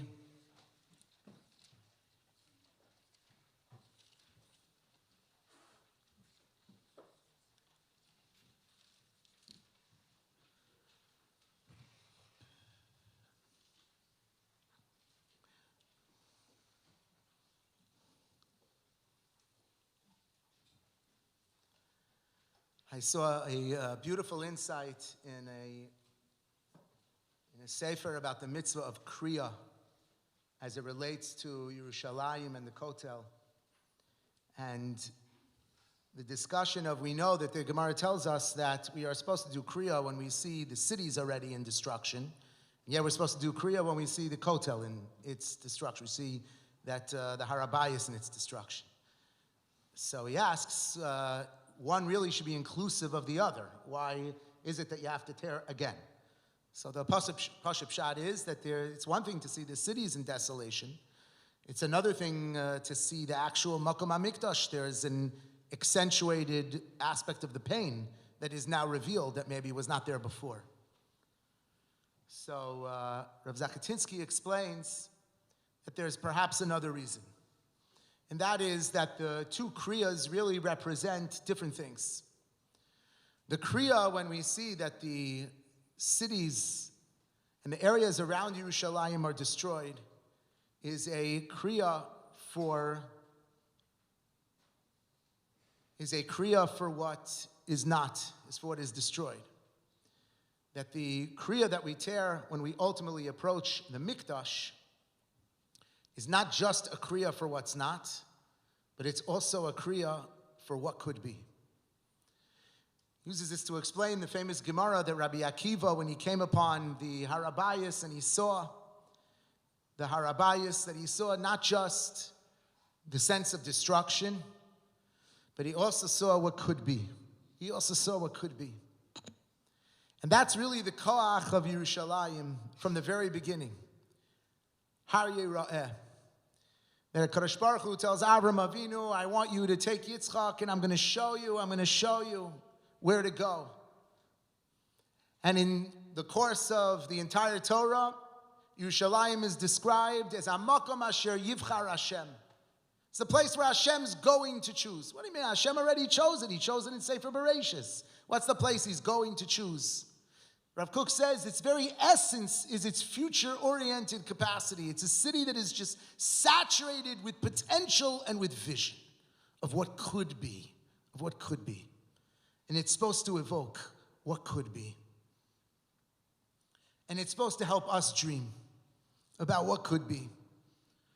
One of the great challenges when we look at the gullus of Klal Yisrael today, and we look at so much of the pain, and we've discussed over the course of the morning many of the losses and many of the tragedies and many of the churbanos, is a lot of our focus is on what isn't. Anybody who spends time in Eretz Yisrael knows that while there is an acute, heightened awareness of what isn't, there is probably a greater sense of awareness of what is and what could be. When you talk to people who live there, when you talk to people who are raising their children there, when you talk to people from our community who go to fight there is such a fundamental appreciation for what Klal Yisrael could be, for what we could be. And the hardest and most difficult moments to watch of the gullus energy that exists in our time, of some of the tension within the Jewish people, is the real tremendous challenge in seeing in some of this what could be. That's the nisayon, that's the Satan's nisayon. To lose sight of the dream. To not be able to look at a moment of churban and laugh like Rabbi Akiva. Rav Moshe Shapiro explains that Rabbi Akiva laughs because humor, at its essence, great humor is when you don't see the line coming, right? You don't see the line coming. Explains Rav Moshe Shapiro, comedy is, it takes a turn. It takes a turn. You set it up, but you don't see that coming, and then, wow, that's hysterical. You're hilarious. That's what Moshe Shapiro says. He says, all of Klal Yisrael started from a laugh. When Sarah looked at HaKadosh Baruch Hu, and HaKadosh Baruch Hu said, I'm going to give you a child, Yitzchak, the child of Eretz Yisrael. And what did she do? She laughed. She laughed at him, and then she named the kid, joke, Yitzchak. Named him, that's your name. Yikarei Shemo B'Yisrael, you're a comedian. Congratulations. That's what she gave him as his name. Tzchok. Says Moshe Shapiro, because tzchok means, laughter means that something took an unexpected turn. And that's the nature of Klal Yisrael's historical experience. Our turns are always unexpected. There is a humor to the tragedy of Jewish history. And that's what Rabbi Akiva understood, standing on that mountain. That you all see the embers of the Beis HaMikdash, but I see fire of what could be. Some people go to the Kotel, and you stand in front of the wall, and you see the destruction of everything around it. And some people go to the Kotel, and you stand at the wall, and you say, well, we have one wall up. Let's work on the next. Tisha B'Av itself, as we are now all sitting on the chairs, because as you pass Chatzos, its Moed features begin to emerge. It's hard to believe that Chazal allowed us the ultimate happiness on Tisha B'Av, no tachanun. I think if we were given the choice to eat lunch on Tisha B'Av or have to say long tachanun, I think the inui we would choose is fasting. Kadosh Baruch Hu understood this is a day, it's not just a day of tsar and of churban, it's also a day of moed. And Yerushalayim embodies that and it represents that. And what this kina asks of us, halo tish'ali, which means you will be shoel, you will inquire, is for all of us to ask ourselves about our dreams and our reality. And to what extent does the Galah, does the hay of Galah, does us living in that dispersion need to be our reality? And to what extent do we need to be as entrenched as we are in the world of Galus? When there is such a robust and unbelievable advanced country in every manner possible. They even have Heinz ketchup now. That's the Aleph of Go'al. You look at the communities that have been built. You look at, I don't know if anyone's here, if you go to Yerushalayim today, you cannot take a picture anywhere in Yerushalayim without getting a crane in the picture. It's not possible. You cannot get a view in that city without a crane. The building is nonstop. And the question that we have to ask ourselves as we sit on Tisha B'Av is, what are we doing here? Now, sometimes we're here because we're here. For whatever reason, we are anchored and entrenched here. But can we be halo tishali? Can we conjure that imagination? Can we see ourselves somewhere else in something different? Can we take a step forward in that direction? Can we do something that allows us to move Klal Yisrael forward, allows us to be part of the Ani, of the Aleph, of Gaal, to start to bring this together?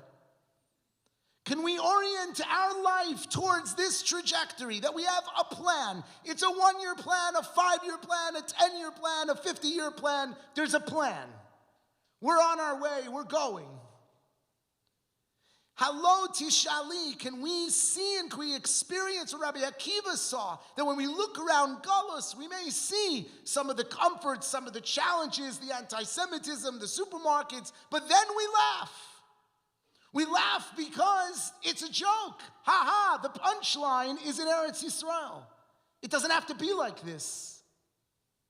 We don't have to live in a place where there are people espousing anti-Semitic vitriol in Erev Tisha B'Av. We don't have to. It's a choice. And the question we have to ask ourselves is, Sion, halo tishali? Is this my question? Is Sion my question? Do I live with that image? Do I live with that possibility? With that plan? With that intention? And no matter where we find ourselves, we can aspire for that reality.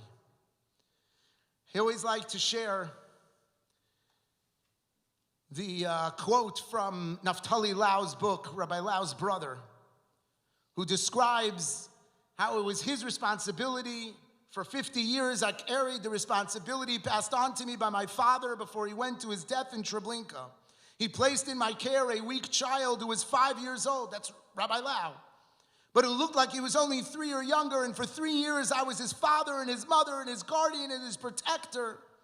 And I often felt despair attacking me, flinging me helplessly to my destruction. And I think it was the mission my father gave me to bring my younger brother to safety and ensure the continuation of our family's rabbinic dynasty that kept me alive and gave me the will to continue fighting for our lives rather than succumb to the horrible fate that befell the rest of our family. And on the first day of the Hebrew month of Adar, February 21st, 1993, I stood with my younger brother in front of the Western Wall in Jerusalem, the holiest site in the world for Jews.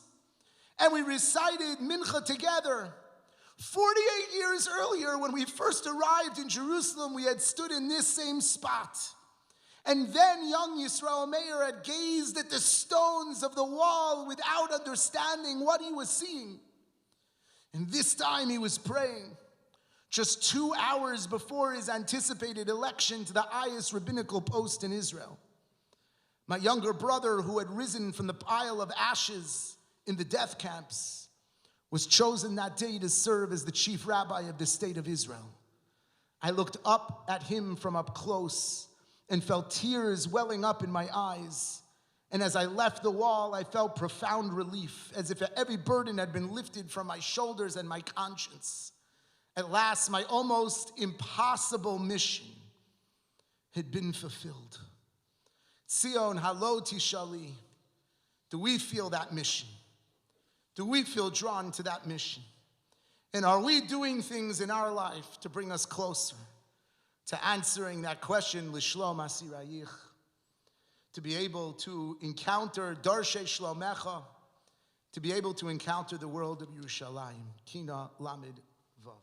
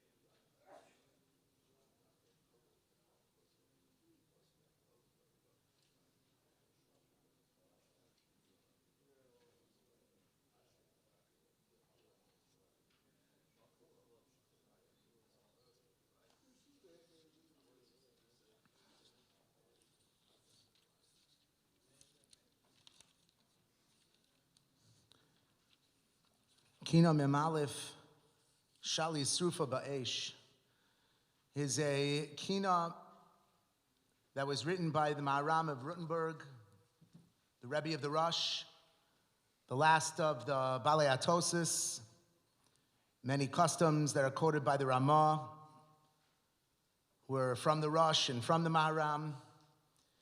And the style of the kina follows the style of Tzion Halo Tishali. And the subject of the kina is actually a particular historical event, and that was the burning of the Talmud, along with many, many other books in Paris in 1242. This was done by the Catholic Church, and it was a culmination of an organized plan to collect all of the different manuscripts and books of Torah Shebaal Peh from all over Europe, gather them to Paris and burn them in the central square. And this was a tremendous catastrophe for the Jewish people. We only have one manuscript of the Talmud that survived, the Munich manuscript. Most of the other manuscripts, or all of them, were burned. And you'd wonder, this is a horrible thing. A book burning is a terrible, terrible thing. But this makes its way into Tisha B'Av. This makes its way into Kinos. So first of all, we have to appreciate that we, Baruch Hashem, we live in a world where the access to Svarim is just absolutely unbelievable. I just upgraded my Otzar HaChachma from version, 12 to 19, and the guy's sending me a disc this size with another 120,000 Svarim, which, by the way, that is the best Sholem Bayis gift in the world. Have that all on disc. The access to Svarim is unbelievable. We can't even imagine what it was like. There were yeshivas in Europe that produced Gedolei Yisrael that didn't have a full Shas, that had to send people to memorize parts of the Shas. We can't imagine what it is. And when it was manuscripts, it wasn't just poverty. It was all written by hand. So the notion that you're going to gather all the manuscripts and you're going to burn all the manuscripts, you're cutting off access of the Jewish people to Torah Shebaal Peh. One of the main reasons why this remains in the context of our kinos is in order to accentuate the centrality of Torah, and specifically of Torah Shebaal Peh, to the continuity of Klal Yisrael.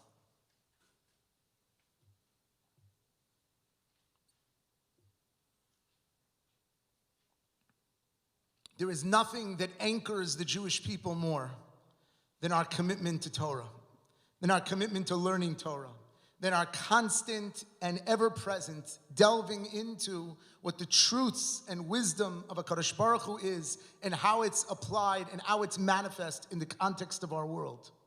The Torah Shebaal Peh, the Gemara, is what brings the world of Torah Shebechtav into the orbit of our experience, into the orbit of our reality.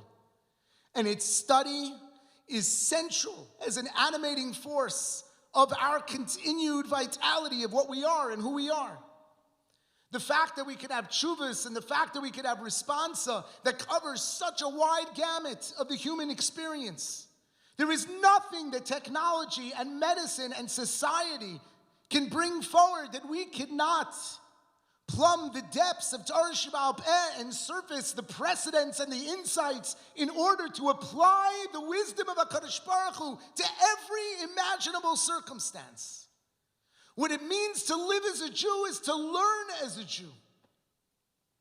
To be thoughtful in our learning, to be systematic in our learning, to be consistent in our learning. To learn each and every day, yom, yom. The Torah is at the center of our world. I want to share with you from that book, Shura. It's a frightening book. So one of the individuals who was involved in this holy work, this work of identifying bodies constantly. So these were all major Talmidei Chachamim, many of them were Talmidei Chachamim, not everyone involved in all parts of the process, but you're talking about taking Bnei Torah out of the Beis Medrash and into this space to have them do this work day and night and day and night and day and night. So he writes, one of the individuals involved, he writes, Ani zocher et harega shebo hagemara shuv heiru elai la'achar yomim aruchim shel etzlachti lilmod. I remember the day that I was able to reconnect with my Gemara after not being able to learn. Sha'osios beGemara lo ischabru. When I would look at the letters, they didn't connect to each other. Zahaya kishiyisamnu litapel b'chala. When we would finish dealing with a body, yatsasi lerchavas amenuchas and upatachti shuv es Gemara. I would open the Gemara. And I did this many times to try to give myself some normality in this crazy situation. Hagam shelo etzlachti lilmod lo ratzisi la'azov et haGemara. Even though I couldn't learn, I didn't want to let go of the Gemara. Hayisi Yoshev im Gemara Pesucha Ubaba.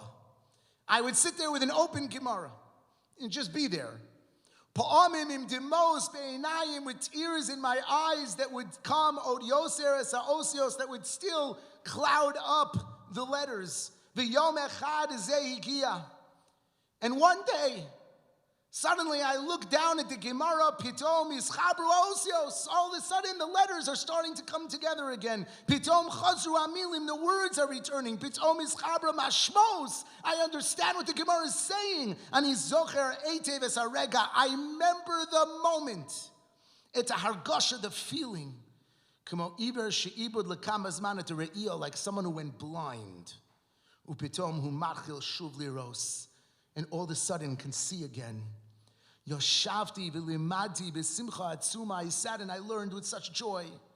Ki ilu mifachei la'abedes hamatona hazu. Like I was going to lose this gift. Halimud azar likulanu lishmor al prios hanefesh.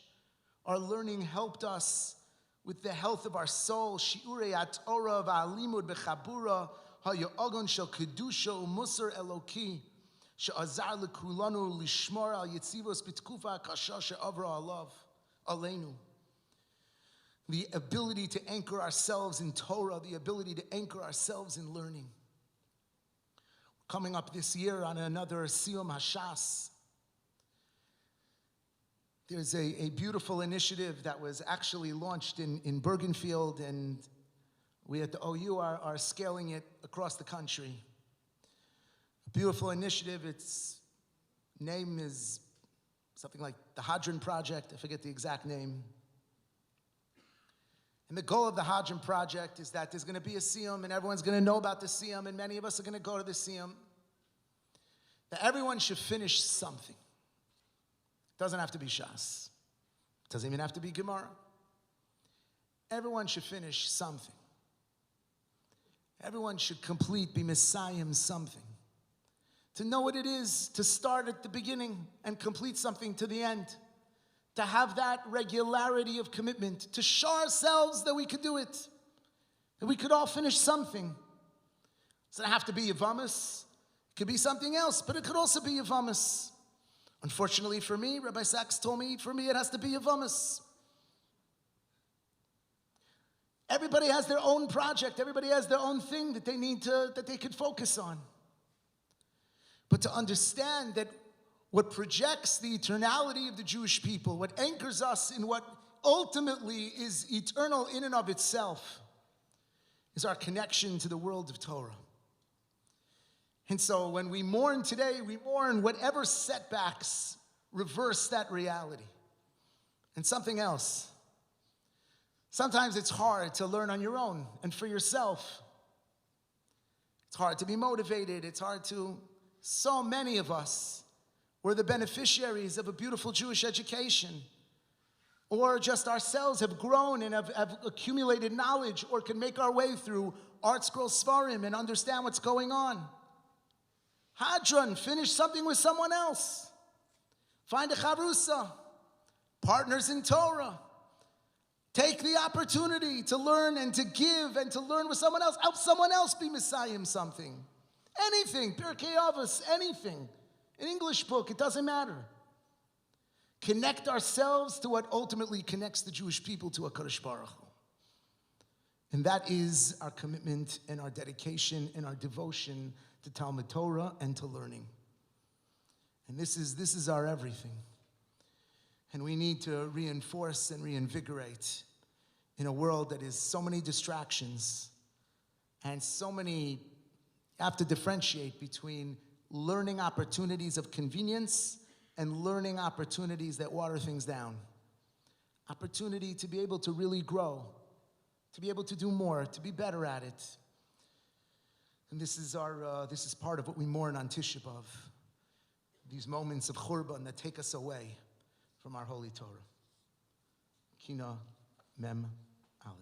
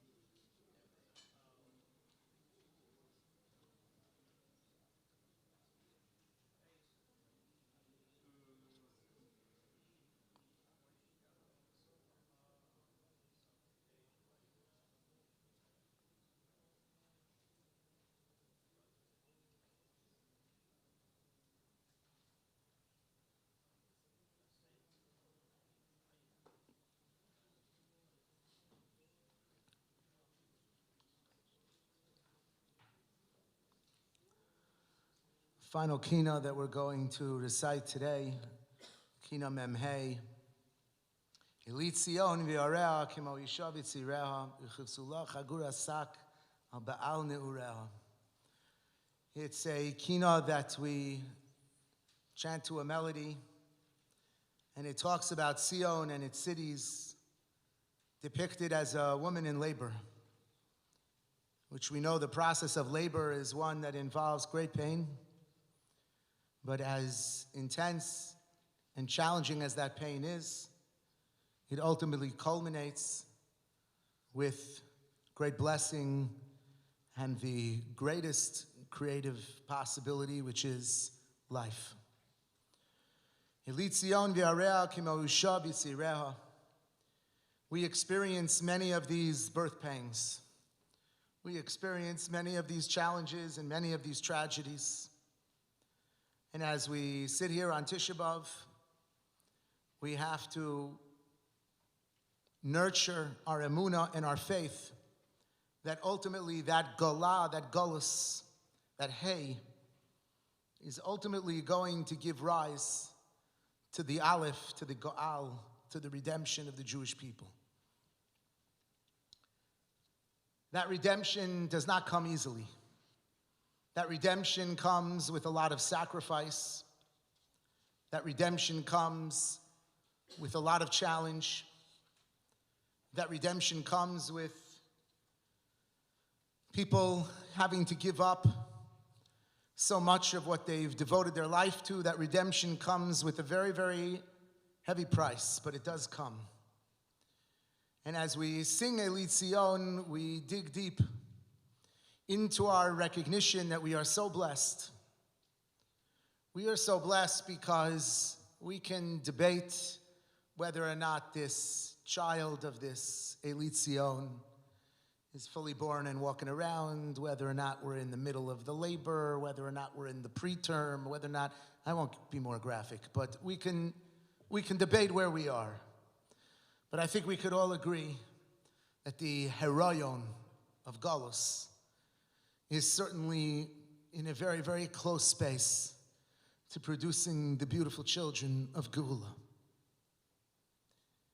And we have to appreciate that reality. At the RCA convention this past year, Rabbi spoke, and he said something so moving. He was talking about all the shilas that he was dealing with in Eretz Yisrael, with mitzvahs tuyas haaretz and the army and all the different questions. And he turned to us and he said, I want you to know something. I want you to know that if Hashem came to me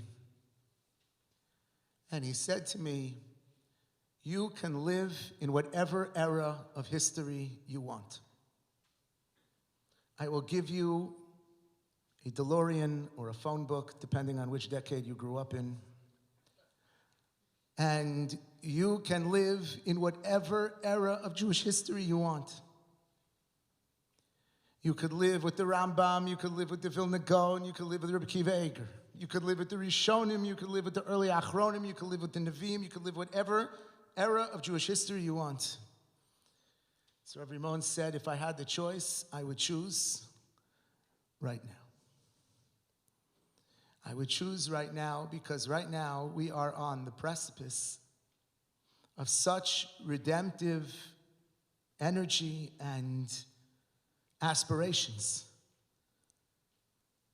And it is such a schus to live in a dar where the magnitude of Limud Torah and of settlement of Eretz Yisrael and of all over the world and of all the gifts that HaKadosh Baruch Hu has given us.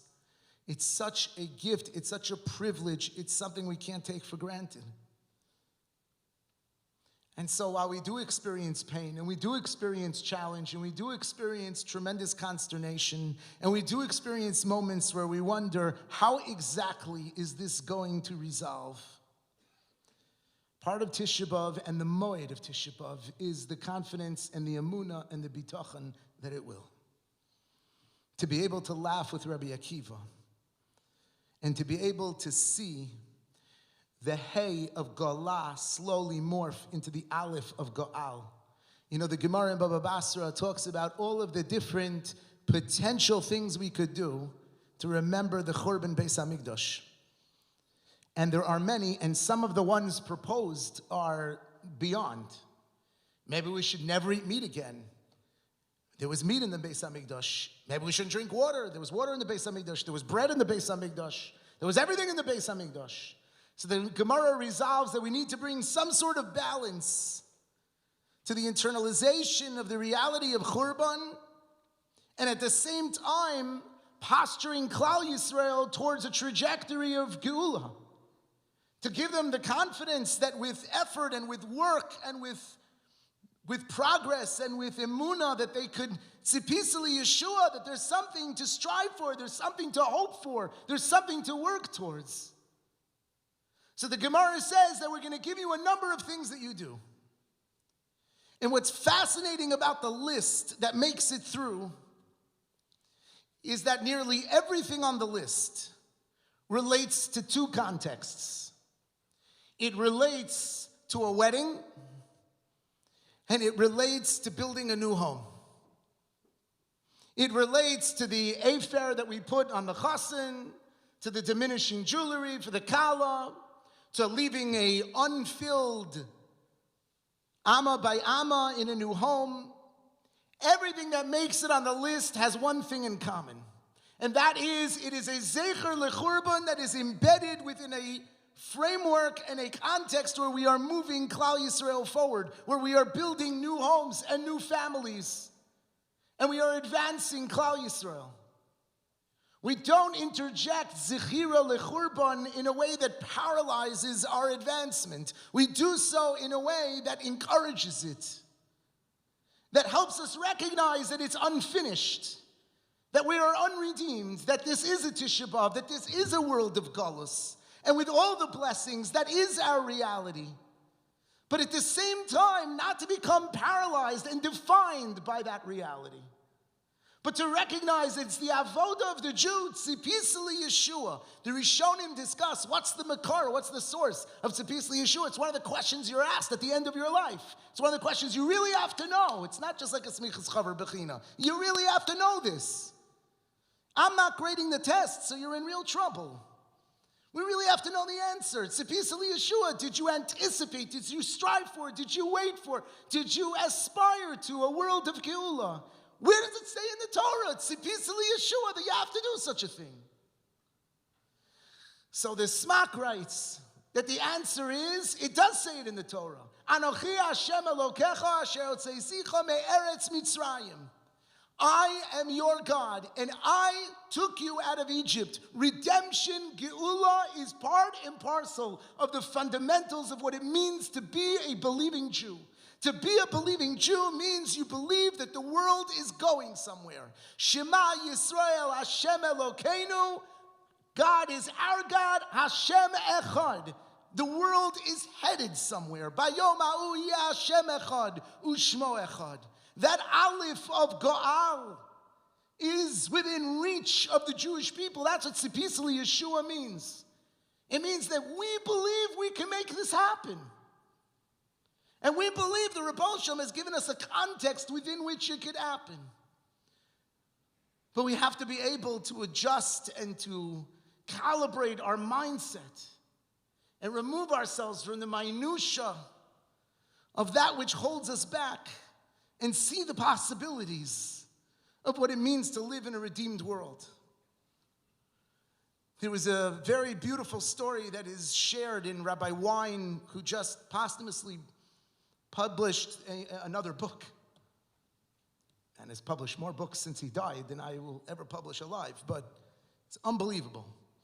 This is a book that he wrote with an interview, and he talks about all the people who had an impact on his life, and in the section about his grandfather, he writes, "My Zaidi was in love with Eretz Yisrael. He was sorry that he had to leave it, and he always wanted to go back. He went back in 1935 to see Rabbi Cook when the Rav was deathly ill. And when he came back to America, somebody said to him, 'Rabbi, did you see the chalutzim, the pioneers who were working there in the fields? Did you see they work bareheaded? Did you see that they're secular? Did you see they don't wear tzitzis?' And my Zaidi answered them, you know, when I saw Jews working in the fields in Eretz Yisrael for the first time in 2,000 years, my eyes filled with such tears that I couldn't see anything. We choose what we look at. We choose what we see. We choose how we relate to people and how we relate to their actions and their statements and their ashkafas.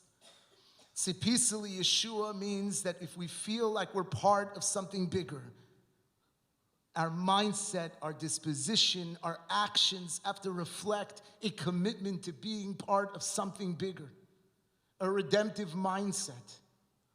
That's what Tzipisali Yeshua means. The word Tzipisa doesn't just mean you walk around every day and saying, okay, I hope this happens. Oh, okay, it's not? All right, so I'm going to go get lunch. Tzipisali Yeshua is an existential disposition in life. This is what I'm awaiting. This is what I'm awaiting. When you want something in life that's definitional to your identity, you don't just want it at different times. It's who you are. You're always wanting it. Sometimes you're distracted, and so you're not thinking about it. But you're always wanting it, and the slightest hint of anything can realign you back to that aspiration.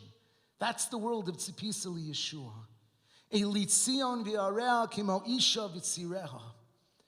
It's time at the end of Kinos, at Chatzos, at moving towards the world of post-Tisha B'Av reality, the Moed of Tisha B'Av, to start to recognize that this goes somewhere, that the Jewish people go somewhere. And we always end with the beautiful introduction to Rav Yaakov Emden's Siddur, where Rav Yaakov Emden reflects on Golus, on the Golah that we started with at the beginning of today, or yesterday, whenever we started. Writes Rav Yaakov Emden, Anachnu ha'uma ha'gedula. We are this great nation. Achar kol ma she'ovar aleinu. After everything that has happened to us. Mitzaros ba'alpayim shana, mitzaros achamuros ba'alpayim shana. With our tsaros, our terrible sufferings over the course of 2,000 years, ve'ein uma ba'olam nirdefes kamonu. The only nation that was called out yesterday by the mayor were the Jewish people. The only nation that's expected to sacrifice its men, women, and children by leaving its borders open and undefended is the Jewish people. The only nation that when people attack, it becomes a bottom story. Marabu tzarenu lashmidenu la'akrenu l'sharshenu mipnei asino ve'akino rabas tzarenu. How much are our tsaros that they try to destroy us and uproot us because of their hatred and their jealousy? How great are our tsaros, our kinos, our Tisha B'Av. Gam lo yuchal lanu la'abed otanu. But at the same time, they have been unsuccessful at destroying us. We continue to grow, we continue to flourish, we continue to accomplish, we continue to learn. We're going to make a siyum with 100,000 people. Kol ha'umos hakadumos. All of these nations and all of these people. Ovad zichram batel svaram. All of them have been lost to the recesses of history. V'anu dveikim b'Hashem. But we who could pick up the Gemara in the context of Shura, Chayim kulchem hayom, we are living and thriving today. Where are the Romans? Where are the Babylonians? Where are the Nazis? Where, please soon, will be Hamas? Lo nifgad mimenu b'chol galoseinu. Afilu os v'nikud echad mitorah. And yet, throughout this journey, we have not lost along the entire strata of exile even one letter and punctuation from our Torah shebichtav or Torah sheba'al peh. You could go into the Beis Medrash next door and you can open up a Tanakh, a Chumash. You could open up a Gemara. You could open up a Birchas Shmuel, a Koren book on Tanakh. You could open up anything you want. Our Masorah remains thriving and building and growing. Lo nifkad mimenu b'chol goloseinu afilu os v'nikud echad mitorah shebechtav v'torah sheba'al peh. Ma'yane, what are you going to say about this? This was all by chance. Chai nafshi, says Rabbi Yaakov Emden, by my life. Ki hizboneni b'niflos elu. When I think about these niflos, the survival and thriving of the Jewish people, the Torah that has been proliferated throughout the world, throughout the generations, despite being on the run. The Shach, the holy Shach, writes, and he's writing on the run. He writes the Shach on the run. Godlu etzli yoser mikol nisim v'niflos. When I think about the survival of the Jewish people in our Torah, it is greater to me than all of the miracles and wonders b'Yetzias Mitzrayim u'b'Midbar u'b'Eretz Yisrael. Then the miracle of Yetzias Mitzrayim, the survival in the Midbar, and the conquest of Eretz Yisrael. And then he writes, V'chol ma sheherech hagolus yoser. And the longer this golus goes, hanes yoser, the greater the miracle. V'noda mase tokfo givuraso.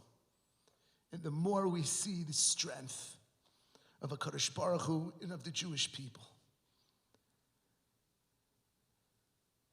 Klal Yisrael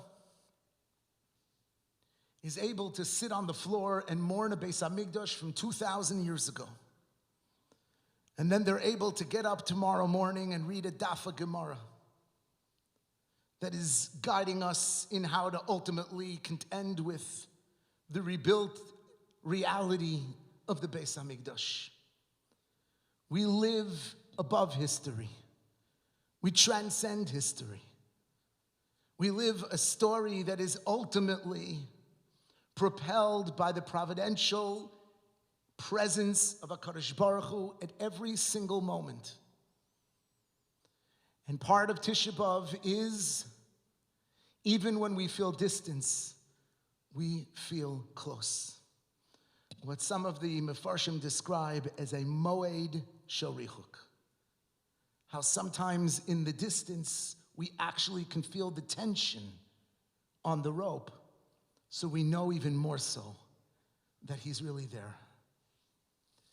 Be'ezus Hashem, we will be able to look towards all these pains and all this suffering, all this tragedy and all these tears that we've talked about over hours this morning.